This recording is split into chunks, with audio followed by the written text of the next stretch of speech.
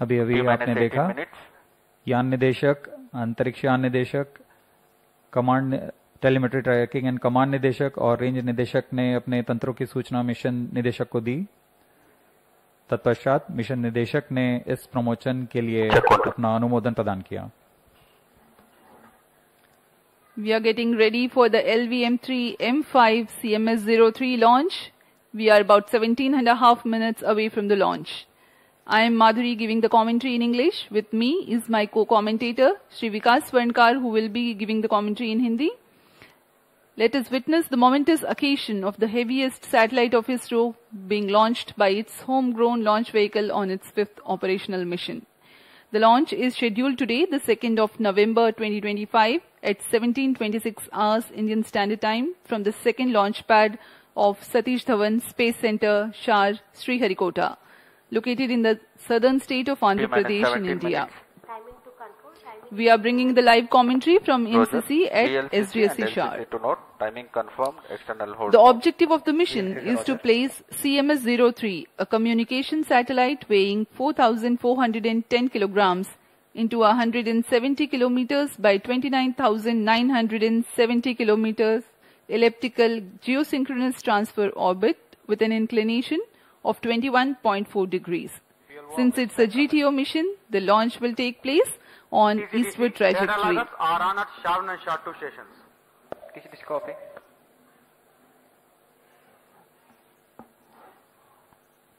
In a concert of all time-bound activities that culminate towards the launch, the various systems of the launch vehicle, satellite tracking and the range get ready in all respects. Based on the confirmation of readiness of all crucial elements, the mission director authorizes the commencement of automatic launch sequence, which is initiated at 14 minutes 30 seconds ahead of the launch. Mission director to ALS console. Based on the clearance from the mission director, vehicle director authorizes for the automatic launch sequence for the LVM-3M5 CMS-O3 mission. LSA Roger.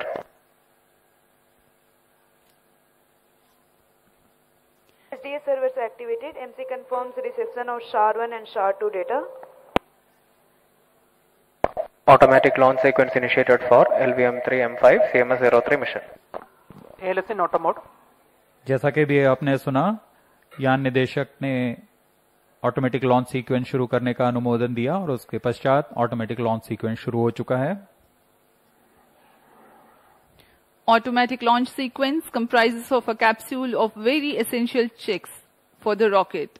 Subject to satisfactory confirmation, the onboard computer is set to flight mode very close to the launch. Confirms 5 GNT supply to Cryom. इस promotion की उल्टी गिनती 24 घंटे पूर्व प्रारंभ हो चुकी है। अब हम उड़ान से 14 मिनट 50 सेकंड की दूरी पर हैं। काउंटडाउन सीक्वेंस जारी है और इस दौरान यान को पावर ऑन कर सभी तंत्रों का स्वास्थ्य जांच पूरी की जा चुकी है। तरल नोदक का भराव की स्थिति प्राप्त कर तरल नोदक का भराव सुनिश्चित किया गया। S200 मोटर नोजल फ्लेक्सिंग के लिए हाइड्रोलिक सिस्टम को तैयार किया गया। क्रायोजेनिक सिस्टम को तैयार कर क्रायो ईंधन का भराव सुनिश्चित कर लिया गया है। हवा की गति, मौसम का पूर्वानुमान, ऐसी सभी चीजें जो प्रमोशन के लिए आवश्यक हैं, उन सबको सुनिश्चित कर लिया गया है। सभी इलेक्ट्रॉनिक तंत्रों की जांच पूर्ण हो चुकी है और यह सभी कार्य संतोषजनक तरीके से पूर्ण किए जा रहे हैं। इसी वजह से काउंटडाउन अबाध रूप से जारी है। अब ऑटोमेटिक लॉन्च सीक्वेंस शुरू हो चुका है। इस दौरान कुछ आवश्यक जांच की जाएंगी। सभी फायरिंग लाइंस को आर्म मोड में डाला गया। कुछ ही क्षणों में हम देखेंगे प्रथम चरण का प्रज्वलन। The countdown for LVM-3M5 CMS-O3 mission has been 24 hours long. It had commenced on 1st of November, that is yesterday, at 17:26 hours IST. The vehicle and satellite systems have been checked out. The stage tanks have been serviced with the propellants. The earth-storable liquid propellants have been serviced soon after the commencement of countdown, while the cryogenic propellants have been serviced only a few hours ago. The command system gas bottles have been charged to requisite pressure, and the range radars are gearing up for action. The final phase of weather updates and day of launch wind biasing program is uploaded to the launch vehicle. We are 13 minutes away from the launch. C-25 EGC radar engine acquisition in progress. LVM-3 यानी launch vehicle mark 3 mission 5। इस promotion mission का घटनाक्रम कुछ इस प्रकार है। सर्वप्रथम T=0 पर S-200 स्ट्रैप-ऑन बूस्टर प्रज्वलित होगा और यान को द्वितीय प्रमोशन मंच से उत्थापित करेगा। इसके 107 सेकंड के पश्चात L110 चरण भी प्रज्वलित किया जाएगा। इस दौरान यान 41.4 किलोमीटर की सापेक्ष गति 1.34 किलोमीटर प्रति सेकंड की सापेक्ष गति पर होगा और लगभग 24 सेकंड तक दोनों S-200 बूस्टर तथा L110 चरण साथ में प्रज्वलित रहकर यान को 65 किलोमीटर की ऊंचाई तथा 1.61 किलोमीटर प्रति सेकंड की सापेक्ष गति पर ले आएंगे। इसके पश्चात S-200 बूस्टर कुल 131 सेकंड का कार्यकाल समाप्त कर यान से पृथक कर दिया जाएगा, लेकिन यान के द्वितीय चरण L110 कार्यरत रहेंगे और अपने 200 सेकंड के कार्यकाल के पूरा करने के पश्चात इसे भी यान से पृथक कर दिया जाएगा। इस दौरान यान क्लोज लूप गाइडेंस के अंतर्गत होगा और जैसे ही यान घने वातावरण से निकलेगा, इसमें लगे ऊष्मा कवच जो कि अंतरिक्ष यान को घने वातावरण में कर्षण से बचाते हैं, उन्हें यान से पृथक कर दिया जाएगा। L110 चरण के पृथक होते ही लगभग 4 सेकंड के पश्चात यान के तृतीय चरण और अंतिम चरण क्रायोजेनिक स्टेज का प्रज्वलन शुरू होगा। यह लगभग 644 सेकंड तक प्रज्वलित रहकर यान को कुल 175 किलोमीटर की ऊंचाई तथा 9.76 किलोमीटर प्रति सेकंड की सापेक्ष गति प्रदान करेगा। यही वह स्थिति होगी जब अंतरिक्ष यान को CMS-O3 अंतरिक्ष यान को पृथक कर उद्दिष्ट कक्षा में स्थापित किया जाएगा। अब आप सभी दर्शकों के सामने प्रस्तुत है इस मिशन का curtain raiser video.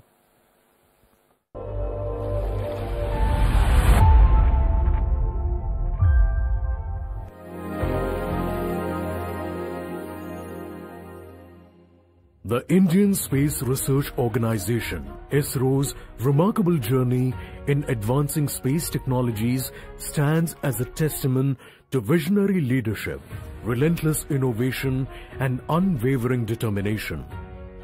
Over the past decade, under the guidance and vision of the Honorable Prime Minister Shri Narendra Modi, ISRO has achieved unprecedented milestones, setting new global benchmarks in space science and technology.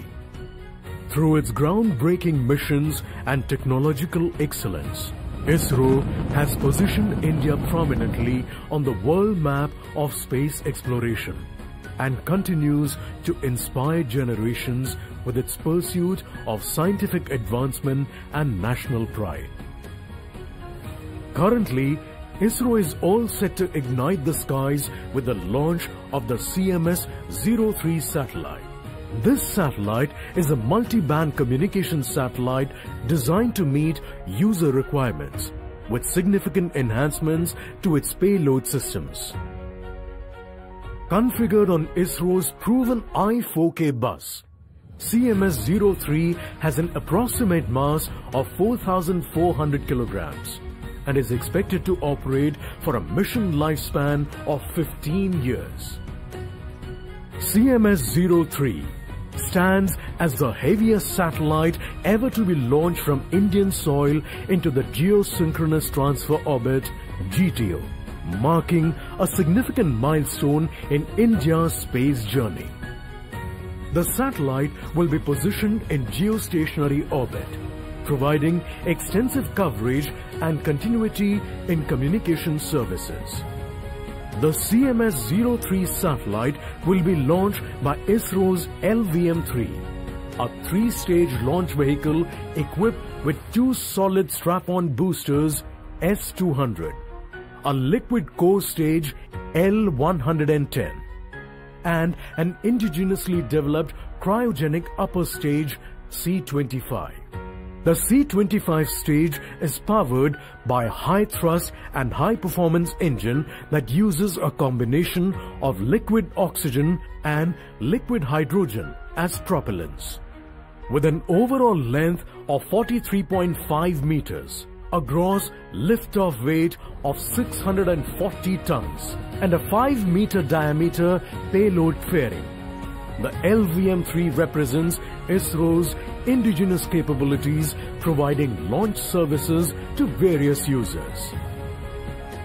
With CMS-O3, ISRO not only strengthens India's space capabilities, but also reaffirms the nation's position as one of the leading spacefaring nations in the world, and advancing steadfastly towards the vision of Viksit Bharat 2047. That was the curtain raiser for the CMS-O3 satellite and about the mission of ISRO. We are 7 minutes 15 seconds from the launch. Let me in the meantime take the viewers through the planned mission events for LVM-3 M5 CMS-O3 mission. The launch is scheduled at 17:26 hours with the ignition of the two S200 boosters simultaneously, marking the T0 for the launch.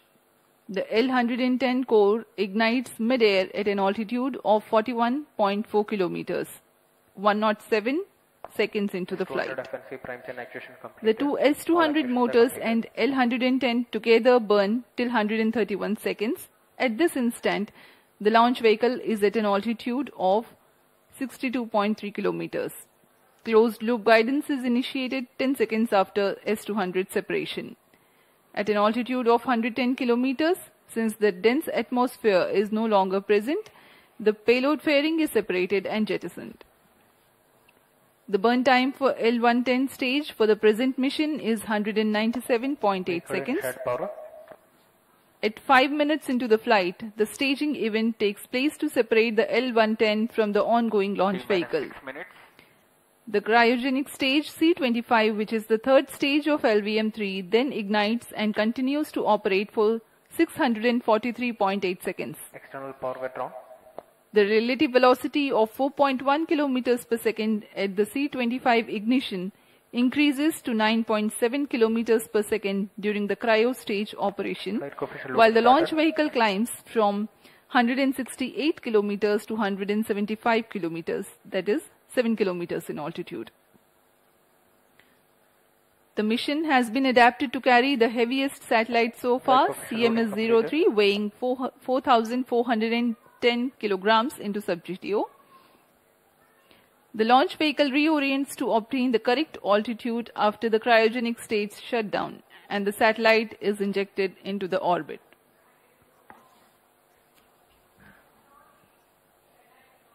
यहाँ काफी अधिक संख्या में दर्शक दीर्घा भी उपस्थित इस प्रमोशन का आनंद लेने। सभी छात्र छात्रा यहाँ उपस्थित हैं। इनका उमंग देखते ही बनता है। सभी बहुत उत्साहित इस प्रमोशन के लिए। जब LVM-3 के दोनों S200 स्टेपॉन बूस्टर्स प्रज्वलित होंगे, कंपन करता हुआ यह आकाश की ओर जाएगा। बहुत ही रोमांचक दृश्य होता है ये।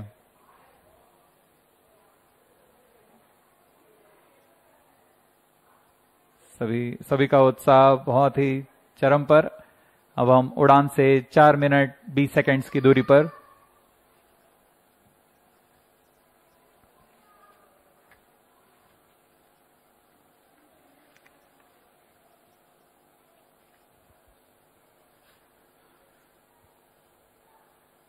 वर्तमान मिशन में यह LVM-3 की 5वीं परिचालन उड़ान है। इसमें CMS-O3 नामक संचार उपग्रह का प्रमोशन किया जा रहा है। CMS-O3 एक बहु स्पेक्ट्रमी संचार उपग्रह है जो भारतीय भूभाग सहित एक विस्तृत समुद्री क्षेत्र में भी अपनी सेवाएं प्रदान करेगा। लगभग 4,410 किलोग्राम वाला CMS-O3 उपग्रह भारतीय धरा से भू समकालिक अंतरण कक्षा में स्थापित किया जाएगा।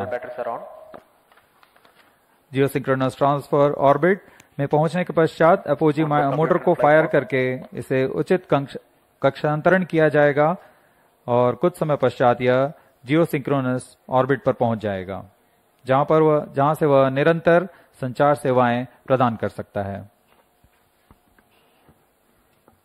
We are 3 minutes 10 seconds from the launch.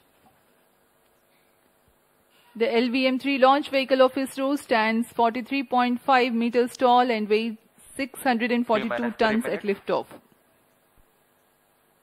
It is designed with improved reliability, operability, and redundancy management. The twin S200 motors of 25 meters length and 205 tons of HTPB-based solid propellants forms the first stage. Each motor develops a peak vacuum thrust of 5,952 kilonewtons. The action time is 126.6 seconds. The second stage is L110, which signifies the 116 tons of earth-storable liquid propellant combination of UH-25 and N2O4. Two numbers of high-thrust Vikas engines power the stage of LVM-3M5 mission with an operated thrust of 1600 kilonewtons cumulatively. It is 21.4 meters long. The third stage is called C25. It has 28.6 tons of cryogenic propellant loading of liquid hydrogen and liquid oxygen. Operating on a gas generator cycle, the engine develops 19.3 tons thrust. Unique to the Mark III launch, it is a very huge rocket. When it ignites, a condition of overpressure is generated. Thrusting of solid rocket motors creates enormous acoustic levels, which have a potential to affect the electronic components in the launch vehicle and satellite. To mitigate the acoustic levels, the acoustic suppression system floods the launch pad with large amount of water through the nozzles, so that a denser medium of water prevails around the rocket for the acoustics to travel through. This is how the acoustic levels are mitigated. I urge the viewers to watch for it. And there is a ground critical system called cryo-arm, which will swing out at T-8 seconds. Minus 55 seconds. जहाँ LVM-3 पूरी तरह तैयार है promotion के लिए. Bottle ready. Cryo stage ready for launch. Minus 45 seconds. Minus 40 seconds. Minus 35 seconds. Minus 30 seconds. Real-time programs activated. Minus 25 seconds. Minus 20 seconds. Minus 15 seconds. 10, 9, 8, 7, 6, 5, 4, 3, 2, 1, 0. S200 motors ignited. Plus 5 seconds. S200 boosters का सफलतापूर्ण प्रज्वलन और LVM-3M5 का उत्थापन द्वितीय promotion मंच से. We have a magnificent liftoff, the LVM-3M5 CMS-O3 mission in the air.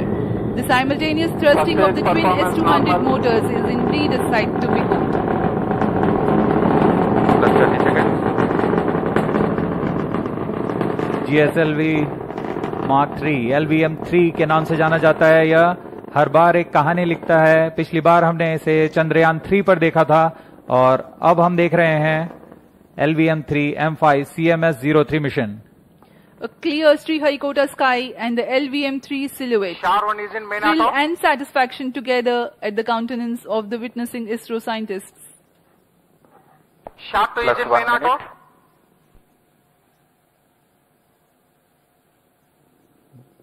दोनों step-on boosters S200 boosters सामान्य निष्पादन करते हुए अपने उद्दिष्ट कक्षा की ओर बढ़ रहे हैं. यान को उद्दिष्ट कक्षा की ओर ले जाते हुए.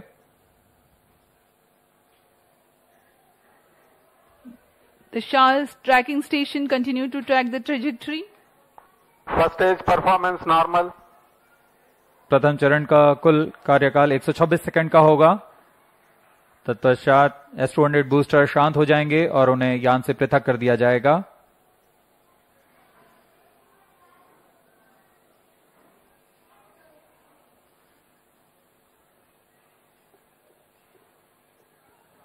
इस कड़ी में अगला चरण L110 चरण का प्रज्वलन है। L110 engine started.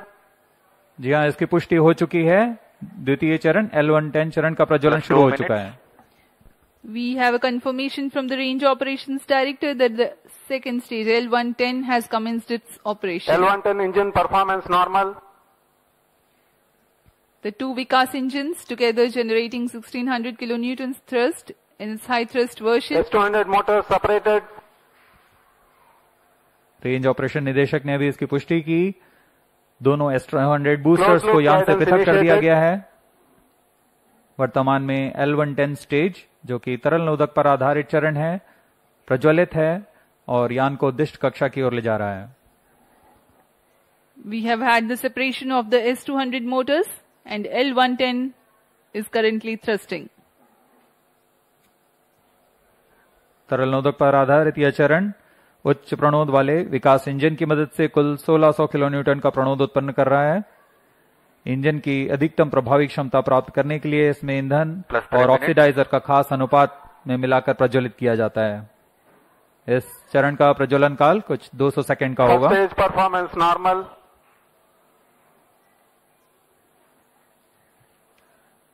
The tracking station at Sriharikota continues to track and the Port Blair station will start to acquire signals at about Payload fairing separated. plus 200 seconds onwards. Now we have a separation of payload fairing. जी हाँ, अब यान 115 kilometre की ऊंचाई प्राप्त कर चुका है और इस वजह से यह घने वातावरण से बाहर जा चुका है। अब ऊष्मा कवच की आवश्यकता नहीं रह जाती, इसलिए इसे यान से पृथक कर दिया जाता है। The payload fairing has been jettisoned as the rocket has cleared the dense atmosphere. There's no need anymore to give aerodynamic shape to the rocket or to safeguard the satellite against aerodynamic heating. Plus 4 minutes.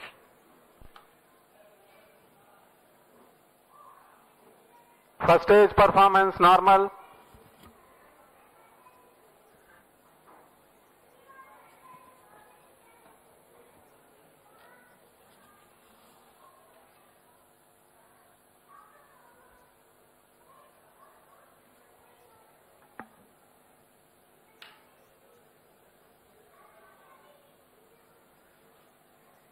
L110 stage वर्तमान में प्रज्वलनरत है। सामान्य निष्पादन करता हुआ द्वितीय चरण LVM-3 rocket का कुछ ही क्षणों में हम देखेंगे। यह L110 स्टेज अपना कार्यकाल समाप्त कर शांत हो जाएगा और कुछ ही उसके पश्चात क्रायो स्टेज का प्रज्वलन शुरू होगा। Cryo stage ignition authorized. While the L110 stage is still operating, the cryo stage ignition 5 has been minutes. authorized. For the present mission, L110 stage is scheduled to burn L110 for engine shut off. 197.8 seconds. First stage separated. And Cryo here we stage have a ignition confirmation command. of the staging event. Cryo stage ignition confirmed. Now the third stage of LVM-3, the cryogenic stage, has commenced its operation. जी हाँ, यहाँ दर्शकों में उल्लास देखा जा सकता है। दर्शक ही नहीं, यहाँ के वैज्ञानिक, जो कि सबसे जटिल कहे जाने वाले क्रायोजेनिक इंजन का प्रज्वलन देखकर बहुत ही उत्साहित हैं। यह सफलतापूर्वक प्रज्वलित कर दिया गया है। A jubilant scene here in the Mission Control Center at Sriharikota and also among the visitors gallery. The cryo stage has commenced its operation and it's continuing to operate with Cryo stage 28.6 performance normal. tons of cumulative propellant Plus loading 6 of minutes. liquid hydrogen and liquid oxygen. The engine develops 200 kilonewton thrust.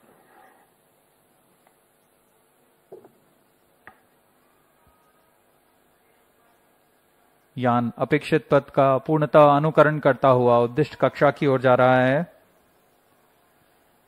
LVM-3 rocket के ऊपरी चरण को हम cryogenic upper stage कहते हैं, क्योंकि इसमें cryogenic ईंधन, लिक्विड हाइड्रोजन और लिक्विड ऑक्सीजन का प्रयोग किया जाता है। इस इंजन में गैस टरबाइन की मदद से लगभग 200 किलोन्यूटन का सामान्य प्रणोद उत्पन्न होता है। इस चरण का कार्यकाल लगभग 644 सेकंड का होगा। इस चरण का व्यास 4 मीटर तथा ऊंचाई 13.5 मीटर की होती है। इस चरण में दिशा निर्धारण के लिए इंजन जिम्बल कंट्रोल और रिएक्शन कंट्रोल सिस्टम्स का प्रयोग किया जाता है। कुल 28.6 टन क्रायो ईंधन का इस्तेमाल इस अंतरिक्ष यान में किया जा रहा है। +7 minutes. क्रायो चरण सबसे जटिल इंजन होता है क्योंकि क्रायो ईंधन जैसे लिक्विड हाइड्रोजन का बॉइलिंग पॉइंट -253 डिग्री सेंटीग्रेड और लिक्विड ऑक्सीजन का बॉइलिंग पॉइंट -183 डिग्री सेंटीग्रेड होता है। इस तापमान में ईंधन को तरल बनाए रखना तथा इसका कार्यान्वयन करना सबसे जटिल होता है, लेकिन भारत अब इसमें पूरी तरह स्वायत्ता प्राप्त कर चुका है और इस चरण को इसरो नोदन कॉम्प्लेक्स महेंद्रगिरी द्वारा तैयार तथा परीक्षित किया गया है।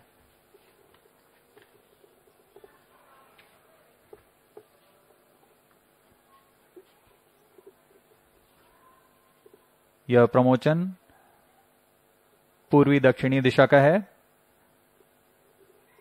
वर्तमान में पोर्ट ब्लेयर स्थित ग्राउंड स्टेशन हम तक इस यान के आंकड़े उपलब्ध करा रहे हैं।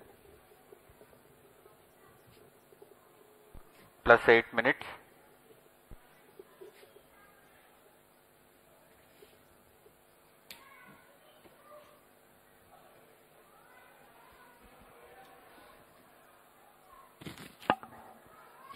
The satellite for this mission is CMS-O3, which is a communication satellite operating on multiple bands.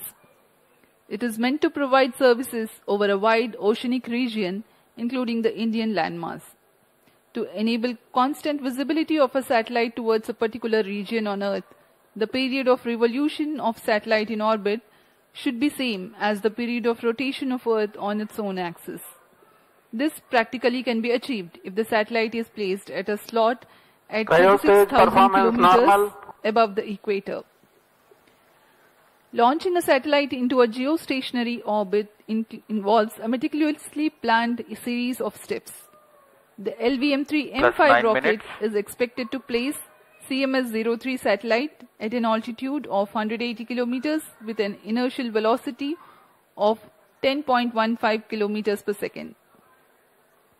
This orbit will have a perigee at 170 kilometers, which is the shortest distance of the satellite from Earth, and an apogee of 29,970 kilometers. That is the farthest it will be in the initial orbit, which is a temporarily stable orbit.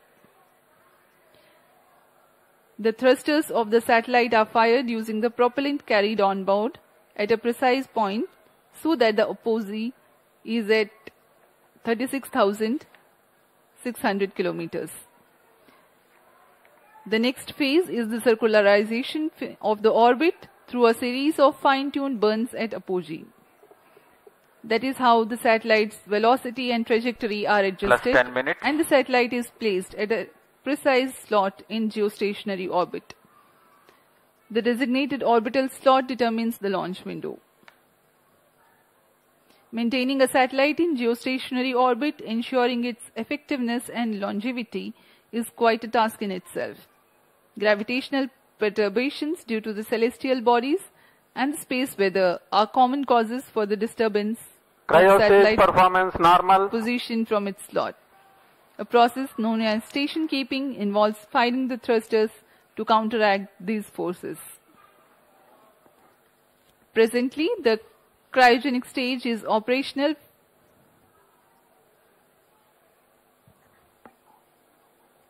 and the performance is normal. LVM-3 भारतीय प्रमोचक यानों की श्रेणी में 5वीं पीढ़ी का प्रमोचक यान है, जिसकी क्षमता 8,000 किलोग्राम उपग्रह को निम्न भू कक्षा में ले जाने की है। LVM-3 के पिछले मिशन LVM-3 M4 में भारत के गौरवशाली चंद्रयान 3 का प्रक्षेपण 14 जुलाई 2023 को हमने देखा था, जिसके माध्यम से भारत चंद्रमा के दक्षिणी ध्रुव के पास सफलतापूर्वक उतरने वाला पहला देश बन चुका है। 2023 में ही LVM-3 M3 और M2 ने OneWeb के कुल 36 उपग्रहों को प्रमोचित कर एक कीर्तिमान हासिल किया था। यह LVM-3 की 5वीं प्रचालनरत उड़ान है। जून 2017 से शुरू करते हुए 2 विकासशील उड़ानें हुई और उसके पश्चात LVM-3 रॉकेट को पूर्णतः प्रचालित कर इसमें 4 प्रसिद्ध प्रमोशन हो चुके हैं, जिसमें चंद्रयान 2 वन वेब के 2 मिशन और चंद्रयान 3 शामिल हैं। इस कड़ी को आगे बढ़ाते हुए आज हम देख रहे हैं CMS-O3 का प्रमोशन, और दर्शकों को याद दिला दें यही वह प्रमोचक यान होगा जिसमें कुछ आवश्यक बदलाव के साथ गगनयान के रूप में प्रयोग किया जाएगा।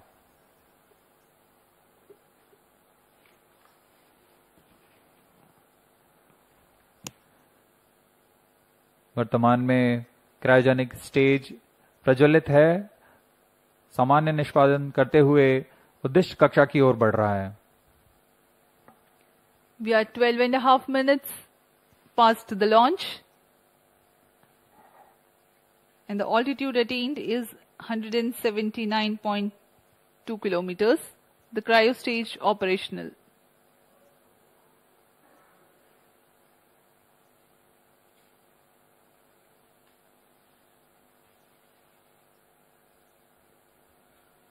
आप देख सकते हैं पूर्णतः अपेक्षित पथ का अनुकरण करते हुए LVM-3 लॉन्च व्हीकल।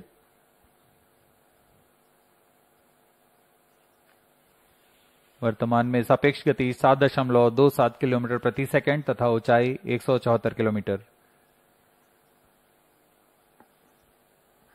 लगभग 4,410 किलोग्राम वाला CMS-O3 उपग्रह भारतीय धरा से भू समकालिक अंतरिक्ष कक्षा में प्रमोचित किया गया है। अब तक का यह सबसे भारी उपग्रह है। यह अपने आप में एक कीर्तिमान स्थापित करने वाला है।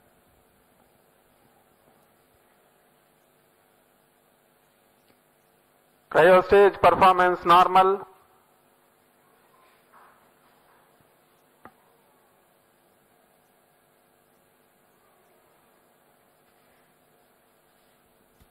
Plus 14 minutes.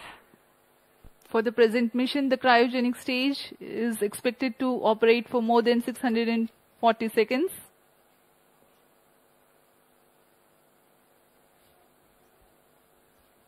CMS-O3 संचार उपग्रह बहु स्पेक्ट्रमी संचार उपग्रह है जो भारतीय भूभाग सहित एक विस्तृत समुद्री क्षेत्र में अपनी सेवाएं प्रदान करने जा रहा है।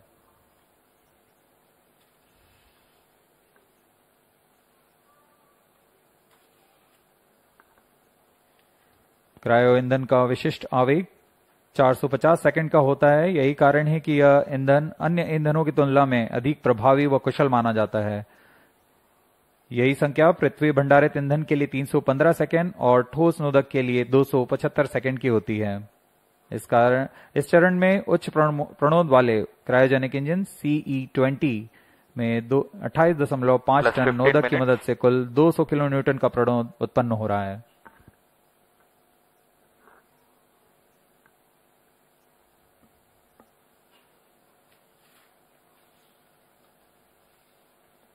कुछ ही क्षणों में अंतःक्षेपण की स्थितियां प्राप्त कर ली जाएंगी। तत्पश्चात क्रायोजेनिक स्टेज बंद हो जाएगा और हमारा अंतरिक्ष यान CMS-O3 को उद्देश्य कक्षा में स्थापित किया जाएगा। The trajectory of the rocket is closely following the prediction. In a few seconds from now, the cryogenic stage would have completed its operation.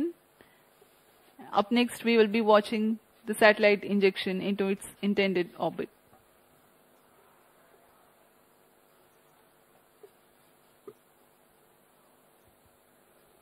वर्तमान में ब्रूने स्थित भू स्टेशन हम तक यान के आंकड़े उपलब्ध करा रहे हैं। यान की ऊंचाई 176 किलोमीटर तथा सापेक्ष गति 9.63 किलोमीटर प्रति सेकंड।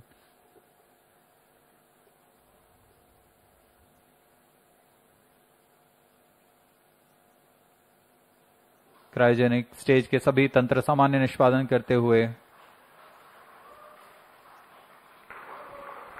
CMS-O3 satellite separated. जी हाँ, इसकी पुष्टि हो चुकी है। CMS-O3 अंतरिक्ष यान को सफलतापूर्वक उद्देश्य कक्षा में स्थापित कर दिया गया है और इसके साथ ही यह मिशन सफल होता है।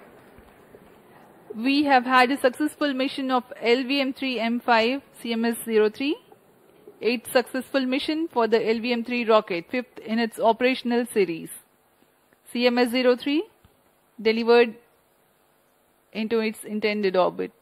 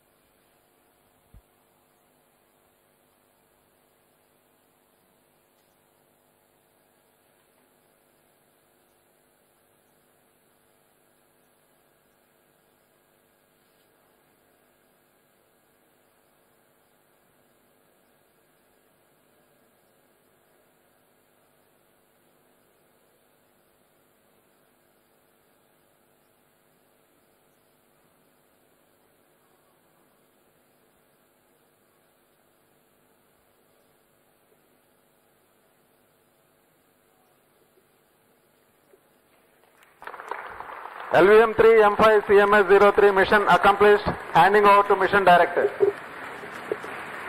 Mission director here. LVM-3 M5 launch vehicle has injected CMS-O3 spacecraft to the intended orbit. Mission has been successfully accomplished.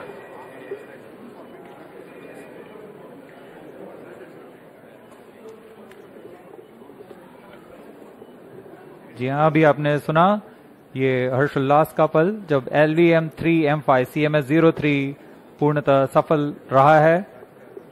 CMS-O3 उपग्रह को उद्दिष्ट कक्षा में स्थापित कर दिया गया है। Jubilant situation here in the Mission Control Center upon the success of the mission.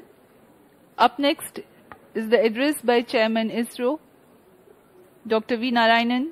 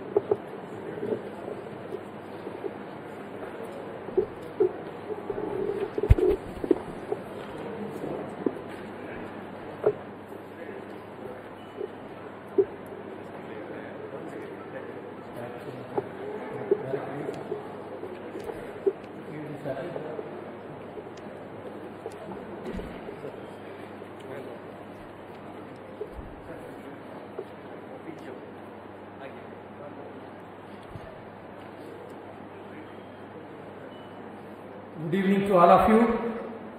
I am happy to announce that LVM-3 launch vehicle has successfully injected the CMS-O3 communication satellite in the required orbit. The satellite weighing 4,410 kg is precisely injected within the specification of the orbit. Let me congratulate the entire Isro community, the project teams, all the team members and our industrial partners for your outstanding contribution for accomplishment of this great mission. This is our 103rd launch from Sriharikota and the 8th successful mission of the LVM-3 launch vehicle. As all of you are aware, the previous LVM-3 vehicle, that is the LVM-3M4, launched the most prestigious Chandrayaan-3 mission. That mission brought glory to the India as the first country to land the spacecraft successfully near the south pole of the moon. Today's mission has brought yet another important glory to India. The CMS-O3 is the heaviest satellite launched by the LVM-3 to the GTO orbit so far. For accomplishing this, the vehicle has to be improved, the performance has to be improved in multiple directions for enhancing the payload capability by 10%. In today's mission, all the vehicles systems have performed satisfactorily and the orbit we have achieved within the required specification. I am also happy to announce that till today, we have done 8 LVM-3 launches, including the first experimental mission. And all the launches so far accomplished by the LVM-3 vehicle is 100% successful. This great success is due to the open work culture of Isro, meticulous and systematic mechanisms put in place for the review of various activities and the dedicated, hard and smart work of Team Isro along with our industrial partners. Let me take this opportunity to congratulate each and every one of you, our family members, our industrial partners and the academia who have wholeheartedly support for this mission. Coming to the satellite, the CMS-O3 satellite is a multi-band communication satellite with coverage over a wide oceanic region, including the Indian landmass, and is designed for providing communication services for at least 15 years. The satellite incorporates a host of new technologies and yet another shining example of Atmanirbhar Bharat. Let me congratulate the entire satellite team spread across various Isro centers for realizing this very, very important, improved, complex satellite for the communication capability of our country. I must tell that we had really a tough, challenging time during the launch campaign. You know, the weather was not that cooperative. But then, let me take this opportunity to compliment each and every one of you. Even under this difficult weather condition, we could come out successfully and accomplish this mission in a grand manner and successful manner. Dear friends, let me also congratulate all the review team members, chairmen and members of various committees, including our mentors and earlier leaders who have shoulder to shoulder with us for accomplishment of this mission. We really congratulate and compliment each and every one of you and our family members on this occasion. And I also would like to announce an important experiment what we have carried out. The indigenously developed C-25 cryogenic stage. For the first time, we have, after successfully injecting the satellite in the orbit and reorienting the stage, for the first time, we have successfully ignited the thrust chamber. For the first time, reignited the thrust chamber. And this is going to be a great experiment which is going to feed data for restarting the cryogenic stage in future, for enabling the mission flexibility for placing multiple satellites in various orbits using the Bahubali rocket LVM-3. Once again, my heartiest congratulations to each and every one of you. Now, along with me, we have got the project directors of the both launch vehicle and satellite, and all the center directors who have worked hard for accomplishment of this mission. Let us hear first from the LVM-3 project director, Mr. Victor Joseph. Mr. Victor Joseph.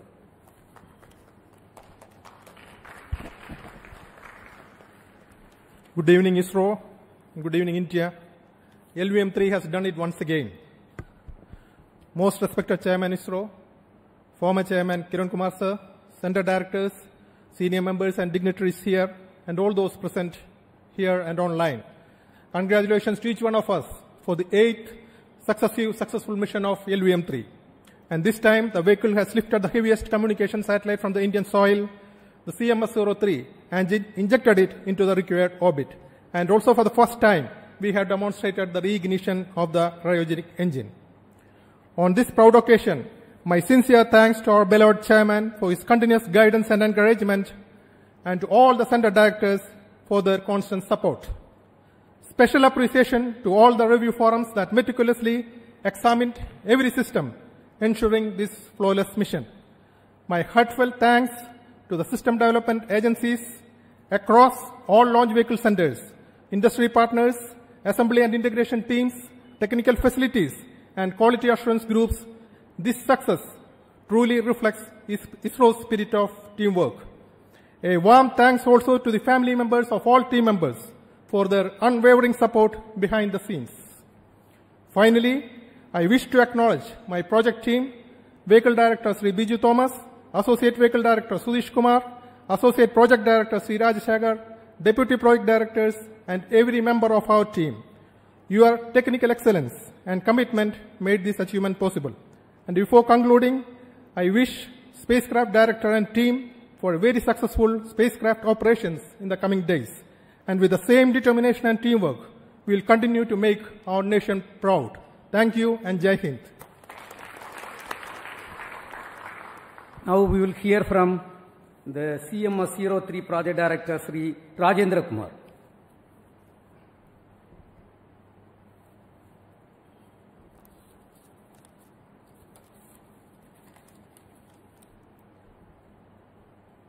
Respected Chairman ISRO, Center Directors, colleagues, dignitaries present here, and all viewers watching this telecast. Good evening to all.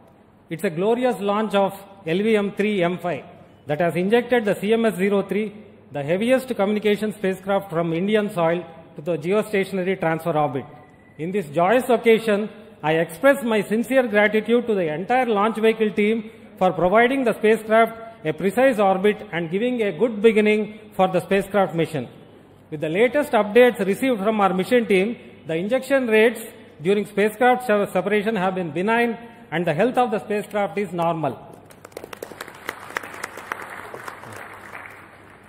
Starting from tomorrow, a series of orbit raising operations will be carried out to place the spacecraft in the intended geostationary orbit. On the technology front, as our chairman has already told, a number of indigenously developed technologies have been incorporated into this multi-band communication spacecraft, yet another stride by Isro towards Atmanirbhar Bharat. I thank entire spacecraft team for working relentlessly in realizing this advanced communication spacecraft. I also thank all the teams across ISRO centers who have been a part of and contributed to this project. Looking forward to a successful spacecraft mission, I conclude. Thank you. Jai Hind. Now we will hear from the leaders of ISRO. First we'll start with Mr. Nilesh Desai, Director of Space Application Center, who has realized the various payloads for the satellite. Yes, Nilesh. Thank you, Chairman Sir, and all the dignitaries present here and all the participants in this very great event. Let me first congratulate Team ISRO as well as launch vehicle team, satellite team and my own payload team for this stupendous achievement. And 7 has always been a lucky number. So we had GSAT-7 earlier and now GSAT-7 repeat.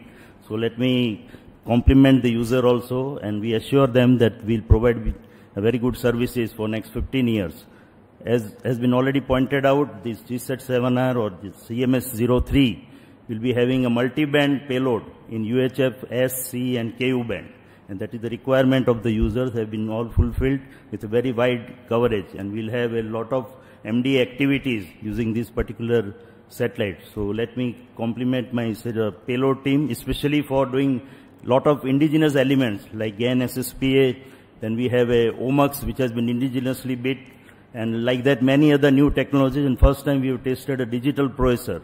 So that will also go a long way into feeding into the future requirements related to SDR based configurable payloads for our users. So let me once again compliment Team ISRO as well as my own payload team at Space Application Center Ahmedabad, and wish all the best for this mission. Thank you.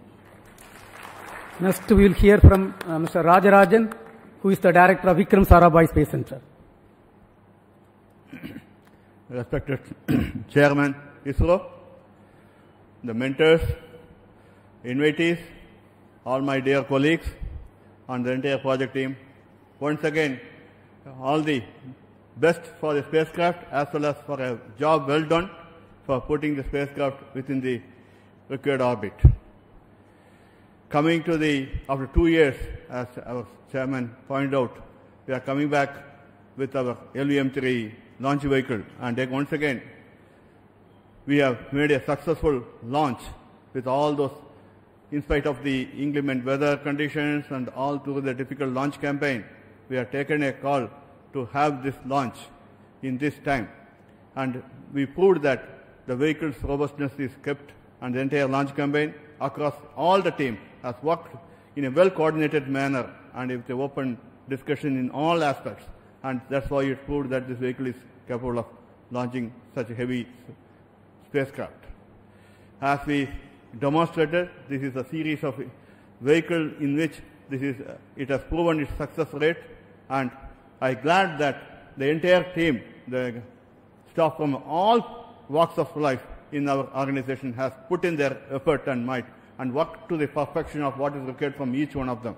At this juncture, I also thank the entire family members of all the colleagues who have been really giving the moral support so that we are able to deliver in time for all these vehicles. Wishing you a great success in the coming days for the spacecraft and the team. Thank you. We have with us the Director of U.R. Rao's Satellite Center, Dr. Shankaran. Under his leadership, the satellite was realized. Thank you, sir. Good evening. Let me start by giving a status update on the spacecraft. Those who have been following the previous missions and this mission, the propulsion valves have opened and the control system is able to take care of the spacecraft by firing thrusters. And this mission also has a very new antenna, which is a collapsible helix antenna, which has been developed for the first time. This antenna also, the base has been released as soon as the injection is over. That is the first activity after the propulsion valves are open. The CHA antenna base also has been successfully released. Unlike the smaller satellites, the solar panel in this mission will be opened after 5 days after going to the geosynchronous orbit. So we'll have to, but with the one panel which is looking at sun, the generation of power is happening and the spacecraft is well on its way towards reaching its final orbit. Let me take this opportunity to thank the launch vehicle community, particularly the LVM-3 team, for delivering this satellite in its intended initial orbit. However, the job for us continues. Not only that we have to make the satellite, now we have to tend this satellite till it reaches its intended orbit, allow it to develop its functionalities and make it work for its entire lifetime up to about 15 years. So this work starts, and with the help of our friends at the master control facility Hassan, our teams, the spacecraft teams, are going to do this job. Best wishes to the entire project team and all the mission team, and congratulations to everyone who is present here, particularly to the user team who have been an excellent support throughout this realization of this spacecraft. The user team has been very, very supportive of us, for us in realizing, fully understanding our difficulties. Thank you, the team, for your support, and wishing everyone all the very best. Way to go. Jai Hind. Now we will hear from the lab chairman and the Satish Dhawan Space Center director, who has faced a very, very tough weather condition, Mr. Padma Kumar. Great job. Congratulations to each one of you. Actually, the weather has given us a great challenge. Cyclone Monda. And we did a great forecast to enable us to confidently go to UT. And the vehicle has braved the entire 1.5 days of heavy rain and very high winds. We were able to actually brave this weather and get the vehicle in its pristine condition, getting ready for the launch on today. My SHA team, each one of you are a hero. The kind of work that you have delivered is really great. And all other teams who have supported them during this difficult period, and we have come out of it, and we have shown that we can even operate through a cyclone. Thank you. Thank you all. Let us do this job again and again. This mission has got 3 liquid propulsive stages, including the cryogenic stage and the satellite propulsion. This is successfully realized by LPSC and Isro Propulsion Complex Mahendragiri with the support of other centers. We have got the directors of LPSC, Mr. Mohan, and the IPRC director, Mr. Asit Pakiraj. We will hear from them. First, Mr. Mohan. Congratulations, India. Congratulations, Isro, because this is basically a very important spacecraft for the national program, and it's great that Isro has been able to do this job probably very close to the timeline what is demanded. As already mentioned, this was the heaviest spacecraft that has been launched from the LVM-3 for a GTO mission, and the heaviest spacecraft also had a novel indigenous component of the propellant tank, around 1200 liters of biggest propellant tank was realized by the LPSC team, and which is integrated into the spacecraft, which is going to take its journey, when it's taking its journey towards the final intended orbit. And also we have the, to increase the payload capability from the cryogenic stage, the thrust was also increased by around 0.3 tons, which also gave additional payload improvement to meet this requirement of higher mass as well as the orbital requirements.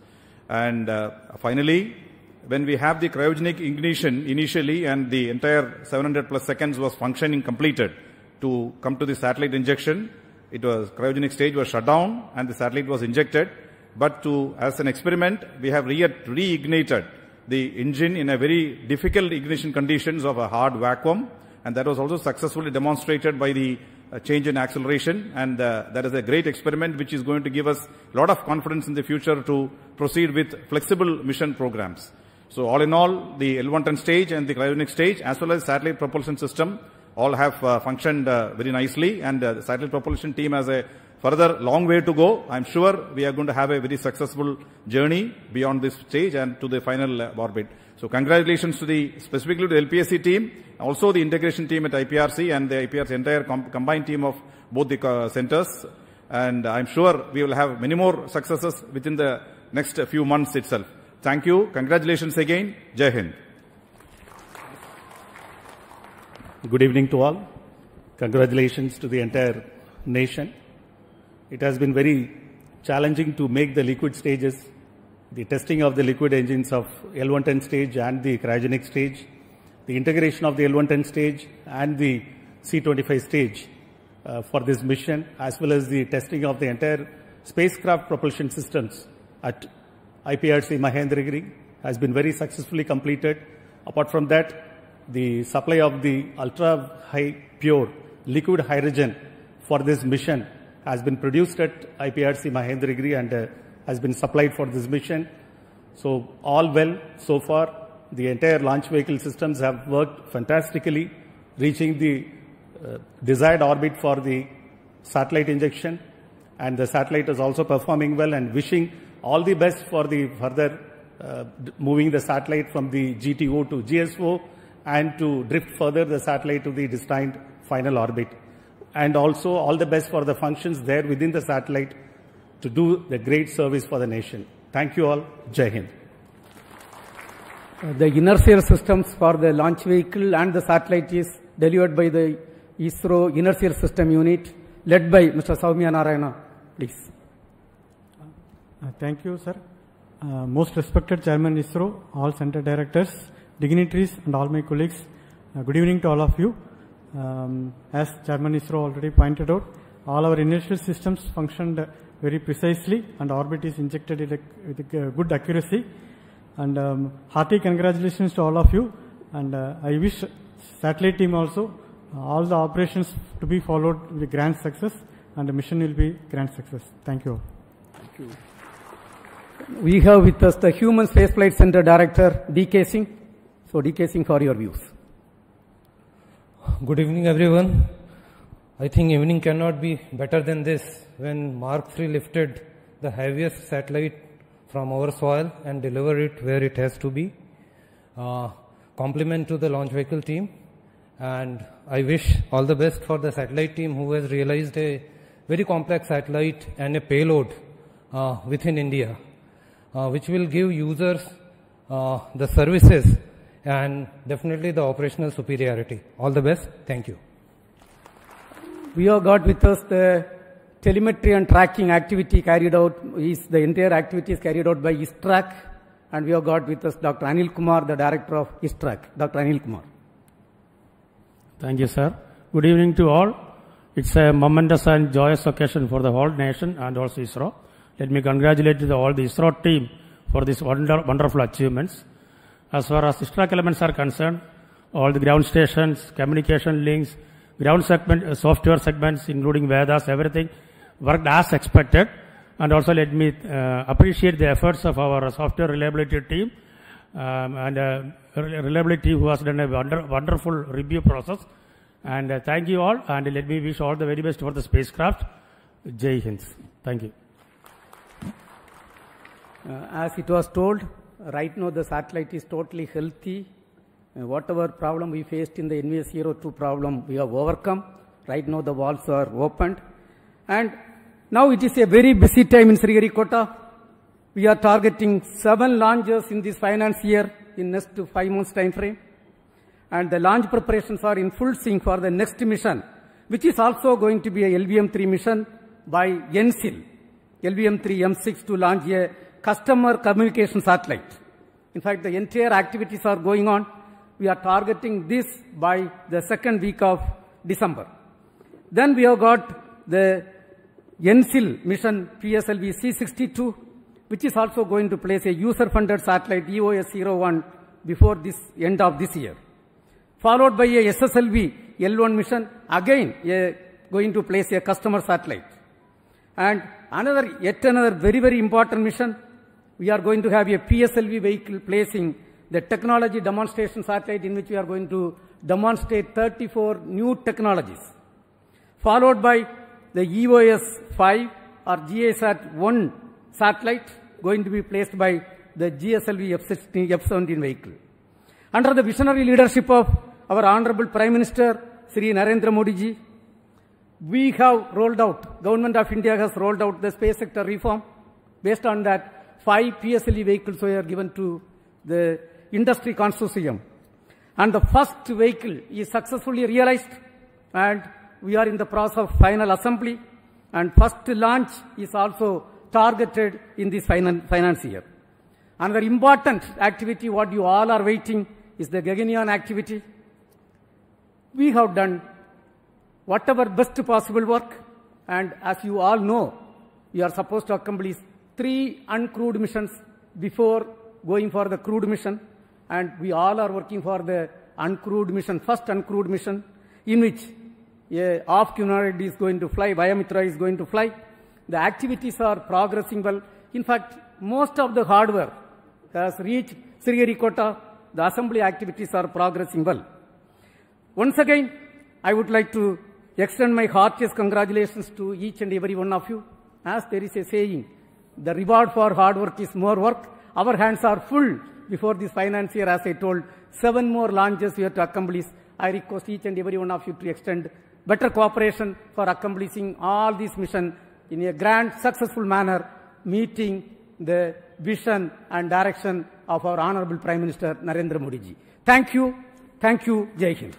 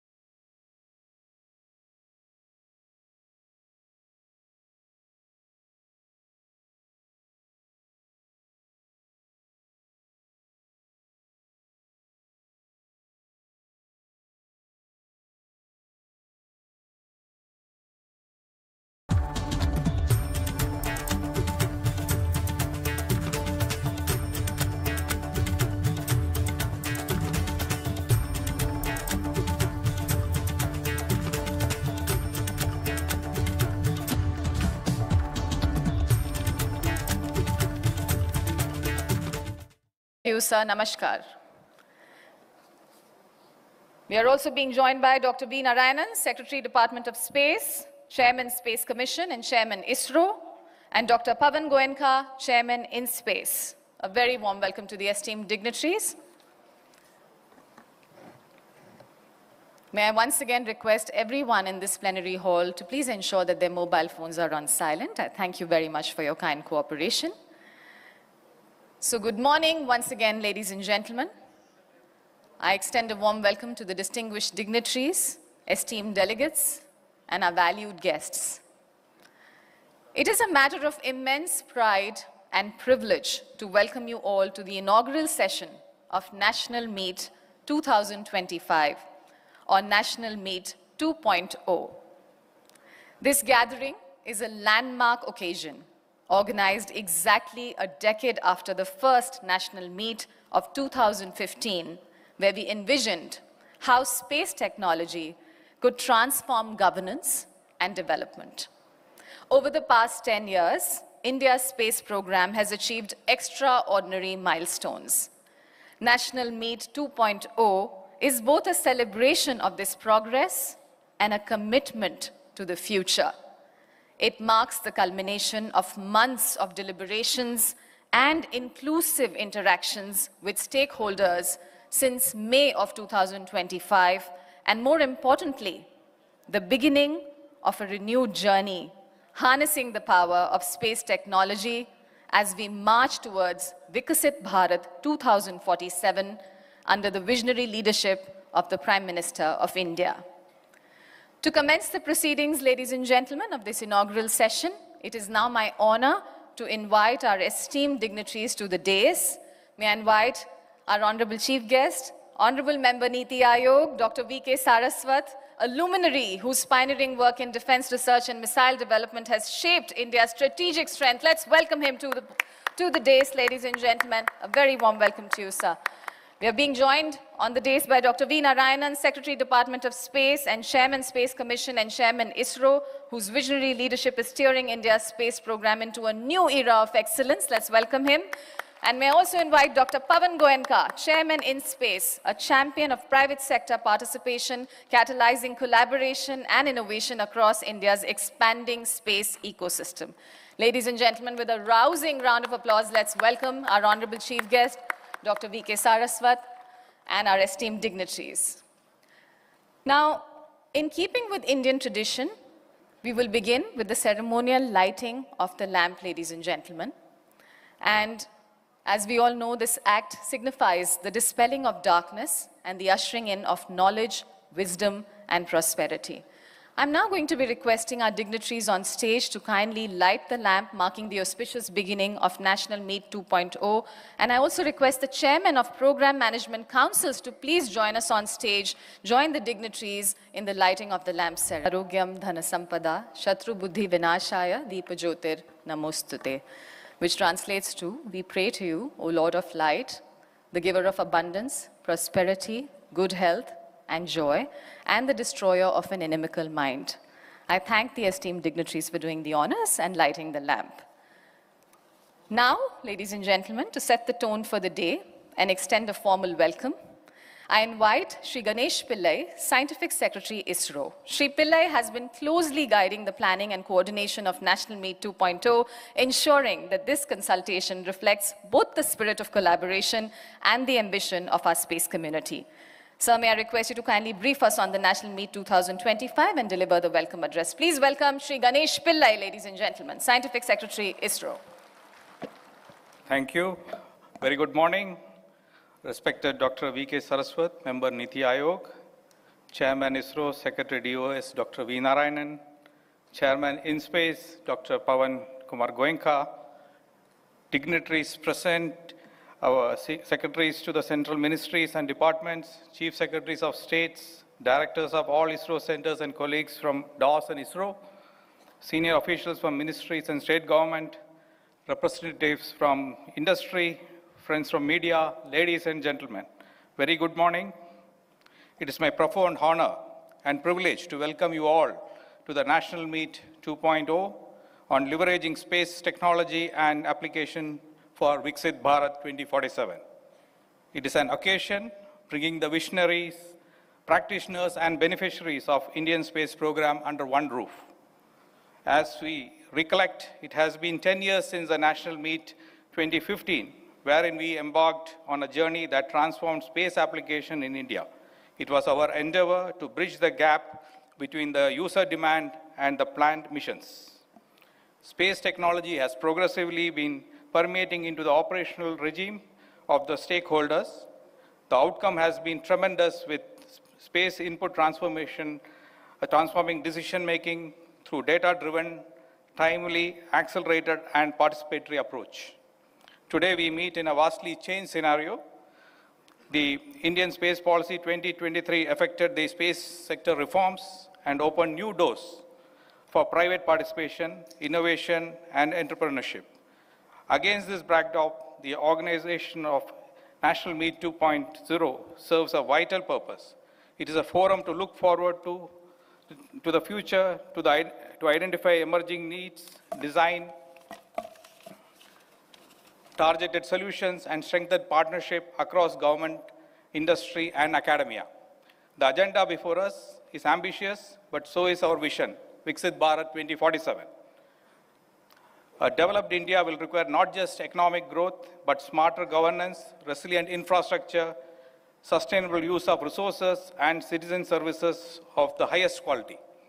Space technology will be central to achieving these goals with the wholehearted support and effort of all the central ministries, state governments, and union territories.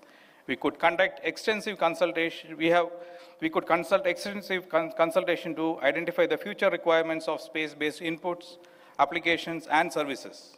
During the next hours, the outcome of these interactions will be presented by all the stakeholders in multiple parallel running sessions. We will also hear from the industry partners on their strategy for a greater role in the future space arena. And towards the end, in the concluding session, all the stakeholders will express their views on the way space technology would support the vision for Viksit Bharat 2047 in reference to their respective domains. Coming to my role as for welcoming, we are deeply honored by the gracious presence of our guest of honor, Honorable Dr. V.K. Saraswat, whose unwavering guidance and support have been instrumental in advancing India's space program towards national priorities and global leadership. Welcome you, sir. The driver just called. He's away on vacation. The Panditji leaves at 10:30, and you still have to buy coconut and pick up rubber. Life is already handful. Let someone else take the wheel for once. Drive you. Keys to us, freedom to you. Book your driver now. Okay, guys, have a look. This is it. First look at the first. This is it. First look at the first edition. Sounds great.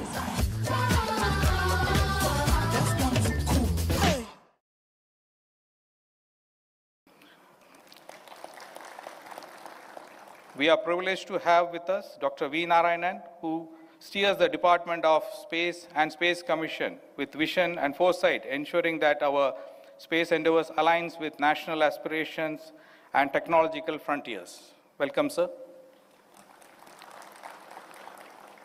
We are equally delighted to welcome Dr. Pavan Goenka, sir, whose leadership of InSpace has opened new dimensions for private sector participation, fostering innovation, and expanding the Indian space ecosystem. Welcome, sir.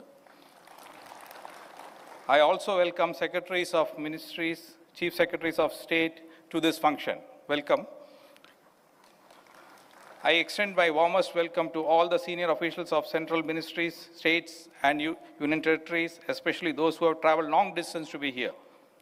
I also welcome directors of ISRO centers and autonomous bodies under DOS, officials from ISRO, DOS, InSpace, NCIL, and IAST. I take this opportunity to welcome our friends from industry and media. Your expertise, your insight, and your willingness to collaborate will determine the success of this meet. Let us approach National Meet 2.0 with open mind and shared commitment to action. Let it be remembered not just for the discussion we hold, but for the partnership we forge and the outcomes we achieve. On behalf of the organizing committee, I welcome you all once again, and I wish our deliberations over the coming days great success. Jai Hind. Thank you. Thank you very much indeed, sir, for establishing the context of National Meet 2.0, reminding us that space technology is not just an enabler, but the very engine driving Viksit Bharat 2047. Thank you once again for rendering the warm welcome address. Ladies and gentlemen, seated on the dais, we have Dr. Pavan Goenka, Chairman InSpace. And Dr. Goenka has been pivotal in building strong bridges between ISRO and India's private sector, creating an enabling ecosystem where innovation thrives and where India's space story becomes a shared national endeavor. Sir, we now look forward to your address. It is my privilege to invite you to the podium. Ladies and gentlemen, please help me welcome Dr. Pavan Goenka, Chairman InSpace.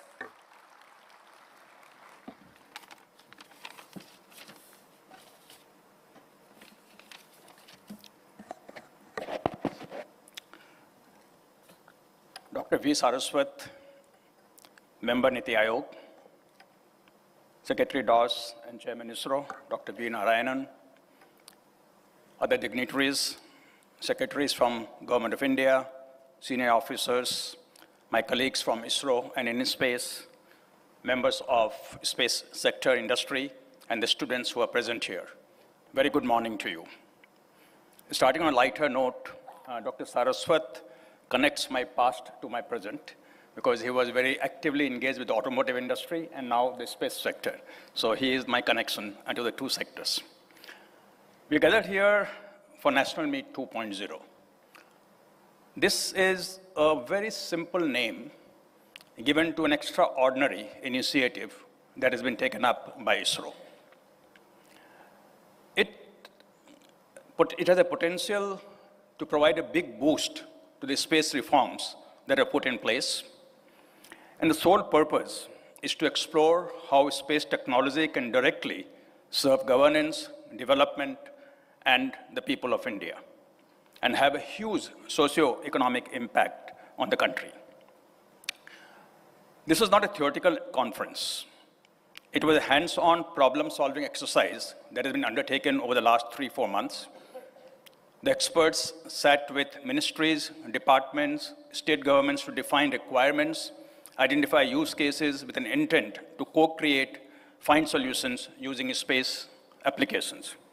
And this clearly is a whole of a government, a whole of nation effort that is bringing space closer to the grassroots of governance. Now, as I was stated in the morning, in the beginning, the similar exercise was done 10 years ago, and a lot of use cases came out of that, and a lot of it was worked upon. But there's a big difference between 10 years ago and today. Number one, of course, our knowledge of space technology has progressed a lot. But more importantly, at that time, there was hardly any private sector in space. Today, we have a thriving private sector that is very closely engaged with everything that is happening in space.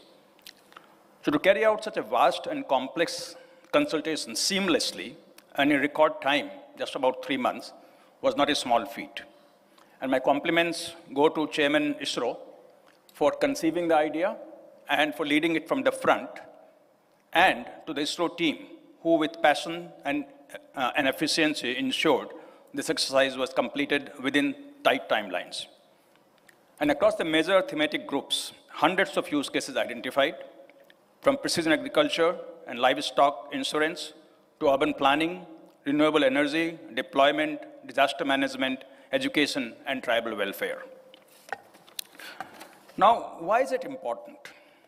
First, it will increase the adoption of space applications across governance and service delivery.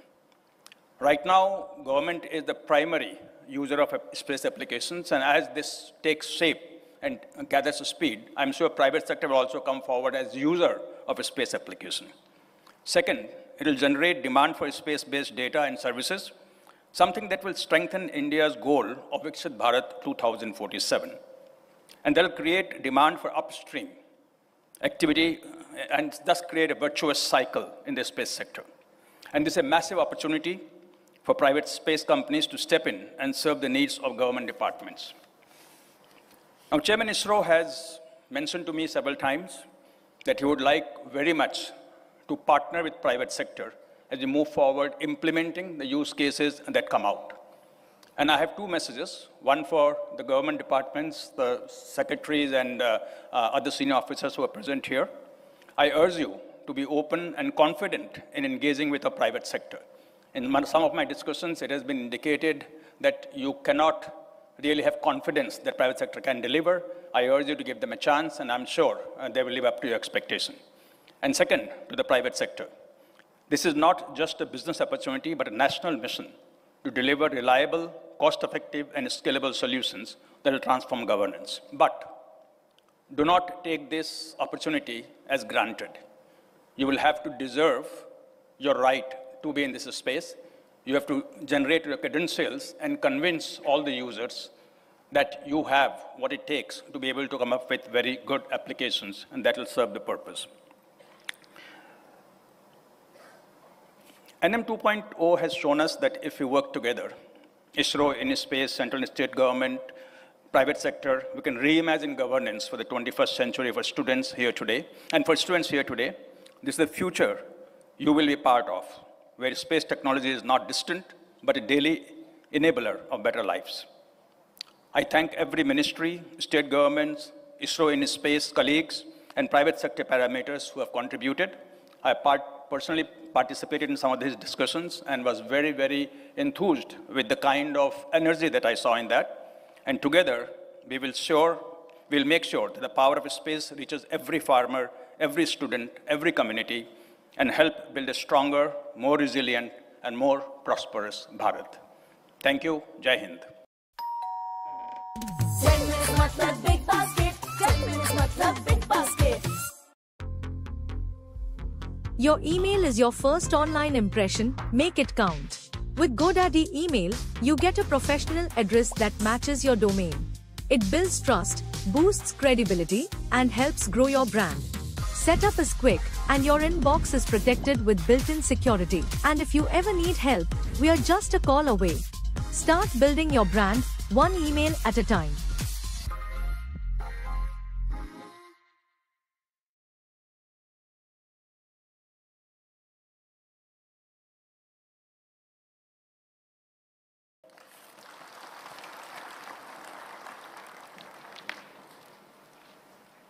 Thank you very much, Dr. Goenka, for your inspiring words, for encouraging us all and underlining the vital role of collaboration. Thank you very much for reminding us that National Meet 2.0 has shown the way forward and is showing the way forward through working together to harness space technology for India's progress. And with that, ladies and gentlemen, I now have the privilege of talking very briefly about Dr. V. Narayanan, Secretary, Department of Space, Chairman, Space Commission, and Chairman, ISRO. Under his visionary leadership, India's space program has scaled new heights in research, innovation, and applications. His guidance has been central to the conception and realization of National Meet 2.0. And sir, we now request you to please address this gathering. Ladies and gentlemen, he's going to make the presidential address. Let us welcome Dr. V. Narayanan, Secretary, Department of Space, Chairman, Space Commission, and Chairman, ISRO. Very, very good morning to all of you. Namaskar. Most respected Dr. V.K. Saraswat, Member Niti Aayog, Chairman in Space, Dr. Pawan Kumar Goenka, very respectable secretaries to the central ministries and departments who are participating in this very, very important event, chief secretaries of states, directors of all ISRO centers and units. One of the very senior director, Prakash Chavan, who has put a lot of effort for bringing this National Meet 2 to the present stature. Senior officials from ministries and state governments, representatives from industry and academia, friends from media, ladies and gentlemen. Let me formally welcome all of you for this National Meet 2. It is with great pride and deep sense of responsibility that I stand before all of you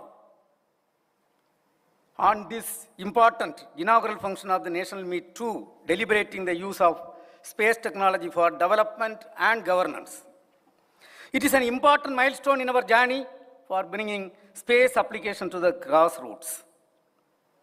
If you look at the Indian space program, just 50 years back, it was 1st August 1975, first time, through keeping 2,400 television sets in 6 states, in 2,400 villages for the first time, the space application was just demonstrated by sending a communication data from ATS-6 satellite.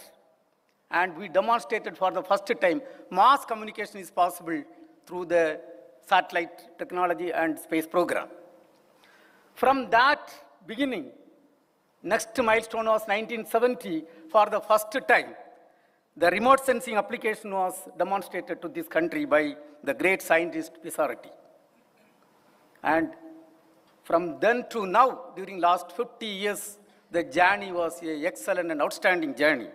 Today, there are 55 space applications: television broadcasting, telecommunication, telemedicine, weather forecasting, ensuring food security for the citizens of this country, ensuring water security, ensuring safety and security of every citizen of Bharat through whatever way satellite can do, disaster warning and mitigation, and connecting 8,700 trains in real time, potential fishery zone monitoring.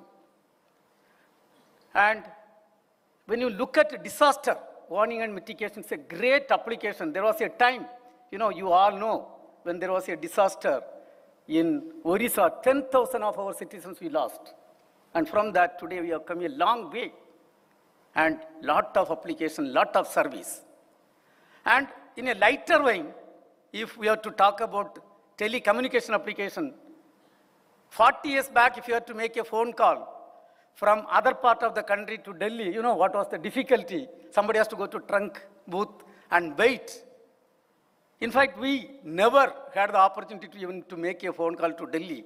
Even making a call I am from Kanyakumari to Chennai itself, it was a nightmare. And you take television broadcasting. You all know there was a program called Chitragar, 35 years back. Hardly 5 songs per week you can see. Once you miss, you have to wait for a week. And today, lot of applications. And giving app support to fisherman who is going to ocean for catching fish, identifying their own location, whether they are inside our border or they have crossed, everything is informed in local language. And lot of applications. And today, we are addressing National Meet 2 to understand, appreciate which direction we have to move. And I'm extremely happy that today we have got Dr. V.K. Saraswat is gracing this function as the chief guest. I am so happy that he is here. He is an accomplished technocrat. And when the country got independence, there was no missile in the part of the country. Today we are so honored to have the present chairman, DRDO, with us. And of course, Saraswatji has done a lot of contribution today to ensure the safety of the country. We are having a lot of development in the defense sector. He is one of the person who have given a lot of contribution. Also, I am very happy that we both are from the same community, the liquid propulsion community. So whenever I talk something, very difficult to communicate everything to somebody, but in few minutes, when he talks, he understands everything. That is also good for me. Sometimes that is also a problem for me, because he asks a lot of questions, a lot of clarifications. But doesn't matter. We are from the same field. Even recently when Suklaji, that Falcon rocket, there was an issue, he made a phone call. And in 5 minutes, he could understand the entire thing. Before I explained half of the story, he was explaining the remaining story back. Probably this is the thing. And that is the type of personality who we have. Sir, we are so privileged to have you for this inaugural function. Let us give you a big hand to that great son of soil, Saraswatji. Extra duty আজ রাতে party সব সময় কি করে এইভাবে নতুন সুপ্রেডিন naturals ginseng এতে আছে 30% বেশি অ্যাক্টিভ জিনসেং যা দেয় সকালবেলার উদ্দীপনা সারা দিন round 2 সুপ্রেডিন Then we have got Pavan Goyanga ji with us, and a person, a automobile. My elective subject is automobile technology. So there we have got some connectivity. To be honest and frank, when he took over as the in-space chairman, I was thinking how he is going to understand the space system. But to all of our surprise, he made surprise to all of us. Within few months, he understood the entire game. And today, he is one of the person who can talk on application, who can talk on satellite, who can talk on how the private sector system should contribute. Sir, thanks for you, for your very short time gaining knowledge and contributing for the space sector. Dear friends, today we are all here after accomplishing a great mission. 1963, November 21st was the first beginning of the rocket launch in India. It is the sounding rocket. That rocket was donated by USAT. And then the sodium vapor lamp came from France, and our people assembled in the church building in Thiruvananthapuram, and that took off. And 50 years back, when we were looking for a satellite, we were not having satellite technology at that point of time, no signals. And of course, There was space, but the space program was in the very, very preliminary stage. And when we wanted a satellite signal, it was again given by USA. Please understand, 1969, August 15, when ISRO was formed, we were just 60 years behind the advanced countries. From that, last month, June 30th, the NISR, NASA, ISRO synthetic aperture radar satellite, a costly satellite ever realized in the world. And one of the important payload from USA, JPL USA, and another payload from ISRO.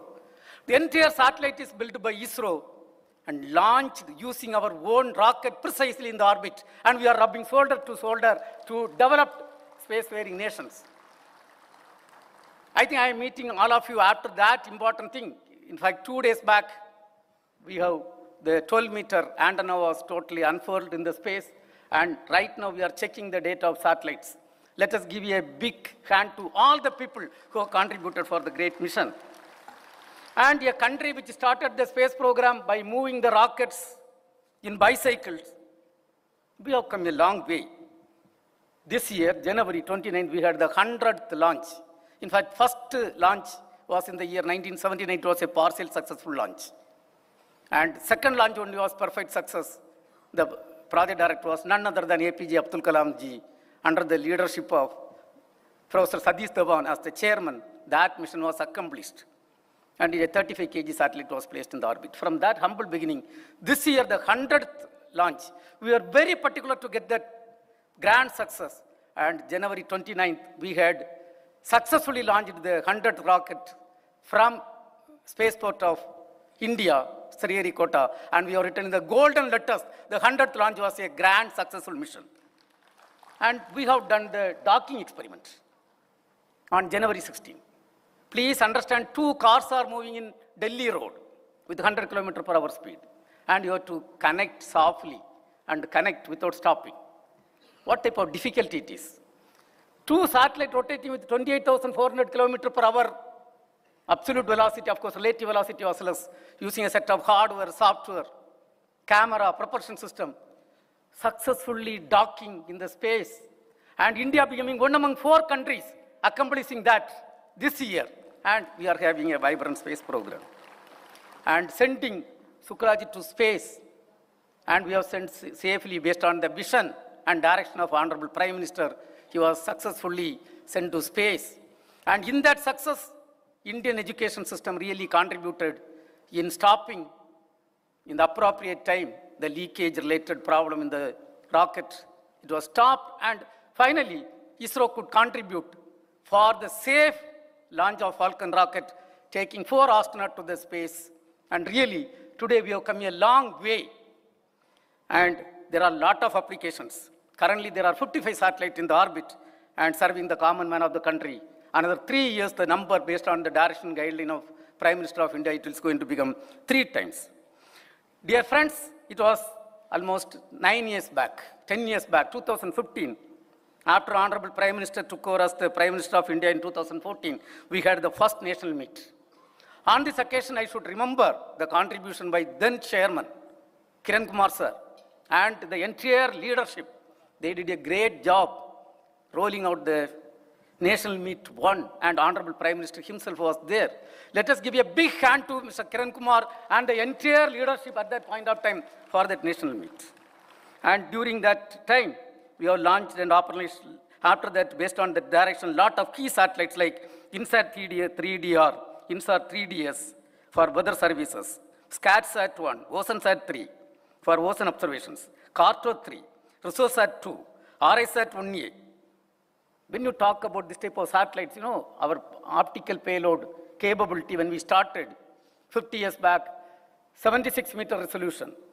Initially started with 1 kilometer resolution and 76-meter resolution. Today, the best camera available in the moon orbit belongs to India, on-orbit high-resolution camera, which is just 32 centimeter resolution. What is a great and growth. And on this occasion, on the National Meet 2, I have to really thank a lot of people.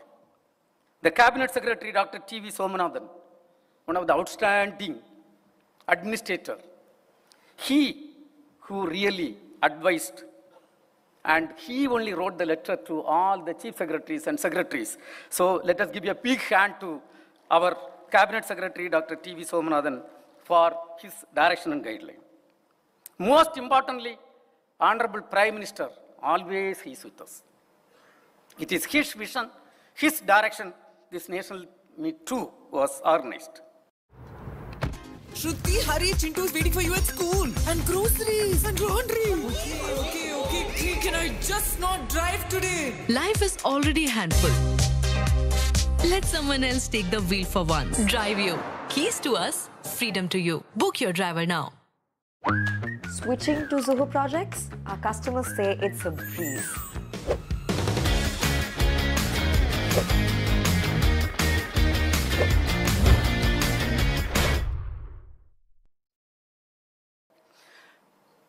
Within 5 months, please understand, 300 meetings were conducted. 8 regional meet and 2 state level meet. I myself could meet at least 6 chief ministers of the country and 10 secretaries of Government of India. And the team led by Prakash Chauhan and Mr. Thomas. In fact, these are the 2 people probably I have used sometimes very tough language to push the program. And really they have done outstanding job. So let us give a big hand to both them and the team members. Against this backdrop, I have to thank all the state governments, all the chief secretaries of state government, all the 63 department secretaries who are using space data for coming forward and giving the requirement documents. I think it was mind-boggling when I was in UP, the requirement document submitted was 300-page requirement document. Assam, similar document. And now everything is brought to a uniform level and we are going to roll out the further plans. Against this backdrop, we are all meeting for the inaugural function and we have to ensure continuity with improvement, ensuring our operational applications are more accurate, more frequent and more responsive to the users. And capability augmentation is required through new instruments, autonomous constellations and integrated systems, capacity building and institutionalization. When we rolled out National Meet 1, at that point of time we were debating and discussing how other departments should use the space data. Today our objective is a little different. A country which moved rockets in bicycle, today 9 places we are number 1 in the world, 9 places. And we have set target for at least 10 more places in another 2 to 3 years. And we are looking how to become number 1 in multiple places in the application. And also, we have to effectively use the space sector reform rolled out by Honorable Prime Minister. We have to effectively use the private sector to do a lot of activities. We must ensure our efforts remain aligned with national priorities from flood, food, water, environment and energy security to sustainable development, from disaster resilience to climate adaptation, and from smart governance to citizen service delivery. Greater adoption of space technology for achieving the sustainable development goals would offer a framework to guide our work and measure our impact. The success of National Meet 2 is a contribution of a lot of people who are participating from here. Let me thank each and every one of you for your contribution, and really Isro and the country is so privileged to have this meet. And surely, with the type of contribution, we are going to contribute for making a dynamic, vibrant space sector in the country. By 2040, we will be in par with any other spacefaring nation in terms of rocket technology, in terms of satellite technology, in terms of application. And we are going to contribute for the Viksit Bharat 2047 to make India as a developed country, make Bharat as a developed country before we celebrate 100 years of independence. Let me thank Honorable Prime Minister who always say there should not be a space between space and common man of this country. Surely we are going to do that. Thank you. Jai Hind.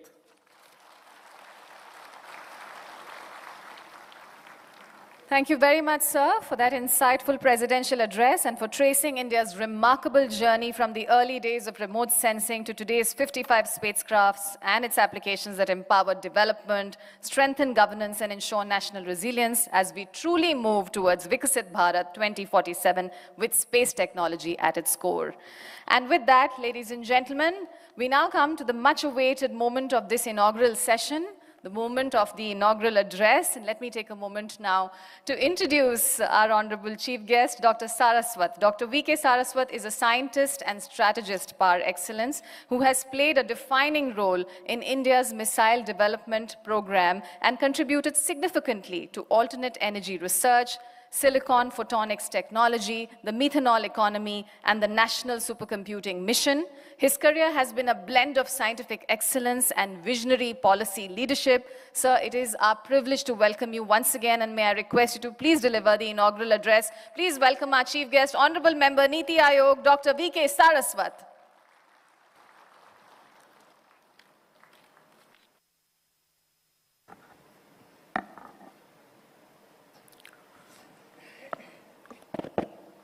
Good morning, namaskar. My dear great friend and a colleague of very long time, Dr. Narayanan, presently the Chairman Isro, Secretary DOS. Another good friend, Dr. Pawan Kumar Goenka. I call him from automobile to space, the Chairman in space today.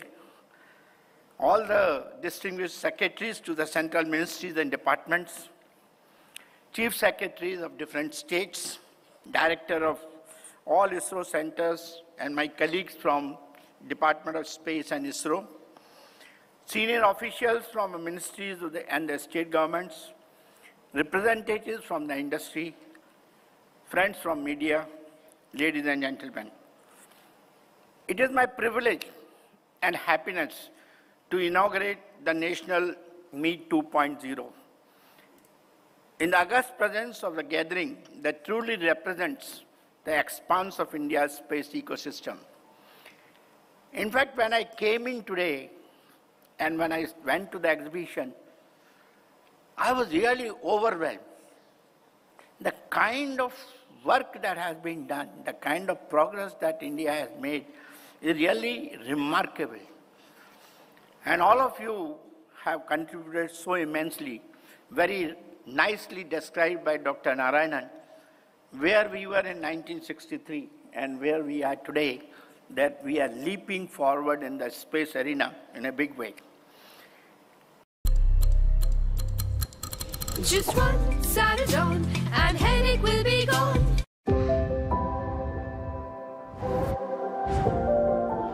What's still ahead of us?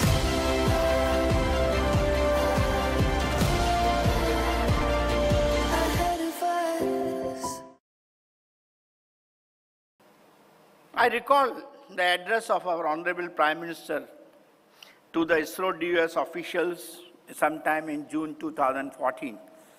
It was publicized, if I remember, where he urged the Department of Space to engage proactively with the stakeholders to maximize the use of space technology for government and development. And I think guided by that vision, a National Meet 1.0 was organized in 2015, as mentioned by Dr. Narayan and also by Dr. Goenka. It brought together the full spectrum of the user governments organizations. The idea was simple, very transformative, to integrate space technologies into the core of the national administration. That particular meet accelerated the adoption of the space-based solutions across ministries. I remember from the early days of the SET experiment, where education was being imparted to the satellites. And we had borrowed those links, I remember. The rural areas we were doing. First time in those days we understood the importance of what space can do for propagating education and sending information to remotest corner in our country. Those initiatives touched the diverse sectors like agriculture, biodiversity, highways, railways, health, infrastructure, environmental conservation, disaster management, and climate response. More important than the numbers was the shift in attitude. Space technology can be recognized not as an optional supplement, but as a vital instrument of governance today. Ministries and state departments began embedding it into their regular workflows. Under the visionary leadership of our Honorable Prime Minister, country has witnessed transformation in governance and national systems over the past 11 years. It has led to foster openness, robustness, and transparency, ensuring progress for citizens and the nation. In the space sector, the most striking change has been the introduction of policies that expand industry participation. In fact, I recall first time, I think Mr. Kiran Kumar was the chairman at that time. To Niti Aayog, a request was sent that can we bring in certain changes in the Department of Space to ensure higher participation of the private sector. And a committee was there, and we almost sat for almost 3 to 4 months trying to work out how that can be done. But I think it went beyond that, and what we today see, the landmark reforms in the Geospatial Policy 2022, the Indian Space Policy 2023, and the establishment of InSpace have shifted the paradigm to a demand-driven partnership-based model. This reflects the global transition towards Space 4.0. I'll consider that. Characterized by new motivations, diverse actors, and advanced technologies, allowing private enterprises, academia, industry, and even citizens to contribute actively to the expanding space ecosystem. With its scientific talent, strong industrial base, and entrepreneurial spirit, India is well positioned to assume a larger role in the global arena. Very well described by Dr. Narayanan, that in 2047 or 2040, we will be number one in many, many other missions what the world has taken so far. The nation has created fertile ground for private and academic players to operate across value chain, from designing satellites to delivering advanced services. As of March 2025, and I think all credit should be given to Dr. Goenka for that, over 105 countries operate in space with 11,700 active satellites in orbit. 10 nations have orbital launch capability, while 14 companies now conduct regular launches. The global space economy, valued at about 510 billion, is projected to reach almost about 820 billion by 2032. India has already launched 433 foreign satellites, generating 292 million euros and $172 million in revenue. Our own space economy, currently worth about $8.4 billion, aims to expand its share of the global market from 2% to 8%. That is what we're talking about. An ambitious but achievable target if we sustain momentum through collaboration. The recent budget allocation of 13,416 crores for the year 25-26 underscores the government's commitments to this growth. India's capabilities in the Earth observation, satellite communication, and navigation have advanced significantly. Our policy framework encourages private leadership, enabling rapid development in 3 domains: space transportation, infrastructure, and applications. Startups like Skyroot Aerospace and Agnikul Cosmos are building launch systems. Pixel India and Dhruva Space are innovating in satellite technology. And firms such as Satshore, Vasundhara, and Digantra are turning data into powerful applications, from 3D mapping to deep learning and debris monitoring. Together, these enterprises reflect the country's strong momentum in private space innovation. Our long-term vision, which is Viksit Bharat 2047, demands that every tool be harnessed for national progress, with space technology as the key enabler. As we extend our reach into the orbit, the focus must remain on terrestrial benefits, addressing crucial areas like securing food, water, and energy resources, monitoring and protecting the environment and the ecosystem, building resilience against climate change and natural disasters, strengthening governance with transparency, accountability, and timely information, delivering services to citizens with efficiency and precision. Being from defense, certainly I would like to touch upon the role of space for defense. Space now plays a dual role in national security. Operation Sindoor, you have seen the kind of role space played in providing us the necessary information for our armed forces to take care of the targets in our enemy territory. It enhances the defense capabilities and simultaneously requires protection. It supports operations through ISR, secure communication, navigation, and missile defense. Yet satellites remain vulnerable to threats such as kinetic attacks, jamming, spoofing, cyber intrusions, and anti-satellite weapons. To counter these, nations must integrate space into defense strategies, build resilient systems, and develop indigenous technologies like small satellites, advanced sensors, and non-kinetic defense mechanisms. So, like space for defense, there's a requirement for us to talk of defense of space, because we have to take care of all our assets against whatever possible attacks can take place. India has responded with a significant initiative that strengthens national security while fostering indigenous innovation. This mission unites the armed forces with industry and startups. 75 specific challenges have been identified for private enterprises to address, grouped into 5 areas, like launch systems, satellite systems, communication and payload systems, ground systems, and software. This structured approach builds a foundation for defense space capabilities that are self-reliant. So globally, the new space era is defined by revolutionary trends. We are talking of constellations of small satellites, in-space manufacturing, and applications that integrate space data into IoT, automation, and governance. Space tourism is emerging as a new frontier, while concerns about orbital debris and traffic management are rising. In this evolving landscape, India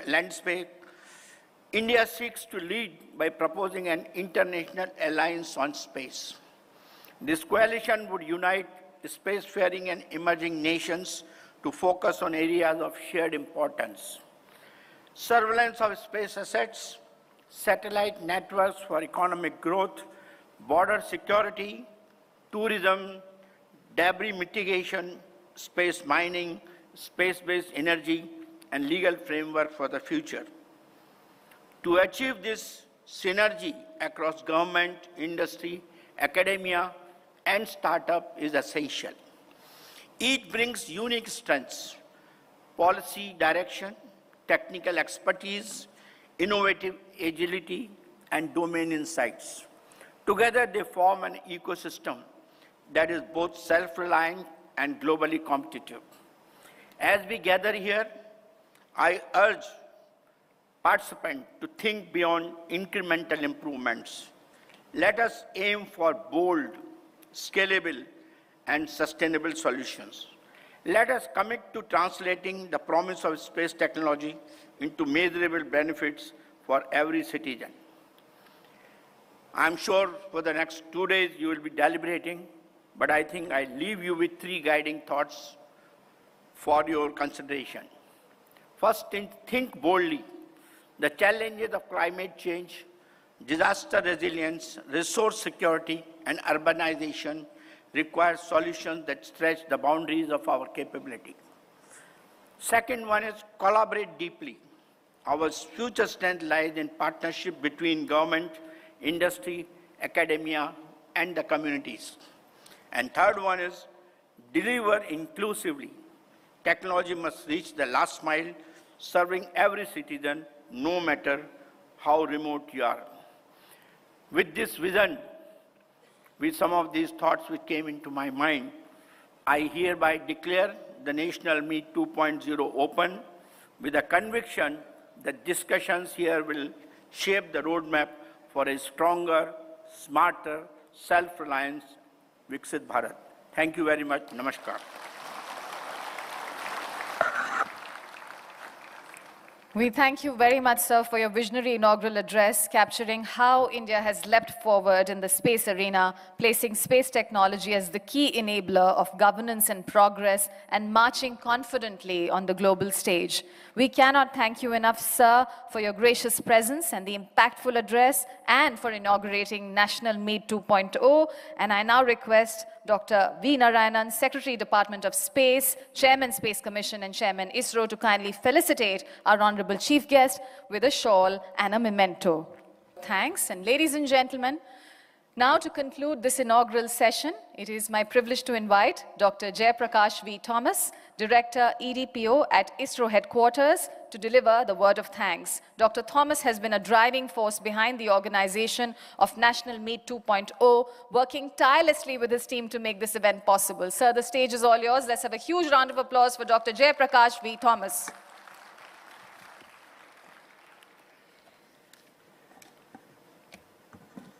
Honorable Member, Niti Ayog, Dr. V.K. Saraswat, Chairman Isro, Secretary DOS, Dr. V. Narayan, Chairman InSpace, Dr. Pawan Kumar Goenka, Secretaries to the Central Ministries and Departments, Chief Secretaries of States, Directors of all Isro centers and colleagues from Isro DOS, senior officials from ministries and state governments, representatives from industry, friends from media, ladies and gentlemen.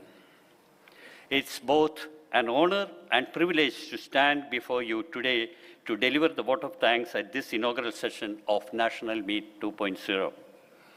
At the outset, on behalf of the Department of Space and the entire Isro DOS community, I express our deepest gratitude to the Honorable Prime Minister, Sri Narendra Modi, for his visionary guidance in conceptualizing the National Meet. His call for harnessing the space technology for governance and societal development has been the foundation of our collective journey. Our sincere thanks to the Cabinet Secretary to the Government of India, whose instrumental role in shaping and steering National Meet 2.0 has ensured its impactful and outreach and outcome. We also extend our gratitude to the Principal Secretary to the Prime Minister for his constant engagement in this endeavor, who has consented to participate in the concluding session today. We are deeply grateful to Dr. V.K. Saraswat, Member Niti Ayog, and our guest of honor today for his steadfast support and inspiring words that continue to encourage the space fraternity. Thank you, sir, for taking out time from gracing this occasion in your busy schedule. A heartfelt thanks to Dr. V. Narayan, Secretary, Department of Space, Chairman, Space Commission, and Chairman ISRO for his exemplary leadership, invaluable guidance, and clear directions in steering the National Meet 2.0 towards its objectives. Without his constant guidance and motivation, it would have been impossible to realize National Meet in such a short time. We gratefully acknowledge the support and encouragement of Dr. Pawan Kumar Goenka, Chairman InSpace, whose efforts to foster industry participation are clearly reflected in the overwhelming response from the private sector in this national meet. This event would not have taken shape without the active involvement of the secretaries and senior leadership from all central ministries, the chief secretaries of all states, and the senior officials from both central and state governments, whose proactive engagement has been instrumental in making this initiative impactful and successful. Our deepest gratitude also goes to the directors of all ISRO DOS centers for their valuable guidance, unstinting support, and continued contributions to the cause. A special note of appreciation is reserved for the scientific community of ISRO, whose dedication and hard work of the last 3 months form the backbone of our success and achievements. Thanks is also due to our organizing team, whose untiring commitment, meticulous planning, and flawless execution have made the National Meet 2.0 a reality. We also acknowledge the wholehearted contributions of officials from InSpace and NCEL, whose collaborative spirit has enriched this collective outcome. Lastly, my gratitude to each one of you present here today for your active participation and support. Your continued collaboration will be the driving force in translating our shared vision into tangible benefits for the nation. Thank you one and all.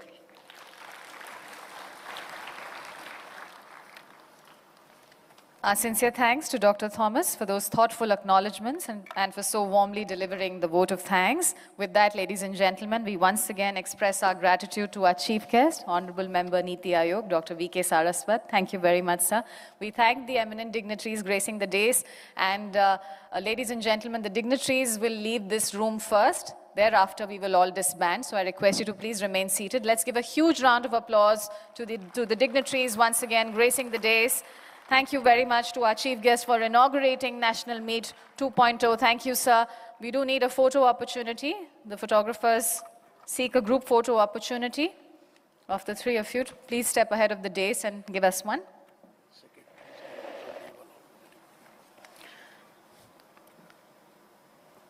I also request the respected secretaries to also leave along with our honorable dignitaries. Thank you very much. Ladies and gentlemen, I have some quick announcements before we go, and those are very important. As we formally conclude inaugural session of National Meet 2.0, ladies and gentlemen, after a very short break, we will proceed with the breakout sessions where ministries, departments, states, union territories, and ISRO teams will present the outcomes of their joint deliberations. And there will be 10 such sessions in all. 5 sessions will take place before lunch and 5 will take place after. Concluding session of National Meet 2025, National Meet 2.0. And this is a very significant moment, a moment of reflection, consolidation, and charting the way forward. And like I said earlier, throughout the day, we have witnessed some remarkable discussions, very rich knowledge exchanges, and collaborative brainstorming on how space technology can continue to transform governance, development, and the lives of our citizens. So this, like I said, is a very pertinent session, ladies and gentlemen, a very compelling one. And this session is not really about drawing the curtains. It is about carrying forward the collective wisdom we have gathered today and turning it into action for the future. To commence this concluding session, as we take maybe 10 seconds to quickly reset. Thank you very much. It is my privilege now to invite our esteemed dignitaries to the dais. Let us begin by inviting to the dais our Honorable Chief Guest with a huge, rousing round of applause, Dr. P.K. Mishra, Principal Secretary to the Honorable Prime Minister of India. A very warm welcome to you, sir. I invite Dr. V. Narayanan, Secretary, Department of Space and Chairman, Space Commission and Chairman, ISRO. Warm welcome, sir. May I invite Dr. Pawan Goenka, Chairman InSpace, also in the capacity of the Chair of the Industry Session. He's going to be seated today, and he will also make remarks about the Industry Session. Warm welcome again, sir. I invite the chairs of all the parallel breakout sessions, group-wise.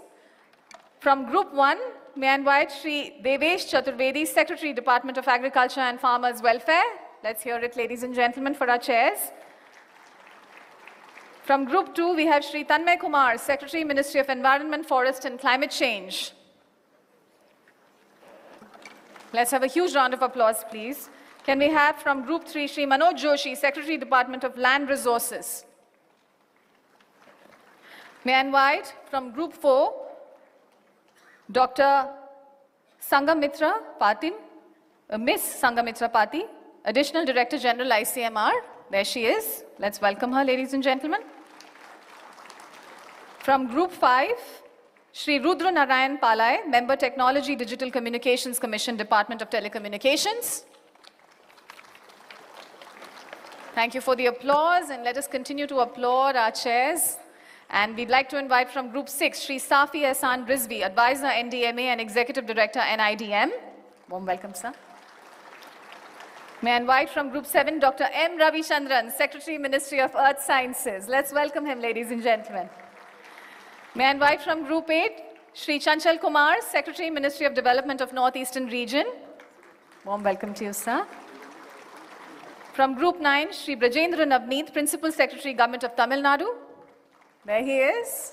Warm welcome, sir. And from Group 10, we have Shri Rajat Bansal, Special Secretary, Government of Chhattisgarh.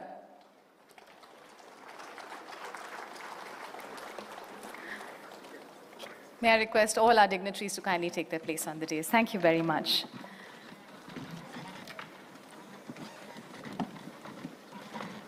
And now, ladies and gentlemen, to encapsulate the key takeaways from this landmark gathering and present the road ahead, I now take the privilege of inviting Dr. Prakash Chauhan, Director, National Remote Sensing Center and Chairman, Program Management Council for Space Applications, to share the National Meet 2.0 summary and the road ahead. Ladies and gentlemen, please help me welcome Dr. Prakash Chauhan.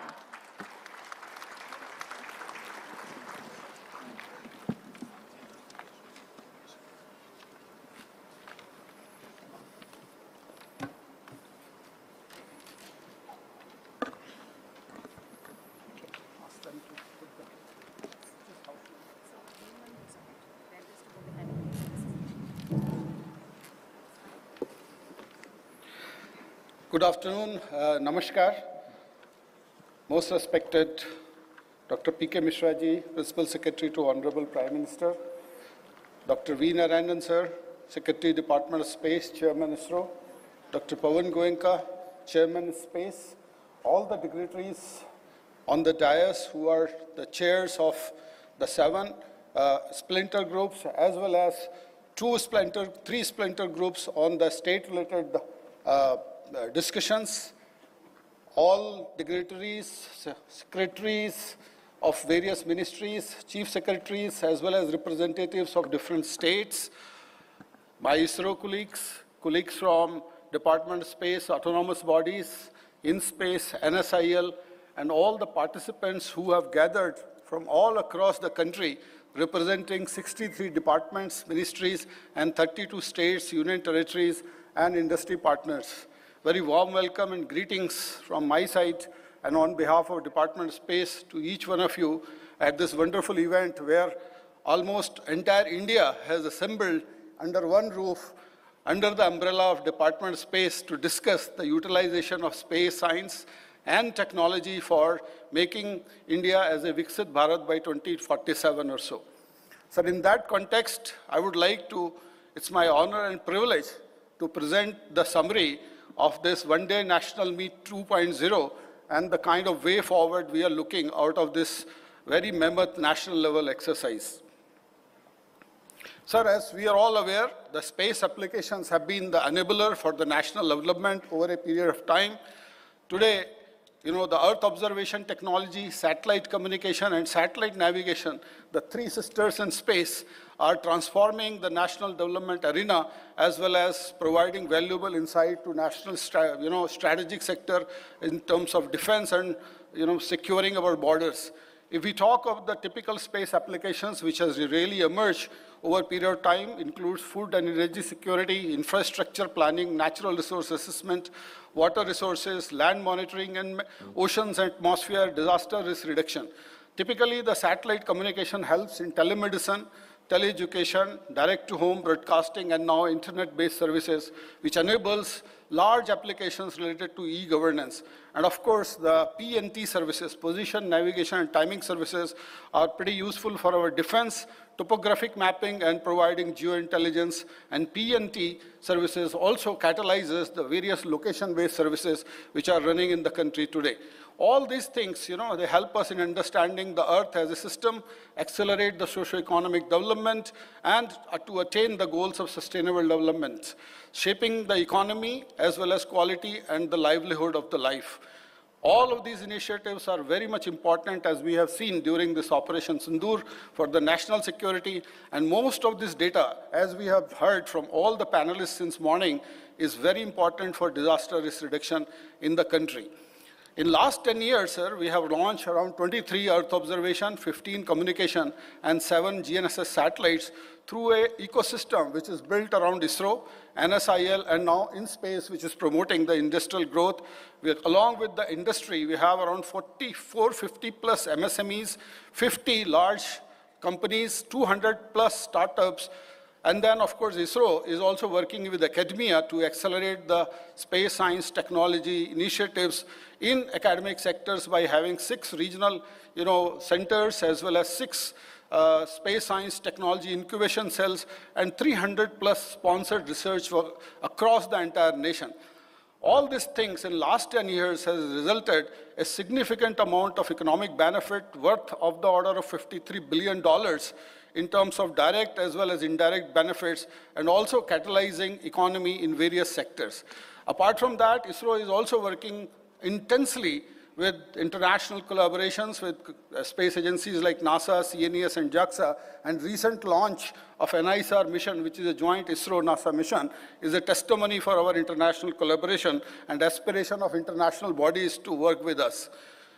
In that context, sir, as you may recall, in 2015, under the leadership of our Honorable Prime Minister, the National Meet 1.0 was organized, and this was the first ever mega user meet to maximize the use of space applications in the governance and development, and in using these technology in a synergistic manner.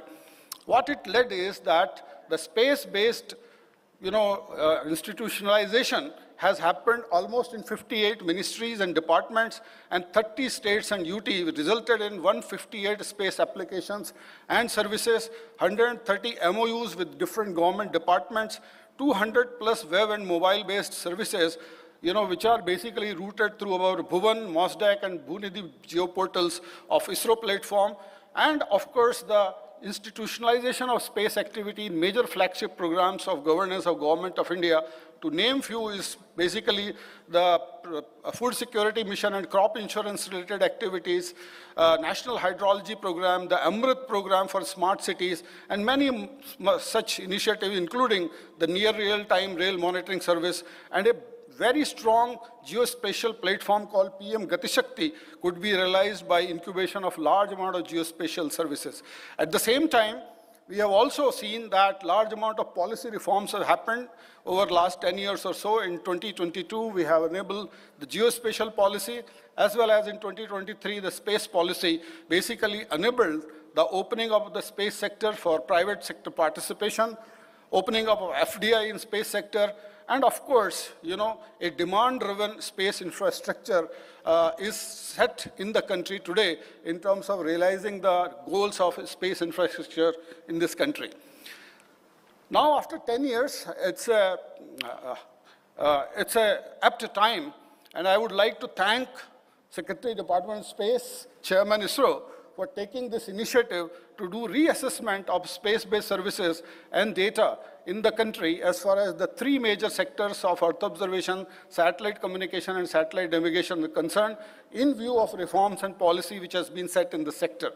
And the aim of this national meet, too, is to consolidate the current and projected needs of the space technology inputs and prepare a long-term roadmap to see that we have a sufficiently good space infrastructure in this country which can meet the requirements of large amount of data as well as services. Since morning we have heard from various panelists, and all of them are going to just share their views about the current needs and the discussions which has happened in their splinter session.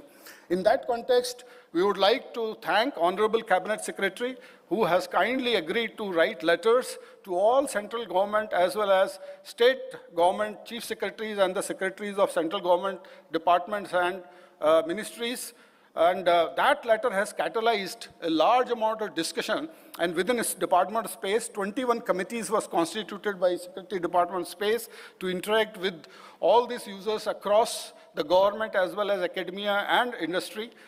8 regional meets were conducted and 2 state meets was conducted with 700 plus participants.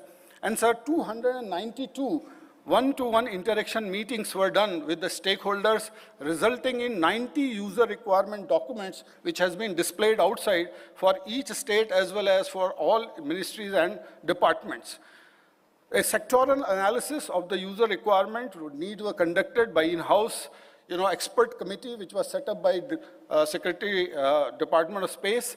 And this particular committee has now aggregated all this demand, and a mission plan document has been generated till 2040 or so. And we will see that tomorrow this particular document will be released on the occasion of National Space Day. What essentially it will lead is to generate a roadmap for the future space infrastructure and the applications in terms of continuity of present applications as well as catering to the newer requirements, and will lead to boost the Indian space economy as a major global space power power in the country, in the world.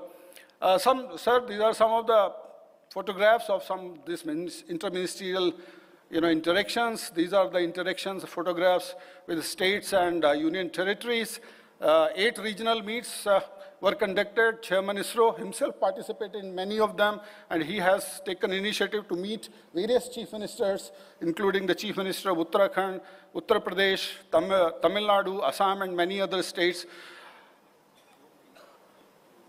So, sir, today we are here after this intense discussion on August 22nd, and since morning we had an fantastic inaugural session, followed by 7 specific theme groups, which basically were represented by 63 central ministries, department, and states. There were sessions for all the states, which was broken up into northeastern region and hilly state session, coastal state session, as well as inland state session. 7 sectoral themes on agriculture and water, forestry, environment, energy policy, infrastructure, development and geo-governance, health, education and social welfare, communication, navigation and technology diffusion, disaster risk reduction, and ocean, weather and earth resources. Intense discussions were there, and I could witness almost all the halls were full, and specific requirements were presented, and all the dignitaries on the dais today, they are going to speak briefly about those requirements which has been presented here, sir. And we had an exclusive NGE session just before this conclusive session, where 8 industries, mainly related to the downstream industries and applications, they presented the kind of work which is happening in the country. Out of all these discussions, sir, we could cull out a brief summary that there is a specific need for continuing various applications which we talked since morning. However, there are requirements for newer applications which has not been done. I will not go through it, but I will just like to list few of them, that there is a great need in this country for parcel level crop monitoring, as we have seen from the industry partners also. We have a very intensive crop insurance support scheme in the country called YesTech, through which the remote sensing data is being utilized. We need to continue this as well as enhance this crop insurance support through remote sensing and the geospatial platform. Large-scale soil mapping is the need of the hour. And of course, there is a huge requirement for ocean and atmosphere, especially the 3-dimensional mapping of the atmosphere in terms of handling issues like cloud burst as well as extreme weather events. High-resolution topographic data at centimeter level is also a requirement from various stakeholders. And in terms of disaster risk reduction, many times we have seen that at the time of disaster, we really lack observations, and our disaster management session extensively dwelt on monitoring extreme weather events, generating very fast velocity data on forest and farm fires, especially during the crop burning seasons, as well as disaster loss assessment, early warning in terms of thunderstorm, floods and landslides, and multi-hazard risk assessment, considering various different natural disasters at one go. Our NISR will also enable to understand the crystal deformation and subsidence which are required to be, understanding for the seismic and aseismic processes associated with earthquakes as well as landslides. Now, in order to meet some of these new requirements, the the need has been expressed that we need to augment the current EO infrastructure. Right now, we have, almost 55 satellites. 23 of them are in the Earth observation domain, but many of them are in strategic domain. In civilian domain, many of the satellites are aging, and there is a requirement, for continuity of services. We need to really replenish the suite of these satellites. So high to very high spatial resolution with high temporal availability is the main requirement of various stakeholders, so that sub 1 meter, especially 30 centimeter to 50 centimeter data is available to the users on a very repetitive basis is the main requirements which has been presented. As far as agriculture and water sector is concerned, they want to have continuity of 5 meter data. And of course, the climate related aspects in terms of atmospheric chemistry.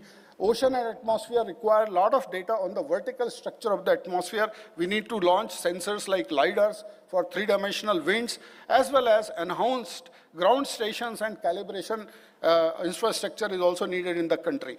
All this data today is so voluminous that the conventional means of data delivery are not going to be sufficient in future. We need to have in-house, India-made, cloud-based architecture to access this data and develop analytical solutions, mainly driven through AI platforms. That's the critical thing which we need to think as far as the data delivery is concerned. This is the sectoral demand which has come out. I am not going to go through it, but critically, essentially, we have I highlighted that what kind of sensors are required to be built in future to cater the requirements of different sectors. Similarly, the requirements for the ocean and atmospheric applications have also been mapped, which are going to trigger the blue economy as well as climate resilient infrastructure development in the country in years to come. All this data, as I told you, without the advanced data processing, analytics, and dissemination capabilities is of no use. So we need to build India-centric cloud infrastructure as well as what we call as the Indian Earth Engine kind of a platform where a user need not copy data from one machine to another machine. The data is available to all the users, which is analysis ready, and the user can come, run its algorithms, generate information, and the products and services can be disseminated through web-based GIS system. This type of large cloud systems we need to establish in the country if we really want to take advantage of the data which is going to come from this large number of satellites, constellations, which we are proposing. As far as satellite navigation is concerned, sir, there is a huge requirement in terms of fulfilling the continuity of the NAVIC. And as we know, NAVIC constellation is there, but there are certain, we need to augment the entire NAVIC infrastructure, and efforts are on. Hopefully, this year itself, and by the early March of next year, we will be able to complete the NAVIC constellation. And in terms of providing, continued services in multi-band, in L-band, L2, L5, and S-band, especially for SPS domain, a resilient NAVIC service which is resilient to jamming and spoofing, which we have seen recently, needs to be developed. We have to also have the NAVIC-enabled mobile apps, which are customized for the user applications, NAVIC devices integrated with the vehicle and asset tracking solutions, NAVIC devices with SATCOM capability for real-time information transformation, and of course, capability building as capacity building and the industrial interface needs to be done so that the NAVIC constellation of GNSS can have larger proliferation as well as offtake for providing PNT services in the country.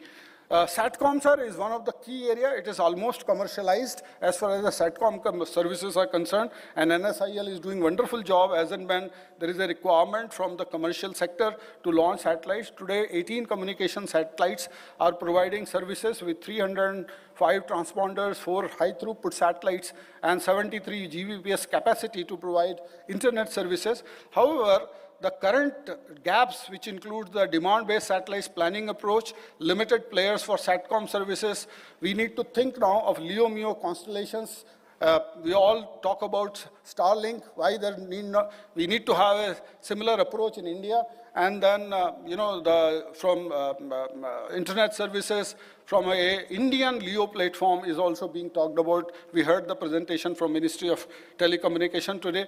Spectrum resources optimization, and of course, incubation of industry around the SATCOM services, because this is one of the key areas as far as the economic activity in space sector is concerned.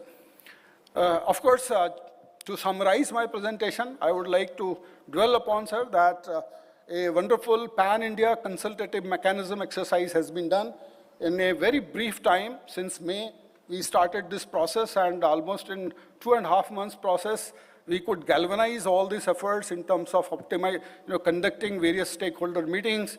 90 state documents, as I told you, this is an example of those documents. All these documents are displayed outside, has been initiated, and I heard very good feedback from the states as well as ministries that all their requirements are consolidated and brought in terms of these documents. We could see that there is a huge appetite and demand for all space-based services in this country, which is a very good news to the Indian space ecosystem, including the industries, that there is a big potential for space economic development in this country. Our target, as Director Goenka was telling, is around 14 billion or so every year. We want to have almost 10% of global market as far as India is concerned. Within India itself, there is so demand, and all this thing which we are talking, if we can cater, definitely we will be able to achieve those goals. We have created an outcome report, which you see, sir. There is a National Meet Outcome Report, which is a document of around 200 pages, and it has basically a roadmap for next 15 years or so, and we are planning that around 120 plus satellites in EO, SATCOM, and SATNAV will be required till 2040, to cater to the space infrastructure. Tomorrow, this outcome report will be released in the morning session of National Space Day. I hope that many of you will eagerly look for this particular outcome report. And what we are recommending is the realization strategy. As you know that, sir, today we are, as I talked, the demand-driven approach in space sector has been the policy.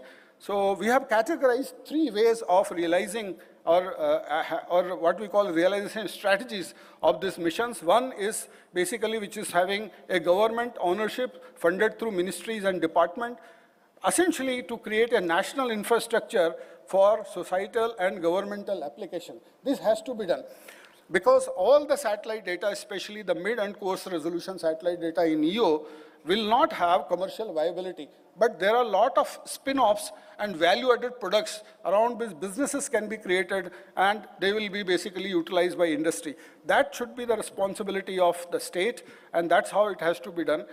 Apart from that, there is a huge commercial aspects of high to very high resolution satellite data, which probably can be done through public-private partnership. Recent example, which has been done by InSpace, where a consortium has come up in a PPP mode. That is a area which we can think of, realizing very high resolution satellites, and the companies can make profit out of selling data as well as value-added products. And the third strategy is that we have also categorized technology demonstrator satellites. We ISRO need to develop newer technologies like LiDAR technology, 3-dimensional wind profiling, rain radars, advanced radar systems. All that has to be funded by Department of Space through government funding, and that category we are calling as the Technology Demonstrator Satellite Series. This will be basically an R&D, but which has the potential to become operational in the future. With these words, sir, I would like to close over here and thank for each one of you for giving a patience hearing. And we believe that all these initiatives which we have taken in the last 2.5 months or so are really going to be very crucial for socio-economic security as well as the security of our country in terms of, border protection and in terms of maritime security. Thank you very much for your kind attention.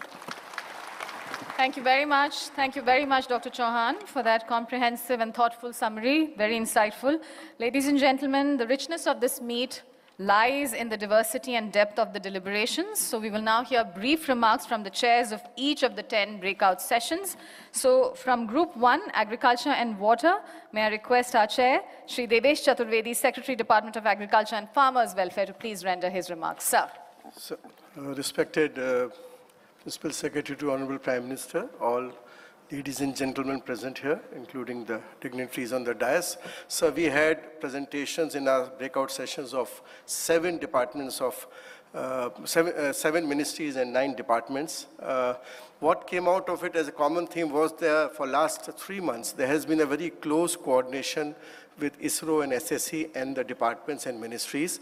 There have been one-to-one meeting with even with chairman ISRO and secretaries, and officers have also visited there. And this close coordination has gone a long way in understanding each other's requirements and moving ahead, sir. There has been already positive results of application of space technology, which includes, as far as agriculture is concerned, lower premium rates in application of satellite technology in Pradhan Mantri Fasal Bima Yojana. Then we have also weather dissemination to the farmers, accurate crop estimations, drought and flood relief related information, which has gone a long way in bringing the technology to the farmer level. The way forward which has come out was that we need more and more models for identifying the crops in terms of area and in terms of the productivity and losses. Presently, we have good models only for wheat, paddy, and soybean. We have to expand it to other crops which are grown predominantly in the country, so that we can use this for not only for crop estimation, for losses estimation, and for even we need little bit of more accuracy and resolutions in assigning the data to a particular plot, because we have small and marginal farmers with less than a hectare of plots, and therefore more accuracy is required so that we can use this data and just do away with any manual sort of surveys. So we also will have to build, and we have to work ourselves to build the capacity of the departments and ministries, because a lot of data comes from satellite, but how it has to be analyzed, used for policy making and for various usages, that is something where our own officers need to have built-in capacities, and we will work with ISRO to have these capacities built in near future, sir. As far as the other issue is that obviously the data will be used to analyze, will be needing machine learning and AI models, and for that, rather than being dependent on global giants, we will collaborate with our own academic institutions, the institutions of excellence for ICR and the space research application centers, so that we build our in-house machine learning and AI models, which can then be used to disseminate very, very important information to farmers, so that they decide based on a very informed decision about the weather, about the soil, about the water conditions. So these are the few, some sort of go ahead apart from the technical specifications which ISRO will come out, and they'll come out with new satellites, maybe in the PPP model, which will then be used for data, procuring the data from them and using it in agriculture sector. These were the major takeaways which I have mentioned in the brief. Thank you very much, sir.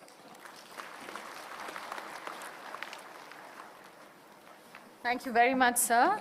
And with that, from Group 2, Forest, Environment, Energy and Policy, may I request Shri Tanmay Kumar, Secretary, Ministry of Environment, Forest and Climate Change. Sir, please. Respected Principal Secretary to Honorable Prime Minister, Secretary, Space and Chairman, Space Commission, my senior colleagues on the dais and dignitaries present here. Sir, in our group, there were actually 4 ministries: Ministry of Ayush, Ministry of Power, Ministry of New and Renewable Energy, and Department of Biotechnology and Department of Science and Technology. Sir, we had a very detailed discussions and presentations. There were a total of 8 presentations. And the discussions in various groups actually lead us to one major, conclusion, that space technology is actually all pervasive. It is something that, touches all the departments, the lives of individuals. In the Ministry of Environment, Forest and Climate Change, sir, we had multiple rounds of discussions with the nodal officer of ISRO, who was present in the discussions. The discussions actually led to the presentation that we made today, sir, on how to use space technology right from the Himalayan ecosystem to the coastal areas, to the riverine ecosystems, to the wildlife management, to control of pollution, abatement, and also for prevention of forest fires, and how we actually can use the satellite data more effectively, and what are the constraints. The Department of Biotechnology focused on leveraging space technology for advancing India's Bio-E3 policy, the focusing on sustainable biomanufacturing, space biotechnology, and biodiversity mapping to support scientific innovations and national development. Ministry of Ayush actually wanted to use the satellite data for medicinal plants and to see how the satellite data can be used to find out the suitable ecosystem for growing certain varieties of medicinal plants, how do we actually monitor the conservation areas, and how do we actually manage herbal gardens in an effective manner. Ministry of Power emphasized on integrating the high-resolution satellite data and the artificial intelligence and machine learning that go along with it for actually chalking out the alignment of various transmission lines, also on the disaster management system in the coastal areas. Ministry of New and Renewable Energy was using the satellite data for assessing the potential for solar power, wind power, and the ocean energy. Department of Science and Technology enumerated the role in strengthening innovations in space technology through National Quantum Mission, National Supercomputer Mission, National Climate Mission, National Geospatial Mission. So one of the things which also emerged was the application of space technology in disaster risk reduction, which is a universal thing, whether it is predicting cyclones, mapping flood-prone zones, or monitoring forest fires. The other need which was felt was how do we access data, space data, and how we utilize this data effectively. And for that, there was a feeling that we should have capacity building of our scientists also in various ministries and the officers so that they can utilize this data efficiently and effectively. The overall emphasis on actually attaining the goal of Viksit Bharat at 2047 through the use of satellite data was emphasized by all the presenters, and it is one of the important underlying factors that helps us in policy making, in decision making, sir. These were the few takeaways from our group, sir. Thank you very much. Thank you very much indeed, sir. And now, ladies and gentlemen, from Infrastructure Development and Geo-Governance, Group 3, I have to invite the rapporteur, Shri Satish Jayanti. Sir, may I invite you to please join us on stage? There he is. Shri Satish Jayanti from Group 3, Infrastructure Development and Geo-Governance.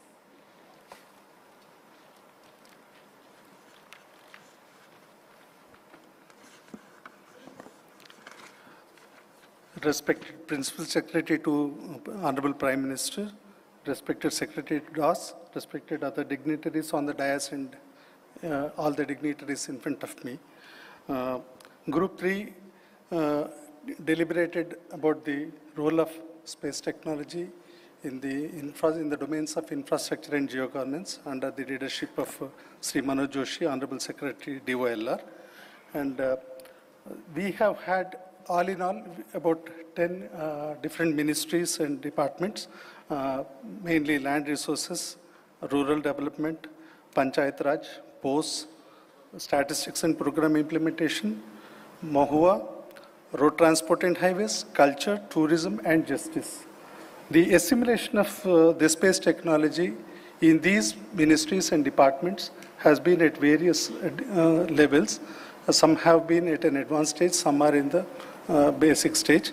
And accordingly, when we try to look at the overall structure, overall outcome of this, their deliberations, some of the key findings that I can summarize here are, one thing is the need for diverse sets of satellite data, mainly focusing on the very high resolution to high resolution. That is one domain where the satellite data is expected. Some have been asking for digital elevation models also. This is one of the key requirements that has been put forth by them. Then the second thing is the enhancement of capacity building in the line departments in various ministries in their manpower. That is one thing that they have asked for.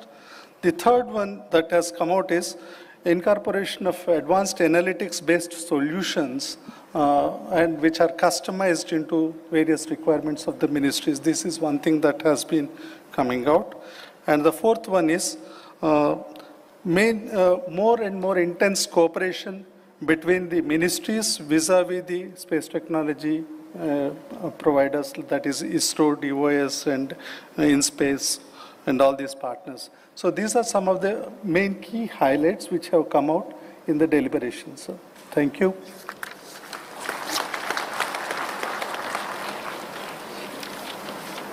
Thank you very much, sir. That was Shri Satish Jayanti, the rapporteur of Group 3. And now we go on to Group 4, ladies and gentlemen, Health, Education and Social Welfare. I'd like to request Dr. Sangamitra Pati, Additional Director General, Indian Council of Medical Research, to kindly share her brief remarks. Thank you, madam. Namaskar. Respected Principal Secretary to Honorable Prime Minister, all my distinguished chairpersons of all the groups, esteemed delegates, I am representing Group 4, and this Group 4 is Education, Health and Social Sector, which encompassed starting from Department of Health and Family Welfare, Department of Health Research, then Department of School Education and Literacy, Higher Education, Women and Child Development, Youth and Sports Affairs, Youth Affairs and Sports, and lastly, but very importantly, Department of Scientific Research departments such as CSIR and DOPT and Skill Building and Entrepreneurship. So this group, which is very heterogeneous, but all unified with the collective goal of how can we use space technology for improving daily life and making citizens empowered. Almost all the departments are already engaged in some way or other by using and leveraging space technology for making their job much better. So what the common themes or the common themes or requirement that emerged, let me summarize that. First is all the departments agreed that they need high resolution data in terms of using satellite data for navigation, for Earth observation, and for communication. And all the departments agreed that they require capacity building and training in two ways: training on space technology and training for space technology. Using space technology, how different training programs can be leveraged and how training programs can be designed on space technology so that India is space literate and each one of us knows how to use space technology for better lives. And all agreed that space technology is viewed as the greatest leveler and greatest enabler and the strongest tool for ensuring equity and reducing digital divide. To highlight some of the key findings or key discussion points, for example, Department of Health Research highlighted that space technology is the tool if we are going to be a pandemic resilient nation and be prepared for any future public health emergencies. Similarly, Department of Health and Family Welfare suggested that telemedicine and geomapping of health facilities can be the future tool for ensuring that each Indian receives equitable, affordable, and accessible health care. Department of School Education and Literacy emphasized that each school should be geotagged and each child must be space literate. Similarly, Department of Higher Education also highlighted that there need to be a culture of space, which means organizing space workshops, events can popularize space technology into our daily life. So all the departments also suggested that we must collaborate so that space technology is not only mainstream, but also becomes our daily enabler. Thank you.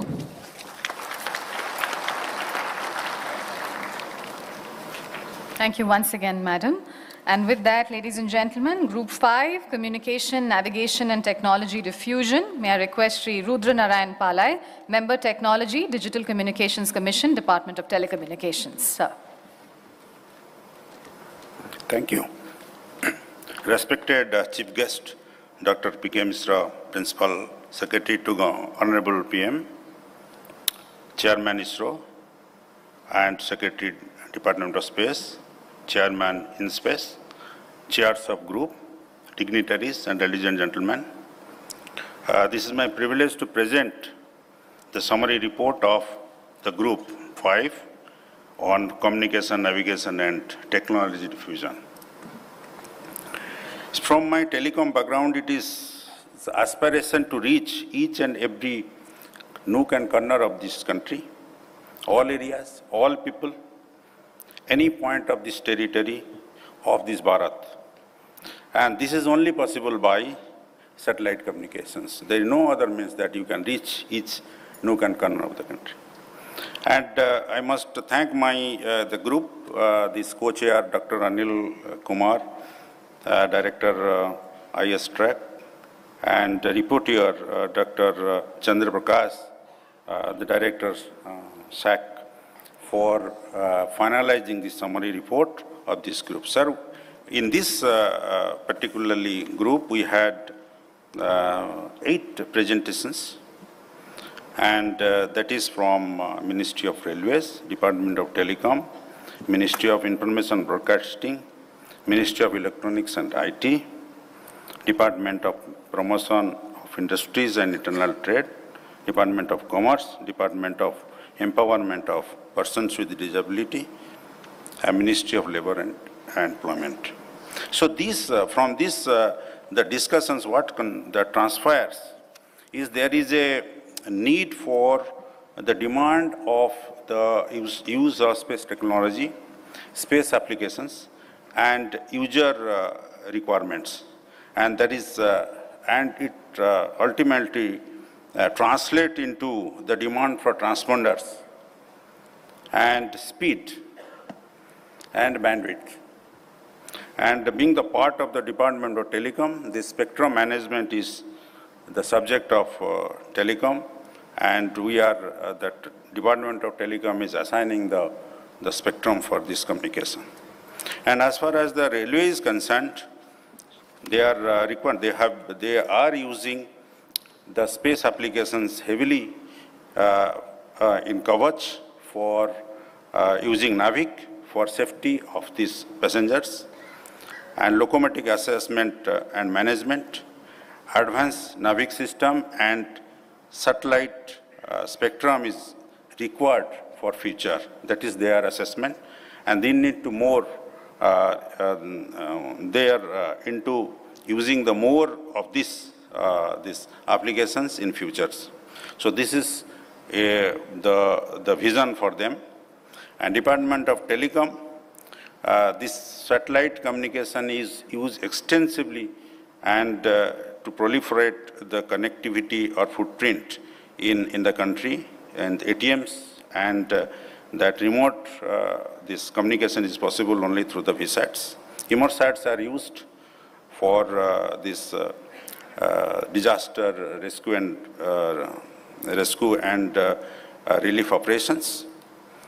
And there is a need for the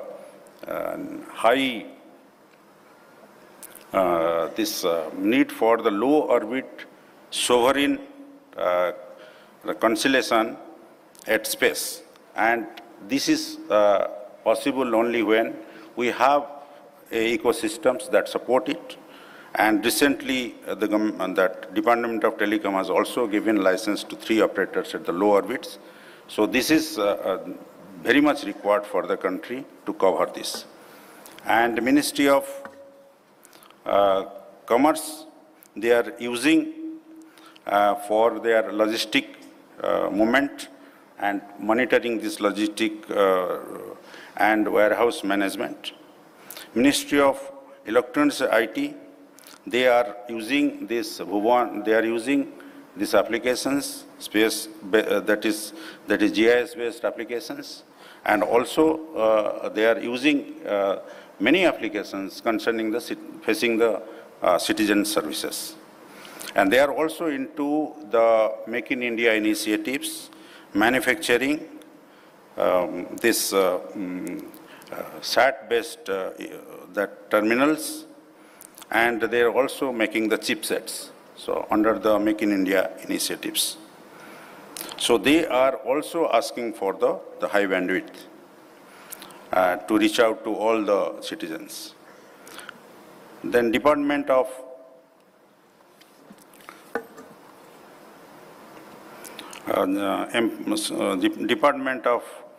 that, social justice, that they are using SATCOM for inclusive and assistive technologies and smart limb and sensor-based applications they are using heavily, and there is a need for further developments. Means that the Department of Labor, they are using this space technology for determining the illegal mining, and also for e-Sanjeevani in ESI hospitals, and there are many such applications they are also rolling out. So that all those are 8 departments which gave their presentations. There is aspirations, and this aspiration is to have a sovereign non-GSO satellite, that Constellation, Navik 2.0, space-based quantum communications, where this our national security is protected by having our quantum-based communications.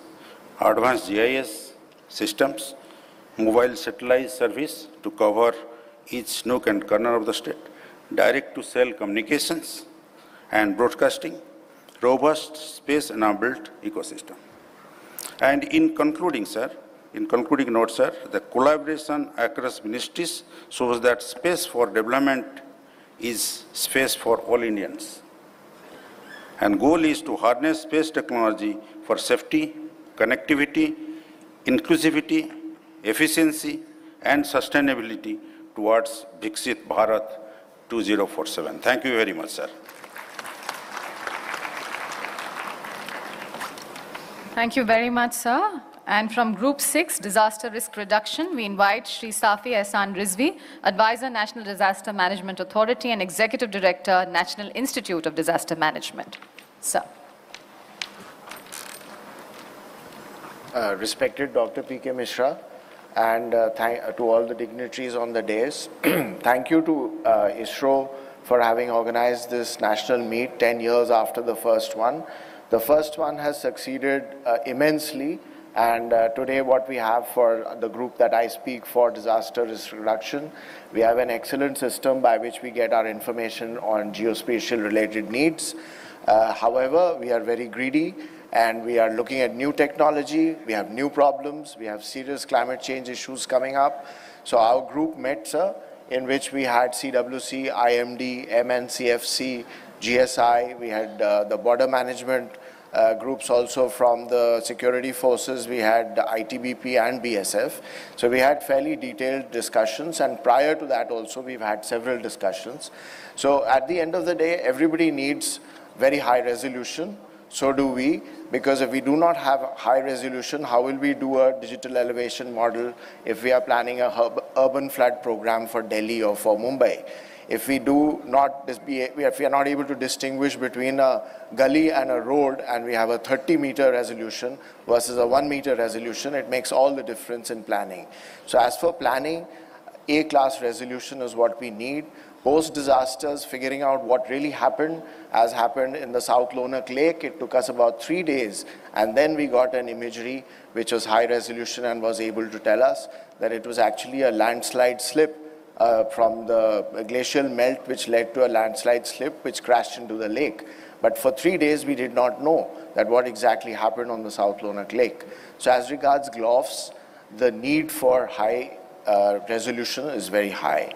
Then as regards the second serious aspect of geospatial science, the spectral part, interferometry is something that can help us predict landslides. It can help us predict that a glacial lake is getting to be very high risky, but that is not easily available today. And the third most important thing is the temporal part, which is the passes. The passes are very few and far between. The kind of satellites that we have had, there has been attrition over the last few years, obviously because satellites last about 5-7 years. That attrition has to be made up in quick time. And lastly, just to make this short, sir, I would like to say that if we look at the dividing line between climate and disaster management, between disaster management and national security, the line is becoming very thin.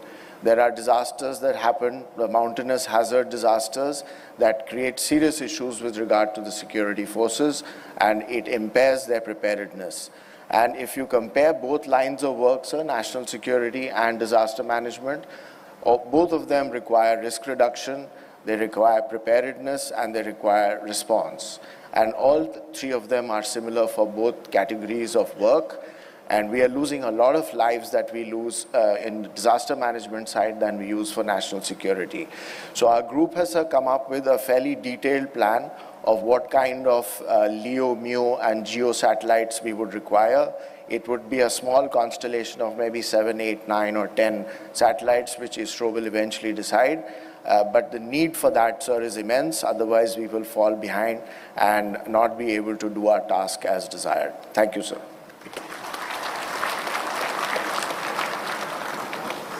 Thank you very much, sir. And from Group 7, Ocean, Weather and Earth Resources, it is now my privilege to request Dr. M. Ravichandran, Secretary, Ministry of Earth Sciences. Sir.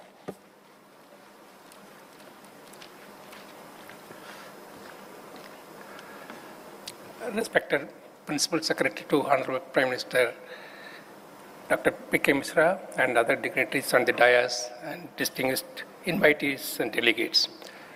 Sir, in our group, there are about 8 ministries and departments participated. Essentially, they were covering various aspects of, one is resources, how we can get it, and other one is a disaster management, and the third aspect is a communication. So these are the 3 areas widely they covered. The first ministry, of course, the Ministry of Earth Sciences, wherein they required the satellite for improving weather forecast and also to harness the ocean resources, especially blue economy, to realize, and also various other small communication devices in the ocean for platforms and other things they have highlighted, including there are about hyperspectral imaging sensors, and all microwave as well as visible, optical, all the things they have highlighted what are they required. Presently what they are using, and later on what is the requirement in near future, and also when we want to realize the Viksit Bharat in 2047, what are the requirements that also highlighted. And the second ministry is the Ministry of Mines. Essentially, they covered basically what are the geomorphology mapping, how it is to be done, especially for mineral resources, and also some of the landslide aspect, how the satellite data, especially the multi-temporal optical imaging, how it will be utilized for the landslides as well as the resources. And mainly the multi-frequency SAR data they are requested in the high frequency. And the third ministry is the Department of Fisheries. Mainly they were covering for potential fishing zone. Now we are making the fisheries ecosystem is we know from the satellite, but they want species specific as well as they want also communication device, because where the ships are going to different places. And lastly, also to make various policies for the inland fisheries as well as for aquaculture and the deep sea fishing, what are the requirements in terms of satellite things they highlighted. And the fourth ministry is the Ministry of Port, Shipping and Waterways. So essentially, they were telling about how the ocean weather and that information, how we can from satellite, and also mapping of lighthouses and other things so that we can use for the tourism development and other things apart from NAVIC system for communication of various ships and real-time automatic imaging system as well as the tracking system, how we can use for the satellite. So they have requested some of the new infrastructure from the satellites, and also high resolution microwave and optical sensors are required for various purpose, including multi-hazard vulnerability.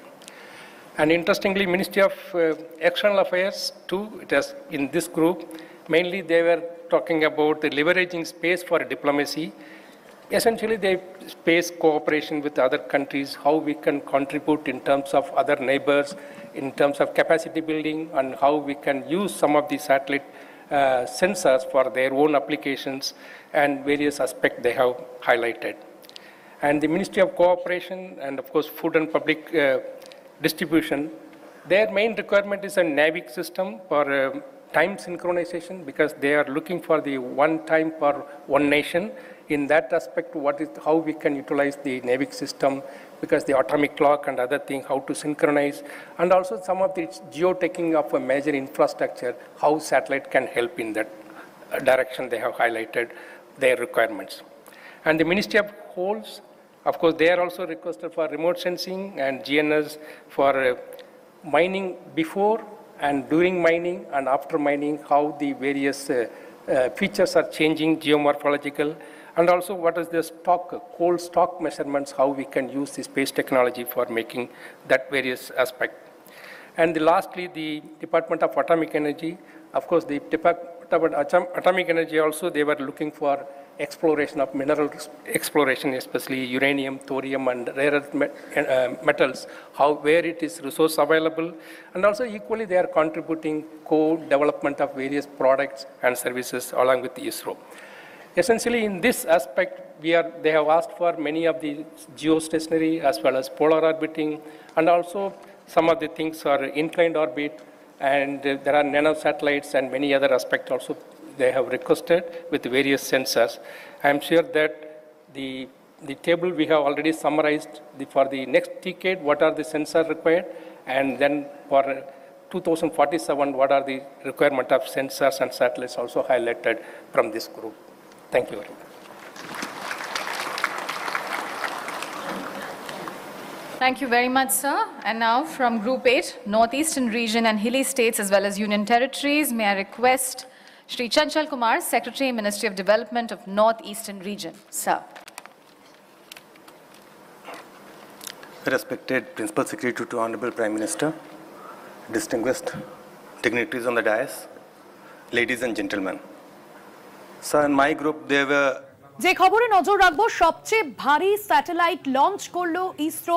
4000 কেজিরও বেশি ওজনের স্যাটেলাইটের নাম CMS-O3, এবং এই মুহূর্তে আপনাদের সামনে সেই ছবি সরাসরি তুলে ধরছি। এই মুহূর্তে যে লঞ্চের প্রক্রিয়া তা ইতিমধ্যেই শুরু হয়ে গিয়েছে। সবচেয়ে ভারী স্যাটেলাইট লঞ্চ, সবথেকে বড় স্যাটেলাইট লঞ্চ করতে চলেছে এই মুহূর্তে ইসরো। সেই ছবি আপনাদের সামনে তুলে ধরছি। ইতিমধ্যেই লঞ্চের যে প্রক্রিয়া, উৎক্ষেপণের যে প্রক্রিয়া তা ইতিমধ্যেই শুরু হয়ে গিয়েছে। সরাসরি শ্রীহরিকোটা থেকে যে উৎক্ষেপণ, সেই উৎক্ষেপণের প্রক্রিয়া এই মুহূর্তে শুরু হয়ে গেছে। এই মুহূর্তে আপনাদের সামনে সরাসরি তুলে ধরছি। ভারতের মাটি থেকেই প্রথম এত ভারী উপগ্রহণের উৎক্ষেপণ, দেশীয় মহাকাশযান বাহুবলী এবং নয়া এই স্যাটেলাইট। এই কৃত্রিম উপগ্রহটি যে সমস্ত কাজে ব্যবহার হবে তার মধ্যে সামরিক নজরদারি, এই মুহূর্তে যে ইসরোর তরফে যে এই উৎক্ষেপণ প্রক্রিয়া তা শুরু হয়ে গিয়েছে। শ্রীহরিকোটা থেকে সরাসরি সেই ছবি আপনাদের সামনে তুলে ধরছি। অন্ধ্রপ্রদেশের শ্রীহরিকোটা থেকে সফলভাবে উৎক্ষেপণ ভারতের মহাকাশ গবেষণা সংস্থা ইসরোর তৈরি কৃত্রিম উপগ্রহ CMS-O3। 4000-এরও বেশি ওজনের এই কৃত্রিম উপগ্রহ মহাকাশে পৌঁছে দেবে ভারতের তৈরি LV-M3-M5 রকেট। ইসরো এর আগেও 5500 কেজি ওজনের কৃত্রিম উপগ্রহ মহাকাশে পাঠিয়েছে।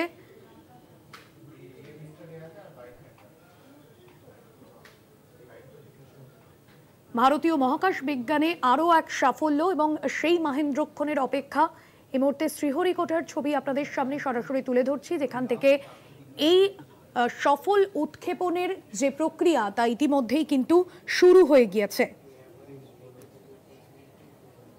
এই মুহূর্তে সরাসরি সেই ছবি আপনাদের সামনে তুলে ধরছি। এবার 4410 কেজি ওজনের কৃত্রিম উপগ্রহ মহাকাশে পাঠালো ইসরো, এবং সেই মহেন্দ্রক্ষণের অপেক্ষা। ভারতের মাটি থেকে এর আগে এত ভারী কোনো কৃত্রিম উপগ্রহ মহাকাশে পাঠানো হয়নি। এবং এই মুহূর্তে আপনাদের জানাবো যে সফলভাবে উৎক্ষেপণ হলো ভারতের মহাকাশ গবেষণা সংস্থা ইসরোর তৈরি কৃত্রিম উপগ্রহ CMS-O3, সবচেয়ে ভারী স্যাটেলাইট লঞ্চ ইসরোর।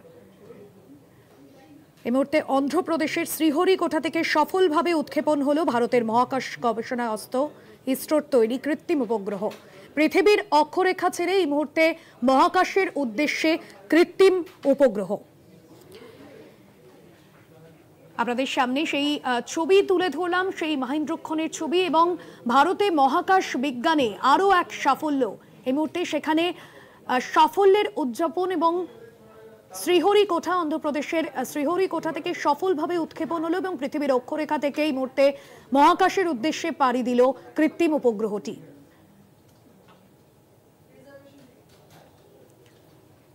স্যাটেলাইটের নাম CMS-O3, যা বাহুবলী নামে পরিচিত এবং সবথেকে বেশি সামরিক দিকে নজরদারি করবে এই কৃত্রিম উপগ্রহটি।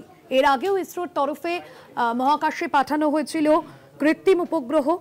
৫,৫০০ কেজির বেশি ওজনের কৃত্রিম উপগ্রহ মহাকাশে পাঠিয়েছিল ইসরো, তবে ভারতের মাটি থেকে তা পাঠানো হয়নি। 2018-এ ফরাসি সংস্থা এরিয়ান স্পেসের সাহায্য নিয়ে সেই কৃত্রিম উপগ্রহটি মহাকাশে পাঠিয়েছিল ভারত। তবে এবার সরাসরি ভারতের মাটি থেকে সফলভাবে উৎক্ষেপণ হলো কৃত্রিম উপগ্রহটির। এবার ৪,৪১০ কেজি ওজনের কৃত্রিম উপগ্রহ মহাকাশে পাঠালো ইসরো। ভারতের মাটি থেকে এর আগে এত ভারী কোনো কৃত্রিম উপগ্রহ মহাকাশে পাঠানো হয়নি এবং এই উৎক্ষেপণের আরও একটি গুরুত্বপূর্ণ বিষয়, ভারতের তৈরি রকেটেই এটি মহাকাশে পাঠানো হচ্ছে। ভারী কৃত্রিম উপগ্রহ বহনে সক্ষম এই রকেটকে ইসরোর বিজ্ঞানীরা নতুনভাবে যে নাম দিয়েছেন বাহুবলী নামে পরিচিত এই রকেট প্রায় 43.5 মিটার লম্বা। ভারী কৃত্রিম উপগ্রহ বহনে সক্ষম LV-M3 রকেটগুলির মধ্যে এটি পঞ্চম সংস্করণ। এটি ৪,০০০ কেজিরও বেশি ওজনের কৃত্রিম উপগ্রহকে কম খরচে GTO-তে পৌঁছে দিতে পারে। ভারতের মহাকাশ বিজ্ঞানে সাফল্যের নয়া দিক। The satellite weighing 4,410 kg is precisely injected within the specification of the orbit. Let me congratulate the entire ISRO community, the project teams, all the team members and our industrial partners for your outstanding contribution for accomplishment of this great mission. This is our 103rd launch from Sriharikota and the 8th successful mission of the LV-M3 launch vehicle. As all of you are aware, the previous LV-M3 vehicle, that is the LV-M3M4, launched the most prestigious Chandrayaan-3 mission. That mission brought glory to the India as the first country to land the spacecraft successfully near the south pole of the moon. Today's mission has brought yet another important glory to India. The CMS-O3 is the heaviest satellite launched by the LV-M3 to the GTO orbit so far. For accomplishing this, the vehicle has to be improved, the performance has to be improved in multiple directions for enhancing the payload capability by 10%. In today's mission, all the vehicles systems have performed satisfactorily and the orbit is achieved within the required specification.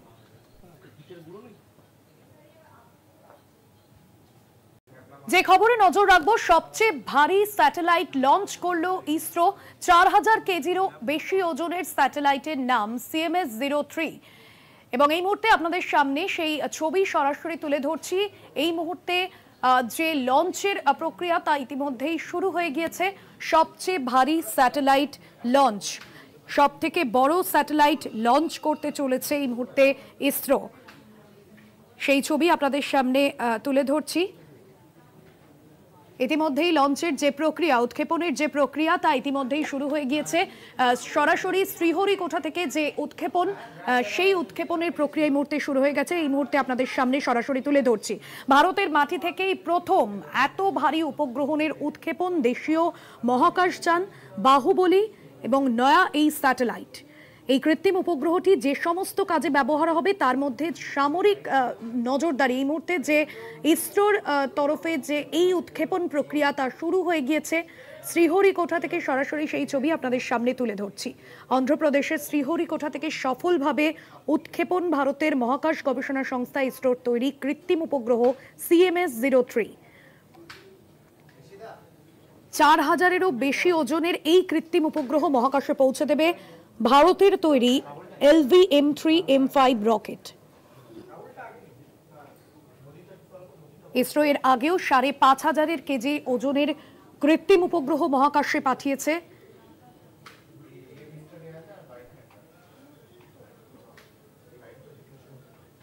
ভারতীয় মহাকাশ বিজ্ঞানে আরও এক সাফল্য এবং সেই মহেন্দ্রক্ষণের অপেক্ষা। এই মুহূর্তে শ্রীহরিকোটার ছবি আপনাদের সামনে সরাসরি তুলে ধরছি, যেখান থেকে এই সফল উৎক্ষেপণের যে প্রক্রিয়া তা ইতিমধ্যেই কিন্তু শুরু হয়ে গিয়েছে। এই মুহূর্তে সরাসরি সেই ছবি আপনাদের সামনে তুলে ধরছি। এবার 4410 কেজি ওজনের কৃত্রিম উপগ্রহ মহাকাশে পাঠালো ইসরো, এবং সেই মহেন্দ্রক্ষণের অপেক্ষা। ভারতের মাটি থেকে এর আগে এত ভারী কোনো কৃত্রিম উপগ্রহ মহাকাশে পাঠানো হয়নি। এবং এই মুহূর্তে আপনাদের জানাবো যে সফলভাবে উৎক্ষেপণ হলো ভারতের মহাকাশ গবেষণা সংস্থা ইসরোর তৈরি কৃত্রিম উপগ্রহ CMS-O3, সবচেয়ে ভারী স্যাটেলাইট লঞ্চ ইসরোর। এই মুহূর্তে অন্ধ্রপ্রদেশের শ্রীহরিকোটা থেকে সফলভাবে উৎক্ষেপণ হলো ভারতের মহাকাশ গবেষণা সংস্থা ইসরোর তৈরি কৃত্রিম উপগ্রহ। পৃথিবীর অক্ষরেখা ছেড়ে এই মুহূর্তে মহাকাশের উদ্দেশ্যে কৃত্রিম উপগ্রহ। আপনাদের সামনে সেই ছবি তুলে ধরলাম, সেই মহেন্দ্রক্ষণের ছবি, এবং ভারতে মহাকাশ বিজ্ঞানে আরও এক সাফল্য। এই মুহূর্তে সেখানে সাফল্যের উদযাপন, এবং শ্রীহরিকোটা, অন্ধ্রপ্রদেশের শ্রীহরিকোটা থেকে সফলভাবে উৎক্ষেপণ হলো এবং পৃথিবীর অক্ষরেখা থেকে এই মুহূর্তে মহাকাশের উদ্দেশ্যে পাড়ি দিল কৃত্রিম উপগ্রহটি।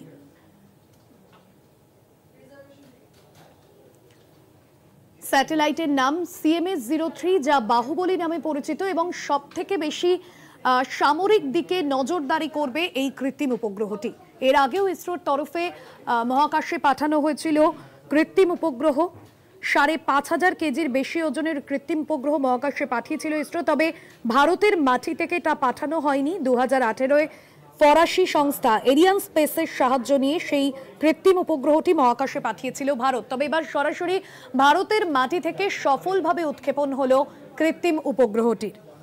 এবার 4410 কেজি ওজনের কৃত্রিম উপগ্রহ মহাকাশে পাঠালো ইসরো। ভারতের মাটি থেকে এর আগে এত ভারী কোনো কৃত্রিম উপগ্রহ মহাকাশে পাঠানো হয়নি, এবং এই উৎক্ষেপণের আরও একটি গুরুত্বপূর্ণ বিষয়, ভারতের তৈরি রকেটেই এটি মহাকাশে পাঠানো হচ্ছে।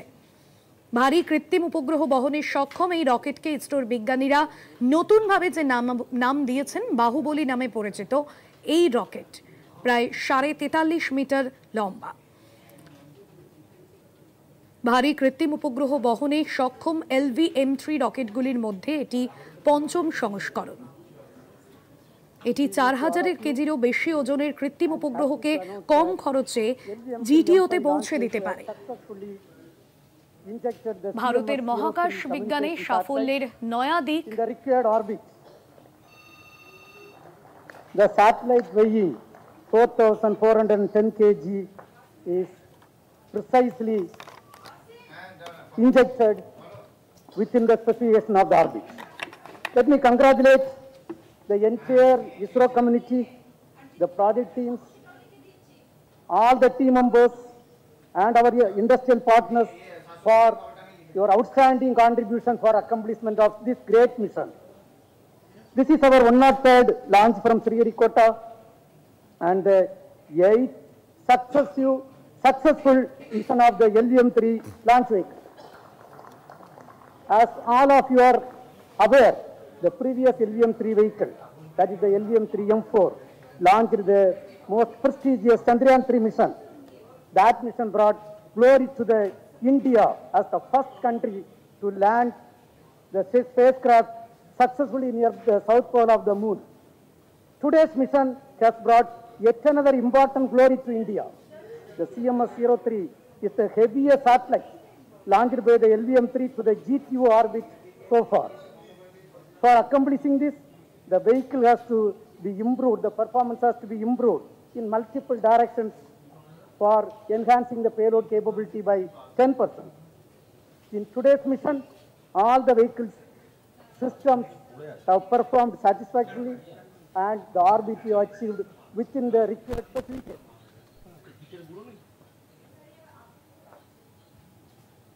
যে খবরে নজর রাখবো, সবচেয়ে ভারী স্যাটেলাইট লঞ্চ করলো ইসরো। 4000 কেজিরও বেশি ওজনের স্যাটেলাইটের নাম CMS-O3, এবং এই মুহূর্তে আপনাদের সামনে সেই ছবি সরাসরি তুলে ধরছি। এই মুহূর্তে যে লঞ্চের প্রক্রিয়া তা ইতিমধ্যেই শুরু হয়ে গিয়েছে। সবচেয়ে ভারী স্যাটেলাইট লঞ্চ সবথেকে বড় স্যাটেলাইট লঞ্চ করতে চলেছে এই মুহূর্তে ইসরো। সেই ছবি আপনাদের সামনে তুলে ধরছি। ইতিমধ্যেই লঞ্চের যে প্রক্রিয়া, উৎক্ষেপণের যে প্রক্রিয়া, তা ইতিমধ্যেই শুরু হয়ে গিয়েছে।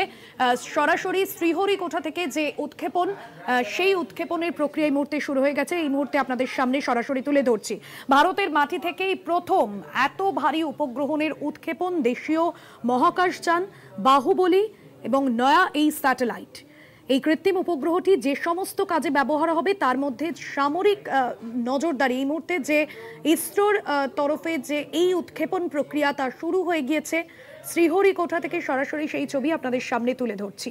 অন্ধ্রপ্রদেশের শ্রীহরিকোটা থেকে সফলভাবে উৎক্ষেপণ ভারতের মহাকাশ গবেষণা সংস্থা ইসরোর তৈরি কৃত্রিম উপগ্রহ CMS-O3।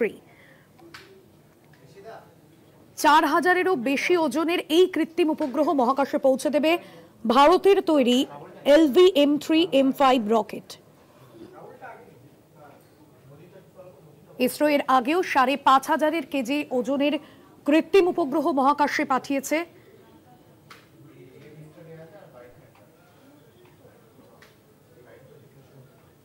ভারতীয় মহাকাশ বিজ্ঞানে আরও এক সাফল্য এবং সেই মহেন্দ্রক্ষণের অপেক্ষা। এই মুহূর্তে শ্রীহরিকোটার ছবি আপনাদের সামনে সরাসরি তুলে ধরছি, যেখান থেকে এই সফল উৎক্ষেপণের যে প্রক্রিয়া তা ইতিমধ্যেই কিন্তু শুরু হয়ে গিয়েছে। এই মুহূর্তে সরাসরি সেই ছবি আপনাদের সামনে তুলে ধরছি। এবার 4410 কেজি ওজনের কৃত্রিম উপগ্রহ মহাকাশে পাঠালো ইসরো এবং সেই মহেন্দ্রক্ষণের অপেক্ষা। ভারতের মাটি থেকে এর আগে এত ভারী কোনো কৃত্রিম উপগ্রহ মহাকাশে পাঠানো হয়নি। এবং এই মুহূর্তে আপনাদের জানাবো যে সফলভাবে উৎক্ষেপণ হলো ভারতের মহাকাশ গবেষণা সংস্থা ইসরোর তৈরি কৃত্রিম উপগ্রহ CMS-O3, সবচেয়ে ভারী স্যাটেলাইট লঞ্চ ইসরোর।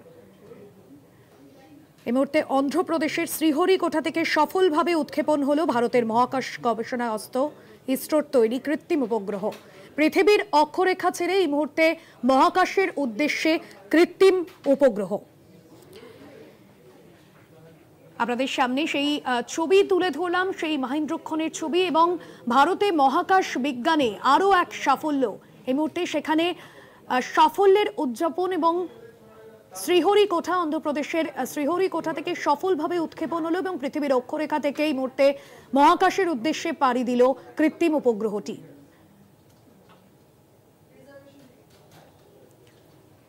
স্যাটেলাইটের নাম CMS-O3, যা বাহুবলী নামে পরিচিত এবং সবথেকে বেশি সামরিক দিকে নজরদারি করবে এই কৃত্রিম উপগ্রহটি। এর আগেও ইসরোর তরফে মহাকাশে পাঠানো হয়েছিল কৃত্রিম উপগ্রহ। 5500 কেজির বেশি ওজনের কৃত্রিম উপগ্রহ মহাকাশে পাঠিয়েছিল ইসরো। তবে ভারতের মাটি থেকে তা পাঠানো হয়নি। 2018-এ ফরাসি সংস্থা এরিয়ান স্পেসের সাহায্য নিয়ে সেই কৃত্রিম উপগ্রহটি মহাকাশে পাঠিয়েছিল ভারত। তবে এবার সরাসরি ভারতের মাটি থেকে সফলভাবে উৎক্ষেপণ হলো কৃত্রিম উপগ্রহটির। এবার 4410 কেজি ওজনের কৃত্রিম উপগ্রহ মহাকাশে পাঠালো ইসরো। ভারতের মাটি থেকে এর আগে এত ভারী কোনো কৃত্রিম উপগ্রহ মহাকাশে পাঠানো হয়নি। এবং এই উৎক্ষেপণের আরও একটি গুরুত্বপূর্ণ বিষয়, ভারতের তৈরি রকেটেই এটি মহাকাশে পাঠানো হচ্ছে। ভারী কৃত্রিম উপগ্রহ বহনে সক্ষম এই রকেটকে ইসরোর বিজ্ঞানীরা নতুনভাবে যে নাম দিয়েছেন বাহুবলী নামে পরিচিত। এই রকেট প্রায় 43.5 মিটার লম্বা।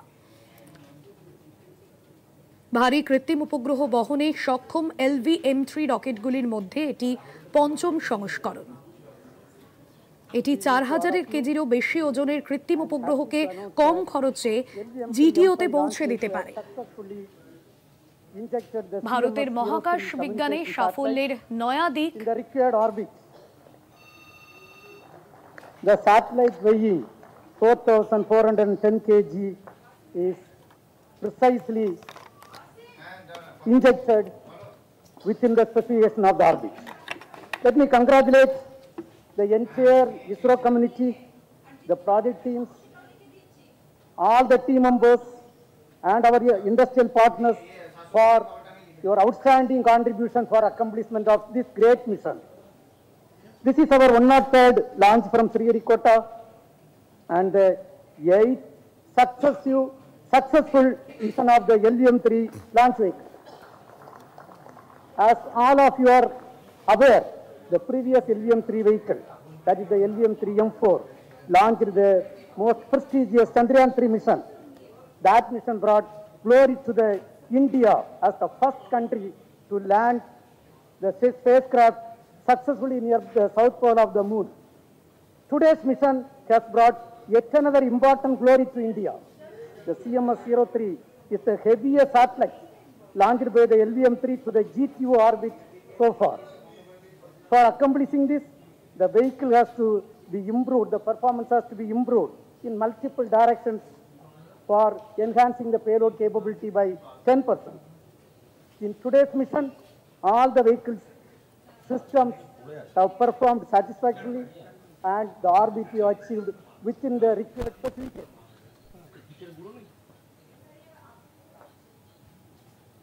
যে খবরে নজর রাখবো, সবচেয়ে ভারী স্যাটেলাইট লঞ্চ করলো ইসরো।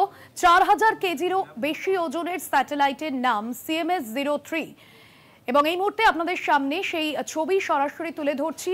এই মুহূর্তে যে লঞ্চের প্রক্রিয়া তা ইতিমধ্যেই শুরু হয়ে গিয়েছে। সবচেয়ে ভারী স্যাটেলাইট লঞ্চ, সবথেকে বড় স্যাটেলাইট লঞ্চ করতে চলেছে এই মুহূর্তে ইসরো। সেই ছবি আপনাদের সামনে তুলে ধরছি। ইতিমধ্যেই লঞ্চের যে প্রক্রিয়া, উৎক্ষেপণের যে প্রক্রিয়া তা ইতিমধ্যেই শুরু হয়ে গিয়েছে। সরাসরি শ্রীহরিকোটা থেকে যে উৎক্ষেপণ, সেই উৎক্ষেপণের প্রক্রিয়া এই মুহূর্তে শুরু হয়ে গেছে। এই মুহূর্তে আপনাদের সামনে সরাসরি তুলে ধরছি। ভারতের মাটি থেকেই প্রথম এত ভারী উপগ্রহণের উৎক্ষেপণ, দেশীয় মহাকাশযান বাহুবলী এবং নয়া এই স্যাটেলাইট। এই কৃত্রিম উপগ্রহটি যে সমস্ত কাজে ব্যবহার হবে তার মধ্যে সামরিক নজরদারি। এই মুহূর্তে যে ইসরোর তরফে যে এই উৎক্ষেপণ প্রক্রিয়া তা শুরু হয়ে গিয়েছে। শ্রীহরিকোটা থেকে সরাসরি সেই ছবি আপনাদের সামনে তুলে ধরছি।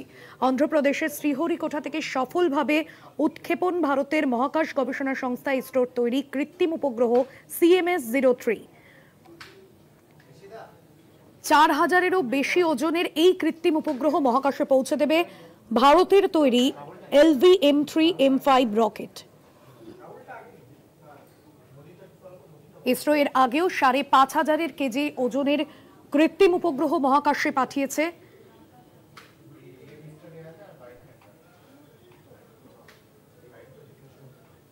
ভারতীয় মহাকাশ বিজ্ঞানে আরও এক সাফল্য এবং সেই মহেন্দ্রক্ষণের অপেক্ষা। এই মুহূর্তে শ্রীহরিকোটার ছবি আপনাদের সামনে সরাসরি তুলে ধরছি, যেখান থেকে এই সফল উৎক্ষেপণের যে প্রক্রিয়া তা ইতিমধ্যেই কিন্তু শুরু হয়ে গিয়েছে। এই মুহূর্তে সরাসরি সেই ছবি আপনাদের সামনে তুলে ধরছি। এবার 4410 কেজি ওজনের কৃত্রিম উপগ্রহ মহাকাশে পাঠালো ইসরো এবং সেই মহেন্দ্রক্ষণের অপেক্ষা। ভারতের মাটি থেকে এর আগে এত ভারী কোনো কৃত্রিম উপগ্রহ মহাকাশে পাঠানো হয়নি এবং এই মুহূর্তে আপনাদের জানাবো যে সফলভাবে উৎক্ষেপণ হলো ভারতের মহাকাশ গবেষণা সংস্থা ইসরোর তৈরি কৃত্রিম উপগ্রহ CMS-O3, সবচেয়ে ভারী স্যাটেলাইট লঞ্চ ইসরোর। এই মুহূর্তে অন্ধ্রপ্রদেশের শ্রীহরিকোটা থেকে সফলভাবে উৎক্ষেপণ হলো ভারতের মহাকাশ গবেষণা সংস্থা ইসরোর তৈরি কৃত্রিম উপগ্রহ। পৃথিবীর অক্ষরেখা ছেড়ে এই মুহূর্তে মহাকাশের উদ্দেশ্যে কৃত্রিম উপগ্রহ। আপনাদের সামনে সেই ছবি তুলে ধরলাম, সেই মহেন্দ্রক্ষণের ছবি এবং ভারতে মহাকাশ বিজ্ঞানে আরও এক সাফল্য। এই মুহূর্তে সেখানে সাফল্যের উদযাপন এবং শ্রীহরিকোটা, অন্ধ্রপ্রদেশের শ্রীহরিকোটা থেকে সফলভাবে উৎক্ষেপণ হলো এবং পৃথিবীর অক্ষরেখা থেকে এই মুহূর্তে মহাকাশের উদ্দেশ্যে পাড়ি দিল কৃত্রিম উপগ্রহটি।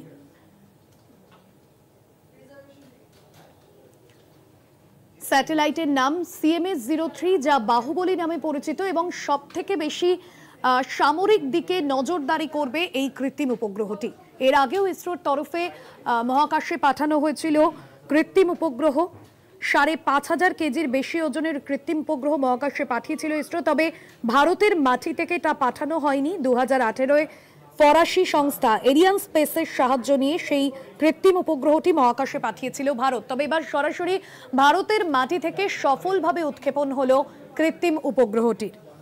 এবার 4410 কেজি ওজনের কৃত্রিম উপগ্রহ মহাকাশে পাঠালো ইসরো। ভারতের মাটি থেকে এর আগে এত ভারী কোনো কৃত্রিম উপগ্রহ মহাকাশে পাঠানো হয়নি এবং এই উৎক্ষেপণের আরও একটি গুরুত্বপূর্ণ বিষয়, ভারতের তৈরি রকেটেই এটি মহাকাশে পাঠানো হচ্ছে।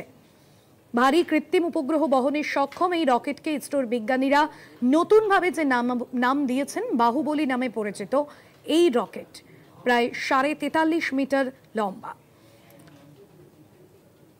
ভারী কৃত্রিম উপগ্রহ বহনে সক্ষম LV-M3 রকেটগুলির মধ্যে এটি পঞ্চম সংস্করণ।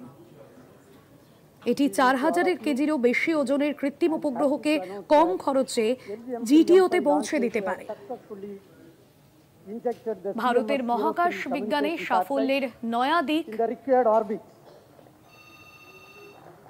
The satellite weighing 4,410 kg is precisely injected within the specification of the orbit. Let me congratulate the entire ISRO community, the project teams, all the team members and our industrial partners for your outstanding contribution for accomplishment of this great mission. This is our 103rd launch from Sriharikota and the 8th successful mission of the LV-M3 launch vehicle. As all of you are aware, the previous LV-M3 vehicle, that is the LV-M3M4, launched the most prestigious Chandrayaan-3 mission. That mission brought glory to the India as the first country to land the spacecraft successfully near the south pole of the moon. Today's mission has brought yet another important glory to India. The CMS-O3 is the heaviest satellite launched by the LV-M3 to the GTO orbit so far. For accomplishing this, the vehicle has to be improved, the performance has to be improved in multiple directions for enhancing the payload capability by 10%. In today's mission, all the vehicles systems have performed satisfactorily and the orbit is achieved within the required facility.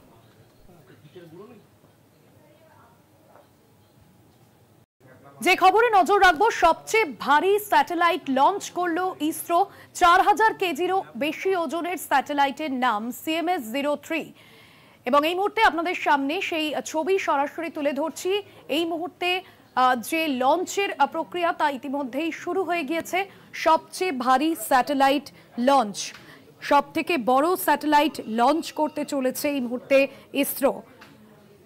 সেই ছবি আপনাদের সামনে তুলে ধরছি। ইতিমধ্যেই লঞ্চের যে প্রক্রিয়া, উৎক্ষেপণের যে প্রক্রিয়া তা ইতিমধ্যেই শুরু হয়ে গিয়েছে। সরাসরি শ্রীহরিকোটা থেকে যে উৎক্ষেপণ, সেই উৎক্ষেপণের প্রক্রিয়া এই মুহূর্তে শুরু হয়ে গেছে। এই মুহূর্তে আপনাদের সামনে সরাসরি তুলে ধরছি। ভারতের মাটি থেকেই প্রথম এত ভারী উপগ্রহণের উৎক্ষেপণ দেশীয় মহাকাশযান বাহুবলী এবং নয়া এই স্যাটেলাইট। এই কৃত্রিম উপগ্রহটি যে সমস্ত কাজে ব্যবহার হবে তার মধ্যে সামরিক নজরদারি। এই মুহূর্তে যে ইসরোর তরফে যে এই উৎক্ষেপণ প্রক্রিয়া তা শুরু হয়ে গিয়েছে। শ্রীহরিকোটা থেকে সরাসরি সেই ছবি আপনাদের সামনে তুলে ধরছি। অন্ধ্রপ্রদেশের শ্রীহরিকোটা থেকে সফলভাবে উৎক্ষেপণ ভারতের মহাকাশ গবেষণা সংস্থা ইসরোর তৈরি কৃত্রিম উপগ্রহ CMS-O3। 4000-এরও বেশি ওজনের এই কৃত্রিম উপগ্রহ মহাকাশে পৌঁছে দেবে ভারতের তৈরি LV-M3M5 রকেট। ইসরো এর আগেও 5500 কেজি ওজনের কৃত্রিম উপগ্রহ মহাকাশে পাঠিয়েছে।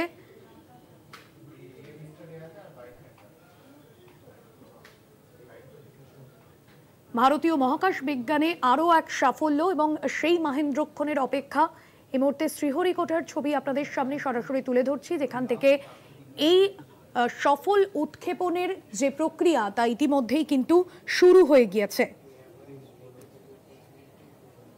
এই মুহূর্তে সরাসরি সেই ছবি আপনাদের সামনে তুলে ধরছি। এবার 4410 কেজি ওজনের কৃত্রিম উপগ্রহ মহাকাশে পাঠালো ইসরো এবং সেই মাহেন্দ্রক্ষণের অপেক্ষা। ভারতের মাটি থেকে এর আগে এত ভারী কোনো কৃত্রিম উপগ্রহ মহাকাশে পাঠানো হয়নি এবং এই মুহূর্তে আপনাদের জানাবো যে সফলভাবে উৎক্ষেপণ হলো ভারতের মহাকাশ গবেষণা সংস্থা ইসরোর তৈরি কৃত্রিম উপগ্রহ CMS-O3, সবচেয়ে ভারী স্যাটেলাইট লঞ্চ ইসরোর।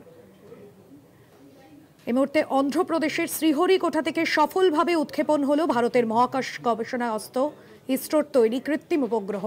পৃথিবীর অক্ষরেখা ছেড়ে এই মুহূর্তে মহাকাশের উদ্দেশ্যে কৃত্রিম উপগ্রহ। আপনাদের সামনে সেই ছবি তুলে ধরলাম, সেই মহেন্দ্রক্ষণের ছবি, এবং ভারতে মহাকাশ বিজ্ঞানে আরও এক সাফল্য এই মুহূর্তে, সেখানে সাফল্যের উদযাপন, এবং শ্রীহরিকোটা, অন্ধ্রপ্রদেশের শ্রীহরিকোটা থেকে সফলভাবে উৎক্ষেপণ হলো এবং পৃথিবীর অক্ষরেখা থেকে এই মুহূর্তে মহাকাশের উদ্দেশ্যে পাড়ি দিল কৃত্রিম উপগ্রহটি।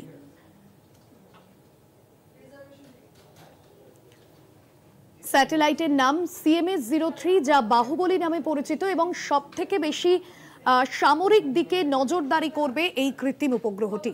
এর আগেও ইসরোর তরফে মহাকাশে পাঠানো হয়েছিল কৃত্রিম উপগ্রহ, ৫,৫০০ কেজির বেশি ওজনের কৃত্রিম উপগ্রহ মহাকাশে পাঠিয়েছিল ইসরো। তবে ভারতের মাটি থেকে তা পাঠানো হয়নি। 2018-এ ফরাসি সংস্থা এরিয়ান স্পেসের সাহায্য নিয়ে সেই কৃত্রিম উপগ্রহটি মহাকাশে পাঠিয়েছিল ভারত। তবে এবার সরাসরি ভারতের মাটি থেকে সফলভাবে উৎক্ষেপণ হলো কৃত্রিম উপগ্রহটির। এবার ৪,৪১০ কেজি ওজনের কৃত্রিম উপগ্রহ মহাকাশে পাঠালো ইসরো। ভারতের মাটি থেকে এর আগে এত ভারী কোনো কৃত্রিম উপগ্রহ মহাকাশে পাঠানো হয়নি, এবং এই উৎক্ষেপণের আরও একটি গুরুত্বপূর্ণ বিষয়, ভারতের তৈরি রকেটেই এটি মহাকাশে পাঠানো হচ্ছে। ভারী কৃত্রিম উপগ্রহ বহনের সক্ষম এই রকেটকে ইসরোর বিজ্ঞানীরা নতুনভাবে যে নাম দিয়েছেন বাহুবলী নামে পরিচিত। এই রকেট প্রায় 43.5 মিটার লম্বা। ভারী কৃত্রিম উপগ্রহ বহনে সক্ষম LV-M3 রকেটগুলির মধ্যে এটি পঞ্চম সংস্করণ। এটি ৪,০০০ কেজিরও বেশি ওজনের কৃত্রিম উপগ্রহকে কম খরচে GTO-তে পৌঁছে দিতে পারে। ভারতের মহাকাশ বিজ্ঞানে সাফল্যের নয়া দিক। The satellite weighing 4,410 kg is precisely injected within the specification of the orbit. Let me congratulate the entire ISRO community, the project teams, all the team members, and our industrial partners for your outstanding contribution for accomplishment of this great mission. This is our 103rd launch from Sriharikota, and the 8th successful mission of the LM-3 launch vehicle. As all of you are aware, the previous LM-3 vehicle, that is the LM-3M4, launched the most prestigious Chandrayaan-3 mission. That mission brought glory to the India as the first country to land the spacecraft successfully near the south pole of the moon. Today's mission has brought yet another important glory to India. The CMS-O3 is the heaviest satellite launched by the LM-3 to the GTO orbit so far. For accomplishing this, the vehicle has to be improved, the performance has to be improved in multiple directions for enhancing the payload capability by 10%. In today's mission, all the vehicles systems have performed satisfactorily, and the orbit is achieved within the required specification.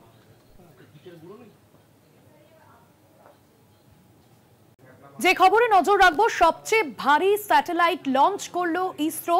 ৪,০০০ কেজিরও বেশি ওজনের স্যাটেলাইটের নাম CMS-O3, এবং এই মুহূর্তে আপনাদের সামনে সেই ছবি সরাসরি তুলে ধরছি।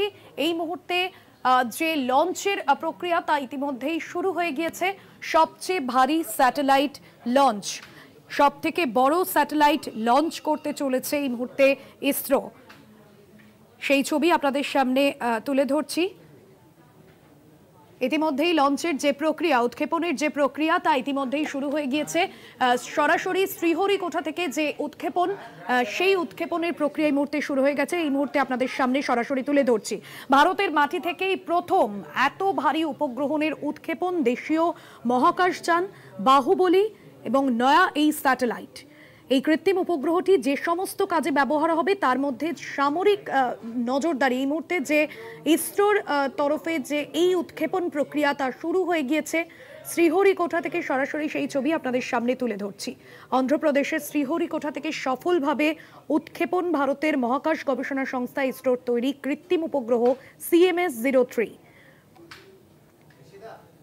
৪,০০০-এরও বেশি ওজনের এই কৃত্রিম উপগ্রহ মহাকাশে পৌঁছে দেবে ভারতের তৈরি LV-M3 M5 রকেট।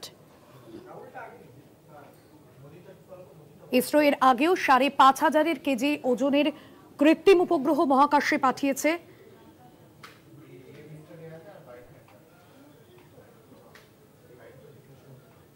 ভারতীয় মহাকাশ বিজ্ঞানে আরও এক সাফল্য এবং সেই মহেন্দ্রক্ষণের অপেক্ষা। এই মুহূর্তে শ্রীহরিকোটার ছবি আপনাদের সামনে সরাসরি তুলে ধরছি, যেখান থেকে এই সফল উৎক্ষেপণের যে প্রক্রিয়া তা ইতিমধ্যেই কিন্তু শুরু হয়ে গিয়েছে। এই মুহূর্তে সরাসরি সেই ছবি আপনাদের সামনে তুলে ধরছি। এবার ৪,৪১০ কেজি ওজনের কৃত্রিম উপগ্রহ মহাকাশে পাঠালো ইসরো এবং সেই মহেন্দ্রক্ষণের অপেক্ষা। ভারতের মাটি থেকে এর আগে এত ভারী কোনো কৃত্রিম উপগ্রহ মহাকাশে পাঠানো হয়নি এবং এই মুহূর্তে আপনাদের জানাবো যে সফলভাবে উৎক্ষেপণ হলো ভারতের মহাকাশ গবেষণা সংস্থা ইসরোর তৈরি কৃত্রিম উপগ্রহ CMS-O3, সবচেয়ে ভারী স্যাটেলাইট লঞ্চ ইসরোর। এই মুহূর্তে অন্ধ্রপ্রদেশের শ্রীহরিকোটা থেকে সফলভাবে উৎক্ষেপণ হলো ভারতের মহাকাশ গবেষণা সংস্থা ইসরোর তৈরি কৃত্রিম উপগ্রহ।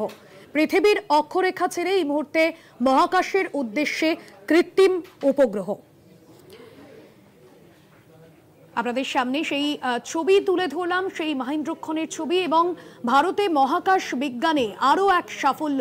এই মুহূর্তে সেখানে সাফল্যের উদযাপন এবং শ্রীহরিকোটা, অন্ধ্রপ্রদেশের শ্রীহরিকোটা থেকে সফলভাবে উৎক্ষেপণ হলো এবং পৃথিবীর অক্ষরেখা থেকে এই মুহূর্তে মহাকাশের উদ্দেশ্যে পাড়ি দিল কৃত্রিম উপগ্রহটি।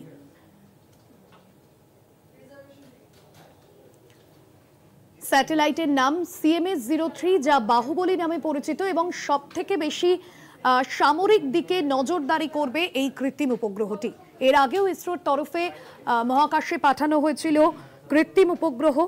৫,৫০০ কেজির বেশি ওজনের কৃত্রিম উপগ্রহ মহাকাশে পাঠিয়েছিল ইসরো, তবে ভারতের মাটি থেকে তা পাঠানো হয়নি। 2018-এ ফরাসি সংস্থা এরিয়ান স্পেসের সাহায্য নিয়ে সেই কৃত্রিম উপগ্রহটি মহাকাশে পাঠিয়েছিল ভারত। তবে এবার সরাসরি ভারতের মাটি থেকে সফলভাবে উৎক্ষেপণ হলো কৃত্রিম উপগ্রহটির।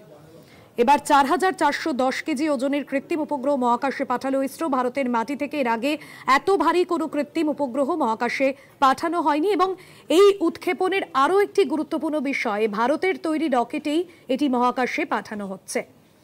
ভারী কৃত্রিম উপগ্রহ বহনে সক্ষম এই রকেটকে ইসরোর বিজ্ঞানীরা নতুনভাবে যে নাম দিয়েছেন বাহুবলী নামে পরিচিত। এই রকেট প্রায় 43.5 মিটার লম্বা। ভারী কৃত্রিম উপগ্রহ বহনে সক্ষম LV-M3 রকেটগুলির মধ্যে এটি পঞ্চম সংস্করণ। এটি ৪,০০০ কেজিরও বেশি ওজনের কৃত্রিম উপগ্রহকে কম খরচে GTO-তে পৌঁছে দিতে পারে। ভারতের মহাকাশ বিজ্ঞানে সাফল্যের নয়া দিক।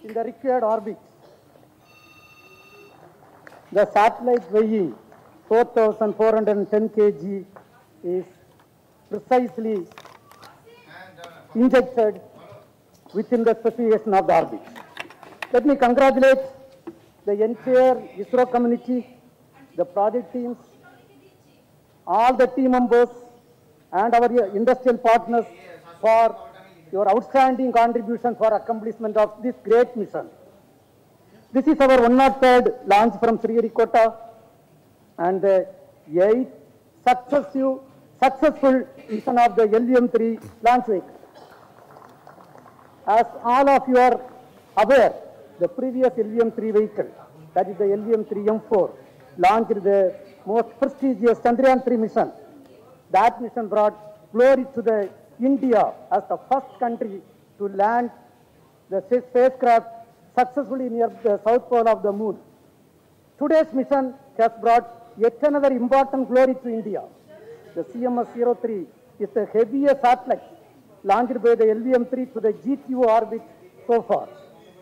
For accomplishing this, the vehicle has to be improved, the performance has to be improved in multiple directions for enhancing the payload capability by 10%.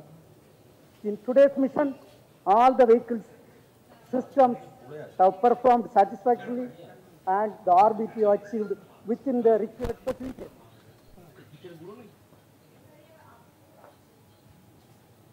যে খবরে নজর রাখবো, সবচেয়ে ভারী স্যাটেলাইট লঞ্চ করলো ইসরো।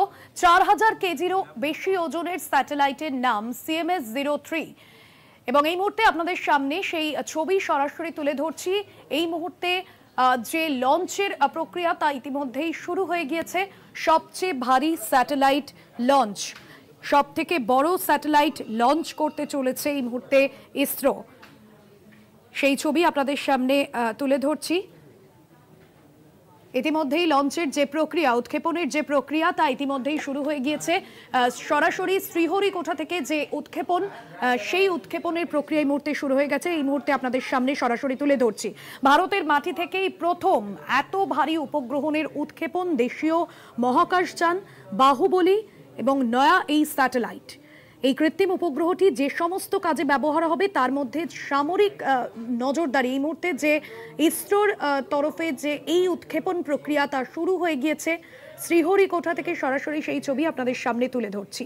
অন্ধ্রপ্রদেশের শ্রীহরিকোটা থেকে সফলভাবে উৎক্ষেপণ ভারতের মহাকাশ গবেষণা সংস্থা ইসরোর তৈরি কৃত্রিম উপগ্রহ CMS-O3। 4000-এরও বেশি ওজনের এই কৃত্রিম উপগ্রহ মহাকাশে পৌঁছে দেবে ভারতের তৈরি LV-M3-M5 রকেট।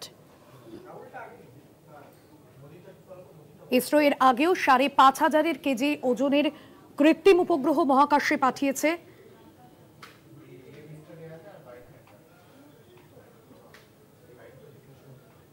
ভারতীয় মহাকাশ বিজ্ঞানে আরও এক সাফল্য এবং সেই মহেন্দ্রক্ষণের অপেক্ষা। এই মুহূর্তে শ্রীহরিকোটার ছবি আপনাদের সামনে সরাসরি তুলে ধরছি, যেখান থেকে এই সফল উৎক্ষেপণের যে প্রক্রিয়া তা ইতিমধ্যেই কিন্তু শুরু হয়ে গিয়েছে।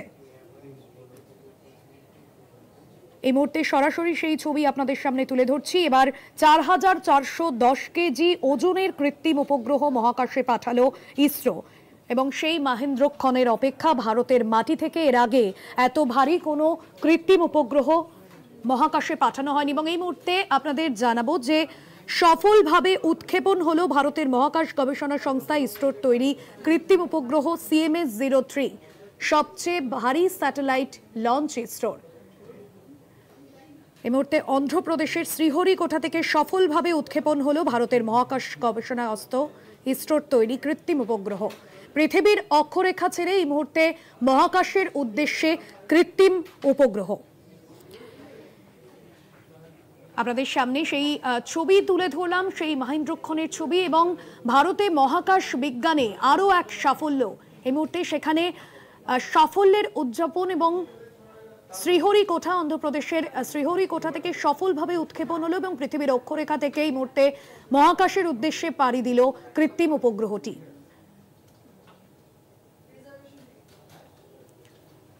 স্যাটেলাইটের নাম CMS-O3, যা বাহুবলী নামে পরিচিত এবং সবথেকে বেশি সামরিক দিকে নজরদারি করবে এই কৃত্রিম উপগ্রহটি। এর আগেও ইসরোর তরফে মহাকাশে পাঠানো হয়েছিল কৃত্রিম উপগ্রহ। 5500 কেজির বেশি ওজনের কৃত্রিম উপগ্রহ মহাকাশে পাঠিয়েছিল ইসরো, তবে ভারতের মাটি থেকে তা পাঠানো হয়নি। 2018-এ ফরাসি সংস্থা এরিয়ান স্পেসের সাহায্য নিয়ে সেই কৃত্রিম উপগ্রহটি মহাকাশে পাঠিয়েছিল ভারত। তবে এবার সরাসরি ভারতের মাটি থেকে সফলভাবে উৎক্ষেপণ হলো কৃত্রিম উপগ্রহটির। এবার 4410 কেজি ওজনের কৃত্রিম উপগ্রহ মহাকাশে পাঠালো ইসরো। ভারতের মাটি থেকে এর আগে এত ভারী কোনো কৃত্রিম উপগ্রহ মহাকাশে পাঠানো হয়নি। এবং এই উৎক্ষেপণের আরও একটি গুরুত্বপূর্ণ বিষয়, ভারতের তৈরি রকেটেই এটি মহাকাশে পাঠানো হচ্ছে। ভারী কৃত্রিম উপগ্রহ বহনের সক্ষম এই রকেটকে ইসরোর বিজ্ঞানীরা নতুনভাবে যে নাম দিয়েছেন বাহুবলী নামে পরিচিত। এই রকেট প্রায় 43.5 মিটার লম্বা। ভারী কৃত্রিম উপগ্রহ বহনে সক্ষম LV-M3 রকেটগুলির মধ্যে এটি পঞ্চম সংস্করণ। এটি 4000 কেজিরও বেশি ওজনের কৃত্রিম উপগ্রহকে কম খরচে GTO-তে পৌঁছে দিতে পারে। ভারতের মহাকাশ বিজ্ঞানে সাফল্যের নয়া দিক। The satellite weighing 4410 kg is precisely injected within the specification of the orbit. Let me congratulate the entire ISRO community, the project teams, all the team members and our industrial partners for your outstanding contribution for accomplishment of this great mission. This is our 103rd launch from Sriharikota and the 8th successful mission of the LVM-3 launch vehicle. As all of you are aware, the previous LVM-3 vehicle, that is the LVM-3M4, launched the most prestigious Chandrayaan-3 mission. That mission brought glory to the India as the first country to land the spacecraft successfully near the south pole of the moon. Today's mission has brought yet another important glory to India. The CMS-O3 is the heaviest satellite launched by the LVM-3 to the GTO orbit so far. For accomplishing this, the vehicle has to be improved, the performance has to be improved in multiple directions for enhancing the payload capability by 10%. In today's mission, all the vehicles systems have performed satisfactorily and the orbit is achieved within the required facilities.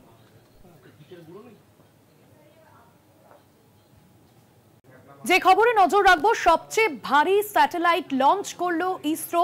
4000 কেজিরও বেশি ওজনের স্যাটেলাইটের নাম CMS-O3 এবং এই মুহূর্তে আপনাদের সামনে সেই ছবি সরাসরি তুলে ধরছি।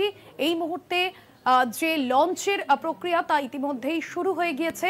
সবচেয়ে ভারী স্যাটেলাইট লঞ্চ, সবথেকে বড় স্যাটেলাইট লঞ্চ করতে চলেছে এই মুহূর্তে ইসরো।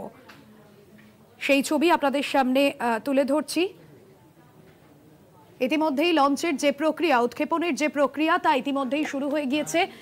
সরাসরি শ্রীহরিকোটা থেকে যে উৎক্ষেপণ, সেই উৎক্ষেপণের প্রক্রিয়া এই মুহূর্তে শুরু হয়ে গেছে। এই মুহূর্তে আপনাদের সামনে সরাসরি তুলে ধরছি।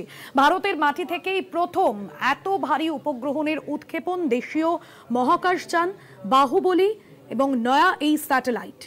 এই কৃত্রিম উপগ্রহটি যে সমস্ত কাজে ব্যবহার হবে তার মধ্যে সামরিক নজরদারি। এই মুহূর্তে যে ইসরোর তরফে যে এই উৎক্ষেপণ প্রক্রিয়া তা শুরু হয়ে গিয়েছে। শ্রীহরিকোটা থেকে সরাসরি সেই ছবি আপনাদের সামনে তুলে ধরছি। অন্ধ্রপ্রদেশের শ্রীহরিকোটা থেকে সফলভাবে উৎক্ষেপণ ভারতের মহাকাশ গবেষণা সংস্থা ইসরোর তৈরি কৃত্রিম উপগ্রহ CMS-O3।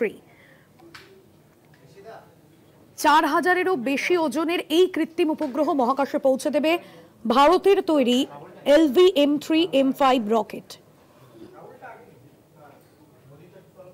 ইসরো এর আগেও 5500 কেজি ওজনের কৃত্রিম উপগ্রহ মহাকাশে পাঠিয়েছে।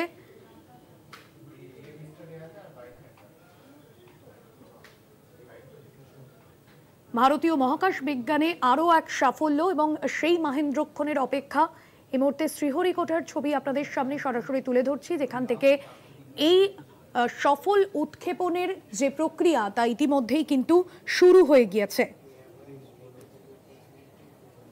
এই মুহূর্তে সরাসরি সেই ছবি আপনাদের সামনে তুলে ধরছি। এবার 4410 কেজি ওজনের কৃত্রিম উপগ্রহ মহাকাশে পাঠালো ইসরো এবং সেই মহেন্দ্রক্ষণের অপেক্ষা। ভারতের মাটি থেকে এর আগে এত ভারী কোনো কৃত্রিম উপগ্রহ মহাকাশে পাঠানো হয়নি এবং এই মুহূর্তে আপনাদের জানাবো যে সফলভাবে উৎক্ষেপণ হলো ভারতের মহাকাশ গবেষণা সংস্থা ইসরোর তৈরি কৃত্রিম উপগ্রহ CMS-O3, সবচেয়ে ভারী স্যাটেলাইট লঞ্চ ইসরোর।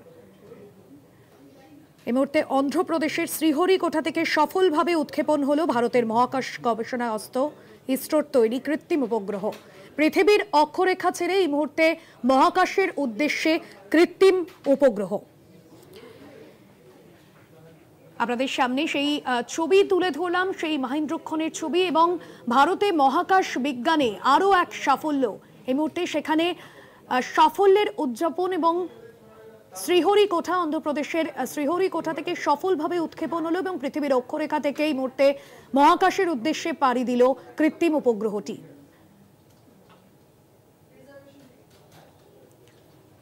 স্যাটেলাইটের নাম CMS-O3, যা বাহুবলী নামে পরিচিত এবং সবথেকে বেশি সামরিক দিকে নজরদারি করবে এই কৃত্রিম উপগ্রহটি।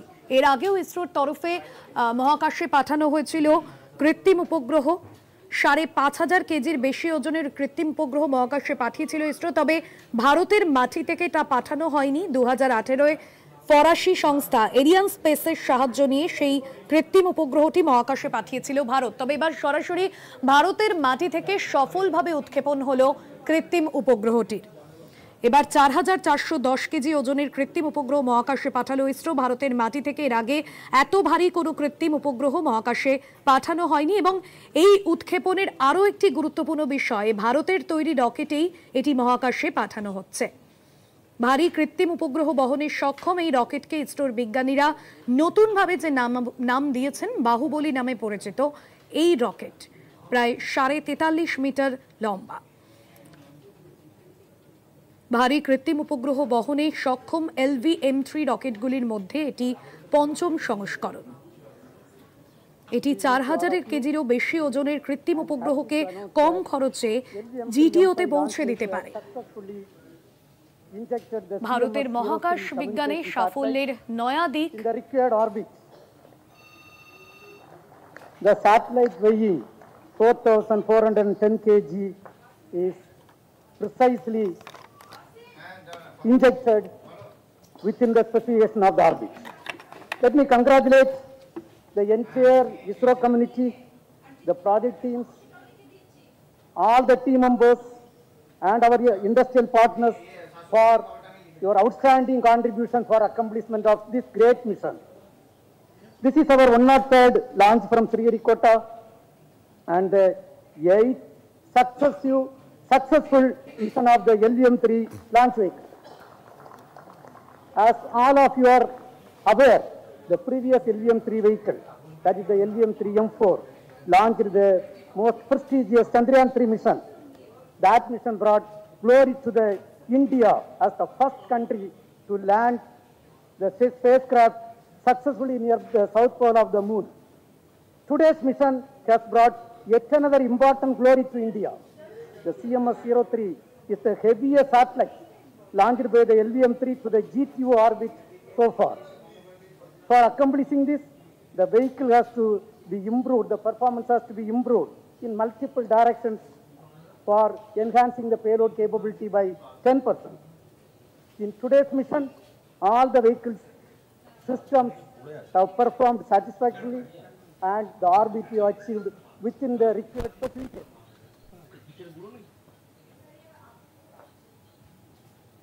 যে খবরে নজর রাখবো, সবচেয়ে ভারী স্যাটেলাইট লঞ্চ করলো ইসরো। 4000 কেজিরও বেশি ওজনের স্যাটেলাইটের নাম CMS-O3 এবং এই মুহূর্তে আপনাদের সামনে সেই ছবি সরাসরি তুলে ধরছি। এই মুহূর্তে যে লঞ্চের প্রক্রিয়া তা ইতিমধ্যেই শুরু হয়ে গিয়েছে। সবচেয়ে ভারী স্যাটেলাইট লঞ্চ, সব থেকে বড় স্যাটেলাইট লঞ্চ করতে চলেছে এই মুহূর্তে ইসরো। সেই ছবি আপনাদের সামনে তুলে ধরছি। ইতিমধ্যেই লঞ্চের যে প্রক্রিয়া, উৎক্ষেপণের যে প্রক্রিয়া তা ইতিমধ্যেই শুরু হয়ে গিয়েছে। সরাসরি শ্রীহরিকোটা থেকে যে উৎক্ষেপণ, সেই উৎক্ষেপণের প্রক্রিয়া এই মুহূর্তে শুরু হয়ে গেছে। এই মুহূর্তে আপনাদের সামনে সরাসরি তুলে ধরছি। ভারতের মাটি থেকেই প্রথম এত ভারী উপগ্রহণের উৎক্ষেপণ দেশীয় মহাকাশযান বাহুবলী এবং নয়া এই স্যাটেলাইট। এই কৃত্রিম উপগ্রহটি যে সমস্ত কাজে ব্যবহার হবে তার মধ্যে সামরিক নজরদারি। এই মুহূর্তে যে ইসরোর তরফে যে এই উৎক্ষেপণ প্রক্রিয়া তা শুরু হয়ে গিয়েছে। শ্রীহরিকোটা থেকে সরাসরি সেই ছবি আপনাদের সামনে তুলে ধরছি। অন্ধ্রপ্রদেশের শ্রীহরিকোটা থেকে সফলভাবে উৎক্ষেপণ ভারতের মহাকাশ গবেষণা সংস্থা ইসরোর তৈরি কৃত্রিম উপগ্রহ CMS-O3।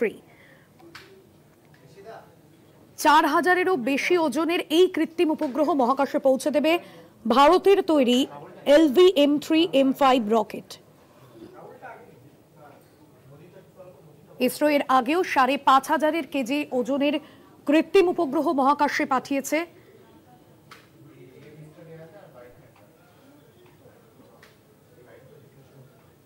ভারতীয় মহাকাশ বিজ্ঞানে আরও এক সাফল্য এবং সেই মাহেন্দ্রক্ষণের অপেক্ষা। এই মুহূর্তে শ্রীহরিকোটার ছবি আপনাদের সামনে সরাসরি তুলে ধরছি, যেখান থেকে এই সফল উৎক্ষেপণের যে প্রক্রিয়া তা ইতিমধ্যেই কিন্তু শুরু হয়ে গিয়েছে। এই মুহূর্তে সরাসরি সেই ছবি আপনাদের সামনে তুলে ধরছি। এবার 4410 কেজি ওজনের কৃত্রিম উপগ্রহ মহাকাশে পাঠালো ইসরো এবং সেই মাহেন্দ্রক্ষণের অপেক্ষা। ভারতের মাটি থেকে এর আগে এত ভারী কোনো কৃত্রিম উপগ্রহ মহাকাশে পাঠানো হয়নি এবং এই মুহূর্তে আপনাদের জানাবো যে সফলভাবে উৎক্ষেপণ হলো ভারতের মহাকাশ গবেষণা সংস্থা ইসরোর তৈরি কৃত্রিম উপগ্রহ CMS-O3, সবচেয়ে ভারী স্যাটেলাইট লঞ্চ ইসরোর। এই মুহূর্তে অন্ধ্রপ্রদেশের শ্রীহরিকোটা থেকে সফলভাবে উৎক্ষেপণ হলো ভারতের মহাকাশ গবেষণা সংস্থা ইসরোর তৈরি কৃত্রিম উপগ্রহ। পৃথিবীর অক্ষরেখা ছেড়ে এই মুহূর্তে মহাকাশের উদ্দেশ্যে কৃত্রিম উপগ্রহ।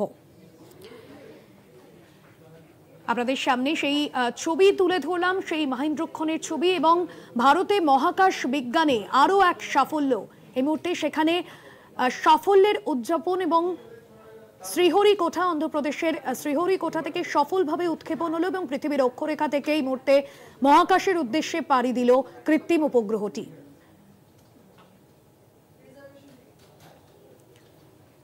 স্যাটেলাইটের নাম CMS-O3, যা বাহুবলী নামে পরিচিত এবং সবথেকে বেশি সামরিক দিকে নজরদারি করবে এই কৃত্রিম উপগ্রহটি।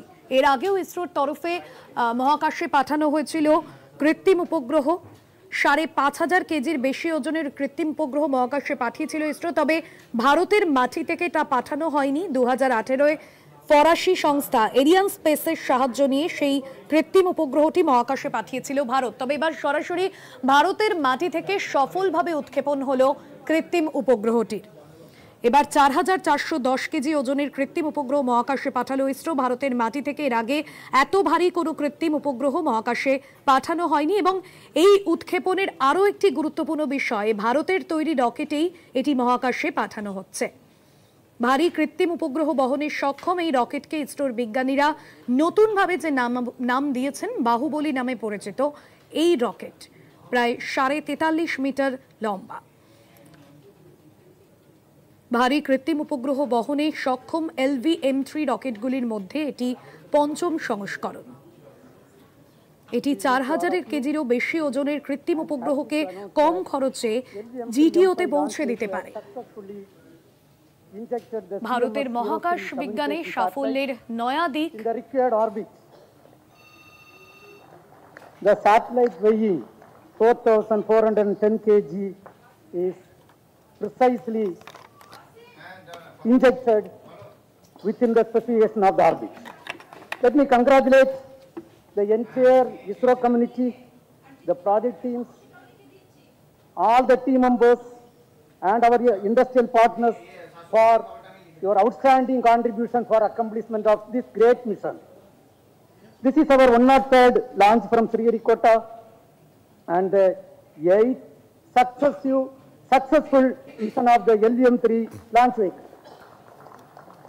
As all of you are aware, the previous LM-3 vehicle, that is the LM-3M4, launched the most prestigious Chandrayaan-3 mission.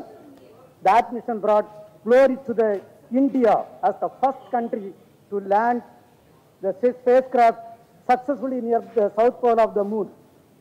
Today's mission has brought yet another important glory to India. The CMS-O3 is the heaviest satellite launched by the LM-3 to the GTO orbit so far. For accomplishing this, the vehicle has to be improved, the performance has to be improved in multiple directions for enhancing the payload capability by 10%. In today's mission, all the vehicles systems have performed satisfactorily and the orbit is achieved within the required specification.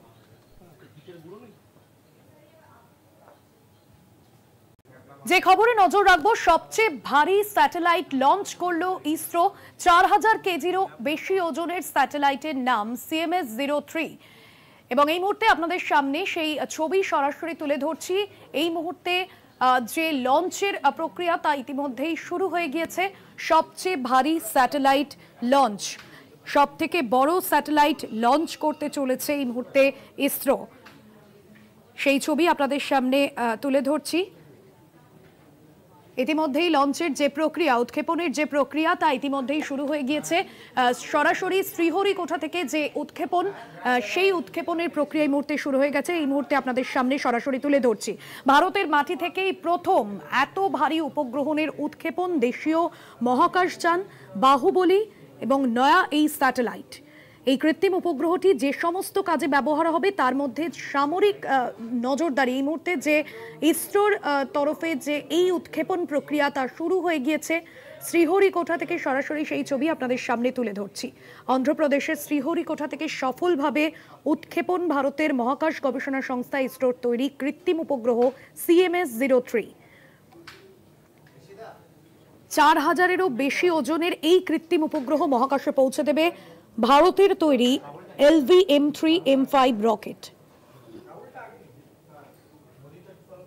ISRO এর আগেও 5500 KG ওজনের কৃত্রিম উপগ্রহ মহাকাশে পাঠিয়েছে।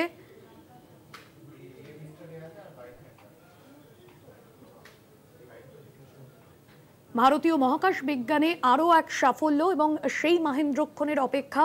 এই মুহূর্তে শ্রীহরিকোটার ছবি আপনাদের সামনে সরাসরি তুলে ধরছি, যেখান থেকে এই সফল উৎক্ষেপণের যে প্রক্রিয়া তা ইতিমধ্যেই কিন্তু শুরু হয়ে গিয়েছে।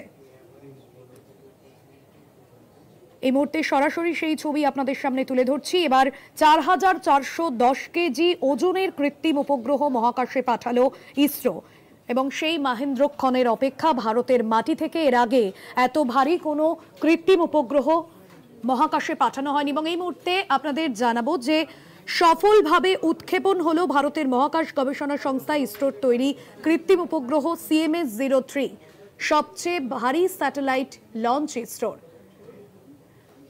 এই মুহূর্তে অন্ধ্রপ্রদেশের শ্রীহরিকোটা থেকে সফলভাবে উৎক্ষেপণ হলো ভারতের মহাকাশ গবেষণা সংস্থা ইসরোর তৈরি কৃত্রিম উপগ্রহ।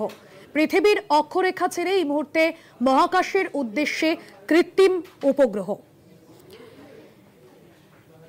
আপনাদের সামনে সেই ছবি তুলে ধরলাম, সেই মহেন্দ্রক্ষণের ছবি এবং ভারতে মহাকাশ বিজ্ঞানে আরও এক সাফল্য। এই মুহূর্তে সেখানে সাফল্যের উদযাপন এবং শ্রীহরিকোটা, অন্ধ্রপ্রদেশের শ্রীহরিকোটা থেকে সফলভাবে উৎক্ষেপণ হলো এবং পৃথিবীর অক্ষরেখা থেকে এই মুহূর্তে মহাকাশের উদ্দেশ্যে পাড়ি দিল কৃত্রিম উপগ্রহটি।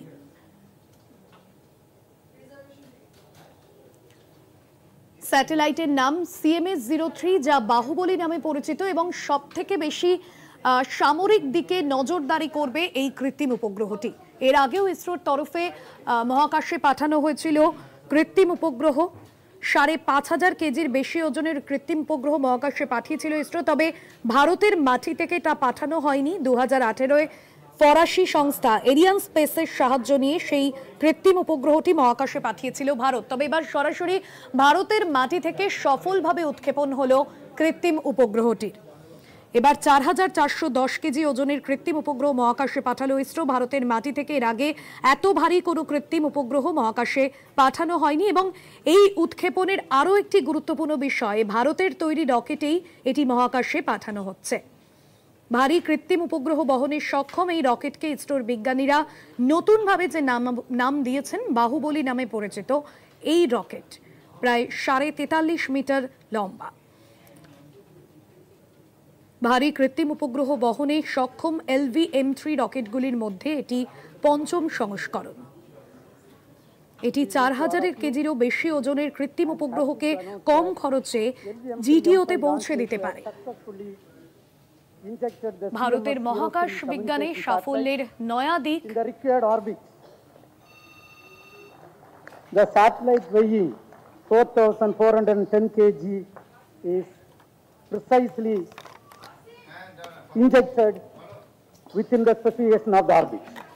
Let me congratulate the entire ISRO community, the project teams, all the team members and our industrial partners for your outstanding contribution for accomplishment of this great mission. This is our 103rd launch from Sriharikota and the 8th successful mission of the LV-M3 launch vehicle. As all of you are aware, the previous LV-M3 vehicle, that is the LV-M3-M4, launched the most prestigious Chandrayaan-3 mission. That mission brought glory to the India as the first country to land the spacecraft successfully near the south pole of the moon. Today's mission has brought yet another important glory to India. The CMS-O3 is the heaviest satellite launched by the LV-M3 to the GTO orbit so far. For accomplishing this, the vehicle has to be improved, the performance has to be improved in multiple directions for enhancing the payload capability by 10%.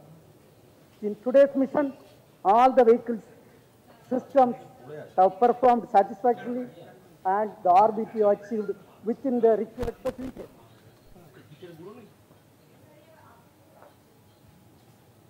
যে খবরে নজর রাখবো, সবচেয়ে ভারী satellite launch করলো ইসরো। 4000 কেজিরও বেশি ওজনের স্যাটেলাইটের নাম CMS-O3 এবং এই মুহূর্তে আপনাদের সামনে সেই ছবি সরাসরি তুলে ধরছি। এই মুহূর্তে যে লঞ্চের প্রক্রিয়া তা ইতিমধ্যেই শুরু হয়ে গিয়েছে। সবচেয়ে ভারী স্যাটেলাইট লঞ্চ, সবথেকে বড় স্যাটেলাইট লঞ্চ করতে চলেছে এই মুহূর্তে ইসরো। সেই ছবি আপনাদের সামনে তুলে ধরছি। ইতিমধ্যেই লঞ্চের যে প্রক্রিয়া, উৎক্ষেপণের যে প্রক্রিয়া তা ইতিমধ্যেই শুরু হয়ে গিয়েছে। সরাসরি শ্রীহরিকোটা থেকে যে উৎক্ষেপণ, সেই উৎক্ষেপণের প্রক্রিয়া এই মুহূর্তে শুরু হয়ে গেছে। এই মুহূর্তে আপনাদের সামনে সরাসরি তুলে ধরছি। ভারতের মাটি থেকেই প্রথম এত ভারী উপগ্রহণের উৎক্ষেপণ, দেশীয় মহাকাশযান বাহুবলী এবং নয়া এই স্যাটেলাইট। এই কৃত্রিম উপগ্রহটি যে সমস্ত কাজে ব্যবহার হবে তার মধ্যে সামরিক নজরদারি। এই মুহূর্তে যে ইসরোর তরফে যে এই উৎক্ষেপণ প্রক্রিয়া তা শুরু হয়ে গিয়েছে শ্রীহরিকোটা থেকে। সরাসরি সেই ছবি আপনাদের সামনে তুলে ধরছি। অন্ধ্রপ্রদেশের শ্রীহরিকোটা থেকে সফলভাবে উৎক্ষেপণ ভারতের মহাকাশ গবেষণা সংস্থা ইসরোর তৈরি কৃত্রিম উপগ্রহ CMS-O3। 4000-এরও বেশি ওজনের এই কৃত্রিম উপগ্রহ মহাকাশে পৌঁছে দেবে ভারতের তৈরি LV-M3-M5 রকেট।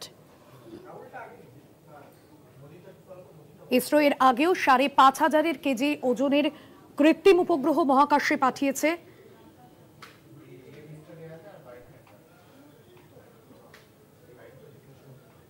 ভারতীয় মহাকাশ বিজ্ঞানে আরও এক সাফল্য এবং সেই মহেন্দ্রক্ষণের অপেক্ষা।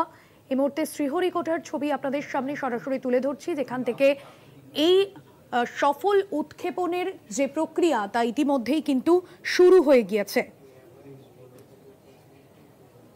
এই মুহূর্তে সরাসরি সেই ছবি আপনাদের সামনে তুলে ধরছি। এবার 4410 কেজি ওজনের কৃত্রিম উপগ্রহ মহাকাশে পাঠালো ইসরো এবং সেই মহেন্দ্রক্ষণের অপেক্ষা। ভারতের মাটি থেকে এর আগে এত ভারী কোনো কৃত্রিম উপগ্রহ মহাকাশে পাঠানো হয়নি এবং এই মুহূর্তে আপনাদের জানাবো যে সফলভাবে উৎক্ষেপণ হলো ভারতের মহাকাশ গবেষণা সংস্থা ইসরোর তৈরি কৃত্রিম উপগ্রহ CMS-O3, সবচেয়ে ভারী স্যাটেলাইট লঞ্চ ইসরোর।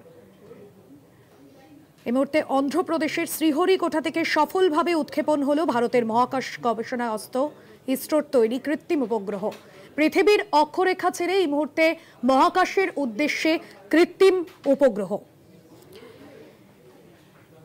আপনাদের সামনে সেই ছবি তুলে ধরলাম, সেই মহেন্দ্রক্ষণের ছবি এবং ভারতে মহাকাশ বিজ্ঞানে আরও এক সাফল্য। এই মুহূর্তে সেখানে সাফল্যের উদযাপন এবং শ্রীহরিকোটা, অন্ধ্রপ্রদেশের শ্রীহরিকোটা থেকে সফলভাবে উৎক্ষেপণ হলো এবং পৃথিবীর অক্ষরেখা থেকে এই মুহূর্তে মহাকাশের উদ্দেশ্যে পাড়ি দিল কৃত্রিম উপগ্রহটি।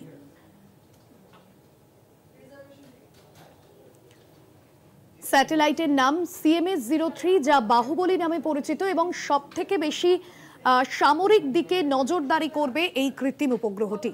এর আগেও ইসরোর তরফে মহাকাশে পাঠানো হয়েছিল কৃত্রিম উপগ্রহ।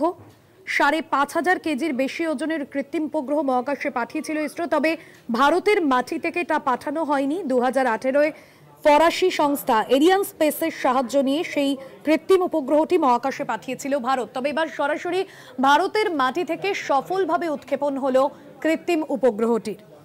এবার 4410 কেজি ওজনের কৃত্রিম উপগ্রহ মহাকাশে পাঠালো ইসরো। ভারতের মাটি থেকে এর আগে এত ভারী কোনো কৃত্রিম উপগ্রহ মহাকাশে পাঠানো হয়নি এবং এই উৎক্ষেপণের আরও একটি গুরুত্বপূর্ণ বিষয়, ভারতের তৈরি রকেটেই এটি মহাকাশে পাঠানো হচ্ছে।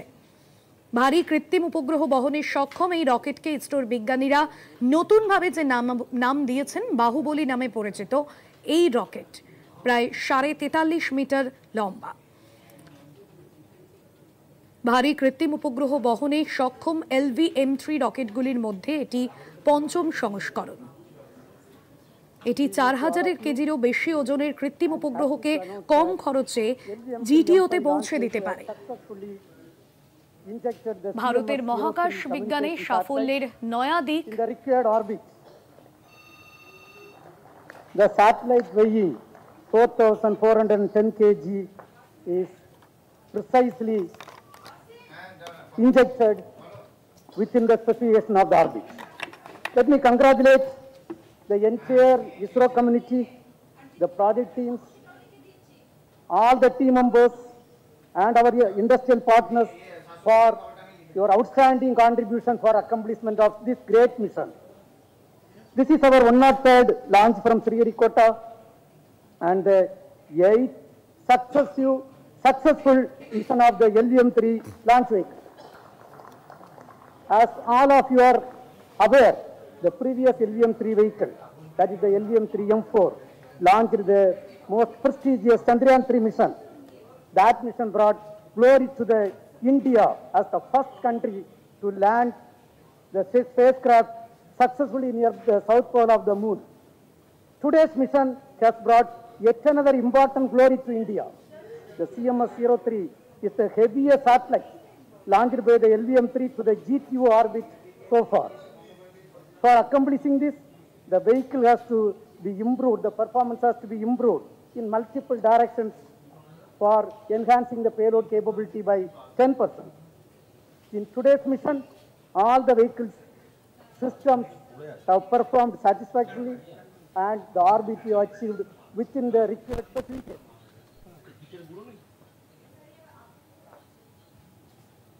যে খবরে নজর রাখবো, সবচেয়ে ভারী স্যাটেলাইট লঞ্চ করলো ইসরো।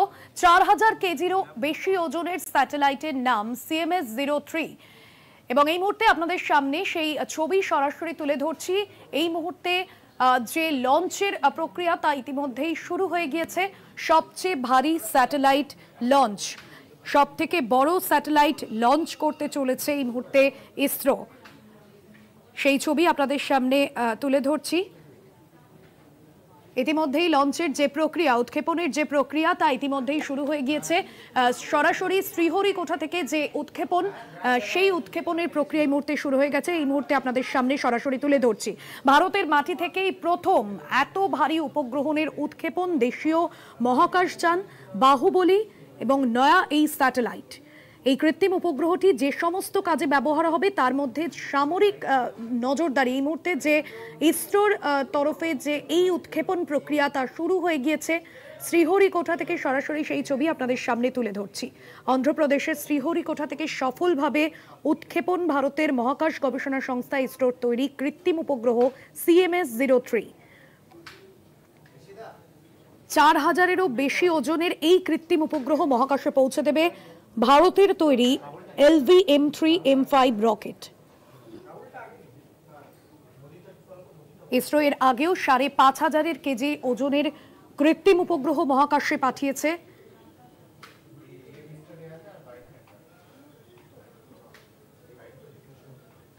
ভারতীয় মহাকাশ বিজ্ঞানে আরও এক সাফল্য এবং সেই মাহেন্দ্রক্ষণের অপেক্ষা। এই মুহূর্তে শ্রীহরিকোটার ছবি আপনাদের সামনে সরাসরি তুলে ধরছি, যেখান থেকে এই সফল উৎক্ষেপণের যে প্রক্রিয়া তা ইতিমধ্যেই কিন্তু শুরু হয়ে গিয়েছে।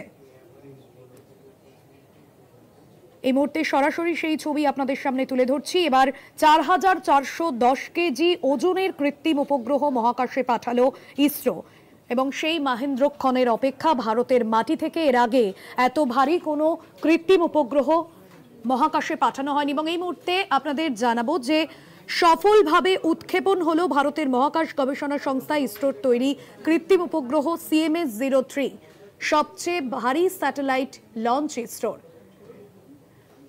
এই মুহূর্তে অন্ধ্রপ্রদেশের শ্রীহরিকোটা থেকে সফলভাবে উৎক্ষেপণ হলো ভারতের মহাকাশ গবেষণা সংস্থা ইসরোর তৈরি কৃত্রিম উপগ্রহ। পৃথিবীর অক্ষরেখা ছেড়ে এই মুহূর্তে মহাকাশের উদ্দেশ্যে কৃত্রিম উপগ্রহ। আপনাদের সামনে সেই ছবি তুলে ধরলাম, সেই মাহেন্দ্রক্ষণের ছবি এবং ভারতে মহাকাশ বিজ্ঞানে আরও এক সাফল্য। এই মুহূর্তে সেখানে সাফল্যের উদযাপন এবং শ্রীহরিকোটা, অন্ধ্রপ্রদেশের শ্রীহরিকোটা থেকে সফলভাবে উৎক্ষেপণ হলো এবং পৃথিবীর অক্ষরেখা থেকে এই মুহূর্তে মহাকাশের উদ্দেশ্যে পাড়ি দিল কৃত্রিম উপগ্রহটি।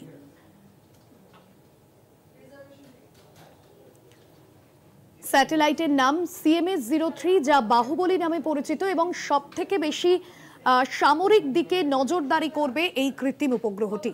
এর আগেও ইসরোর তরফে মহাকাশে পাঠানো হয়েছিল কৃত্রিম উপগ্রহ 5,500 কেজির বেশি ওজনের কৃত্রিম উপগ্রহ মহাকাশে পাঠিয়েছিল ইসরো, তবে ভারতের মাটি থেকে তা পাঠানো হয়নি। 2018-এ ফরাসি সংস্থা এরিয়ান স্পেসের সাহায্য নিয়ে সেই কৃত্রিম উপগ্রহটি মহাকাশে পাঠিয়েছিল ভারত। তবে এবার সরাসরি ভারতের মাটি থেকে সফলভাবে উৎক্ষেপণ হলো কৃত্রিম উপগ্রহটির। এবার 4,410 কেজি ওজনের কৃত্রিম উপগ্রহ মহাকাশে পাঠালো ইসরো। ভারতের মাটি থেকে এর আগে এত ভারী কোনো কৃত্রিম উপগ্রহ মহাকাশে পাঠানো হয়নি। এবং এই উৎক্ষেপণের আরও একটি গুরুত্বপূর্ণ বিষয়, ভারতের তৈরি রকেটেই এটি মহাকাশে পাঠানো হচ্ছে। ভারী কৃত্রিম উপগ্রহ বহনে সক্ষম এই রকেটকে ইসরোর বিজ্ঞানীরা নতুনভাবে যে নাম দিয়েছেন বাহুবলী নামে পরিচিত। এই রকেট প্রায় 43.5 মিটার লম্বা। ভারী কৃত্রিম উপগ্রহ বহনে সক্ষম LV-M3 রকেটগুলির মধ্যে এটি পঞ্চম সংস্করণ। এটি 4,000 কেজিরও বেশি ওজনের কৃত্রিম উপগ্রহকে কম খরচে জিটিওতে পৌঁছে দিতে পারে। ভারতের মহাকাশ বিজ্ঞানে সাফল্যের নয়া দিক। The satellite weighing 4,410 kg is precisely injected within the specification of the orbit. Let me congratulate the entire ISRO community, the project teams, all the team members and our industrial partners for your outstanding contribution for accomplishment of this great mission. This is our 103rd launch from Sriharikota and the 8th successful mission of the LV-M3 launch vehicle. As all of you are aware, the previous LV-M3 vehicle, that is the LV-M3M4, launched the most prestigious Chandrayaan-3 mission. That mission brought glory to the India as the first country to land the spacecraft successfully near the south pole of the moon. Today's mission has brought yet another important glory to India. The CMS-O3 is the heaviest satellite launched by the LV-M3 to the GTO orbit so far. For accomplishing this, the vehicle has to be improved, the performance has to be improved in multiple directions for enhancing the payload capability by 10%. In today's mission, all the vehicles systems have performed satisfactorily and the orbit is achieved within the required facility.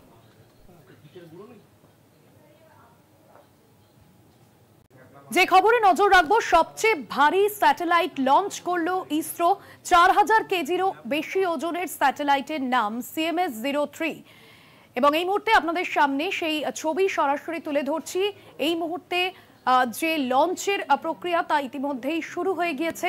সবচেয়ে ভারী satellite launch, সব থেকে বড় satellite launch করতে চলেছে এই মুহূর্তে ইসরো। সেই ছবি আপনাদের সামনে তুলে ধরছি। ইতিমধ্যেই লঞ্চের যে প্রক্রিয়া, উৎক্ষেপণের যে প্রক্রিয়া তা ইতিমধ্যেই শুরু হয়ে গিয়েছে।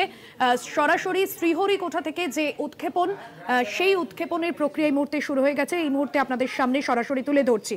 ভারতের মাটি থেকেই প্রথম এত ভারী উপগ্রহণের উৎক্ষেপণ। দেশীয় মহাকাশযান বাহুবলী এবং নয়া এই স্যাটেলাইট।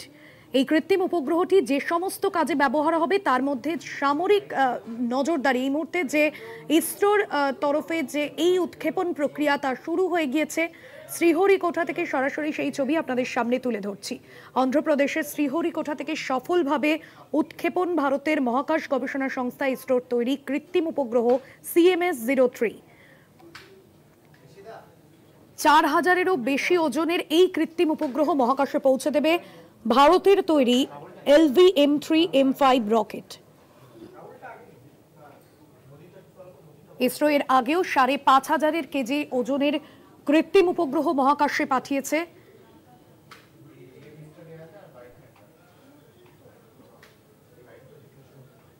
ভারতীয় মহাকাশ বিজ্ঞানে আরও এক সাফল্য এবং সেই মাহেন্দ্রক্ষণের অপেক্ষা।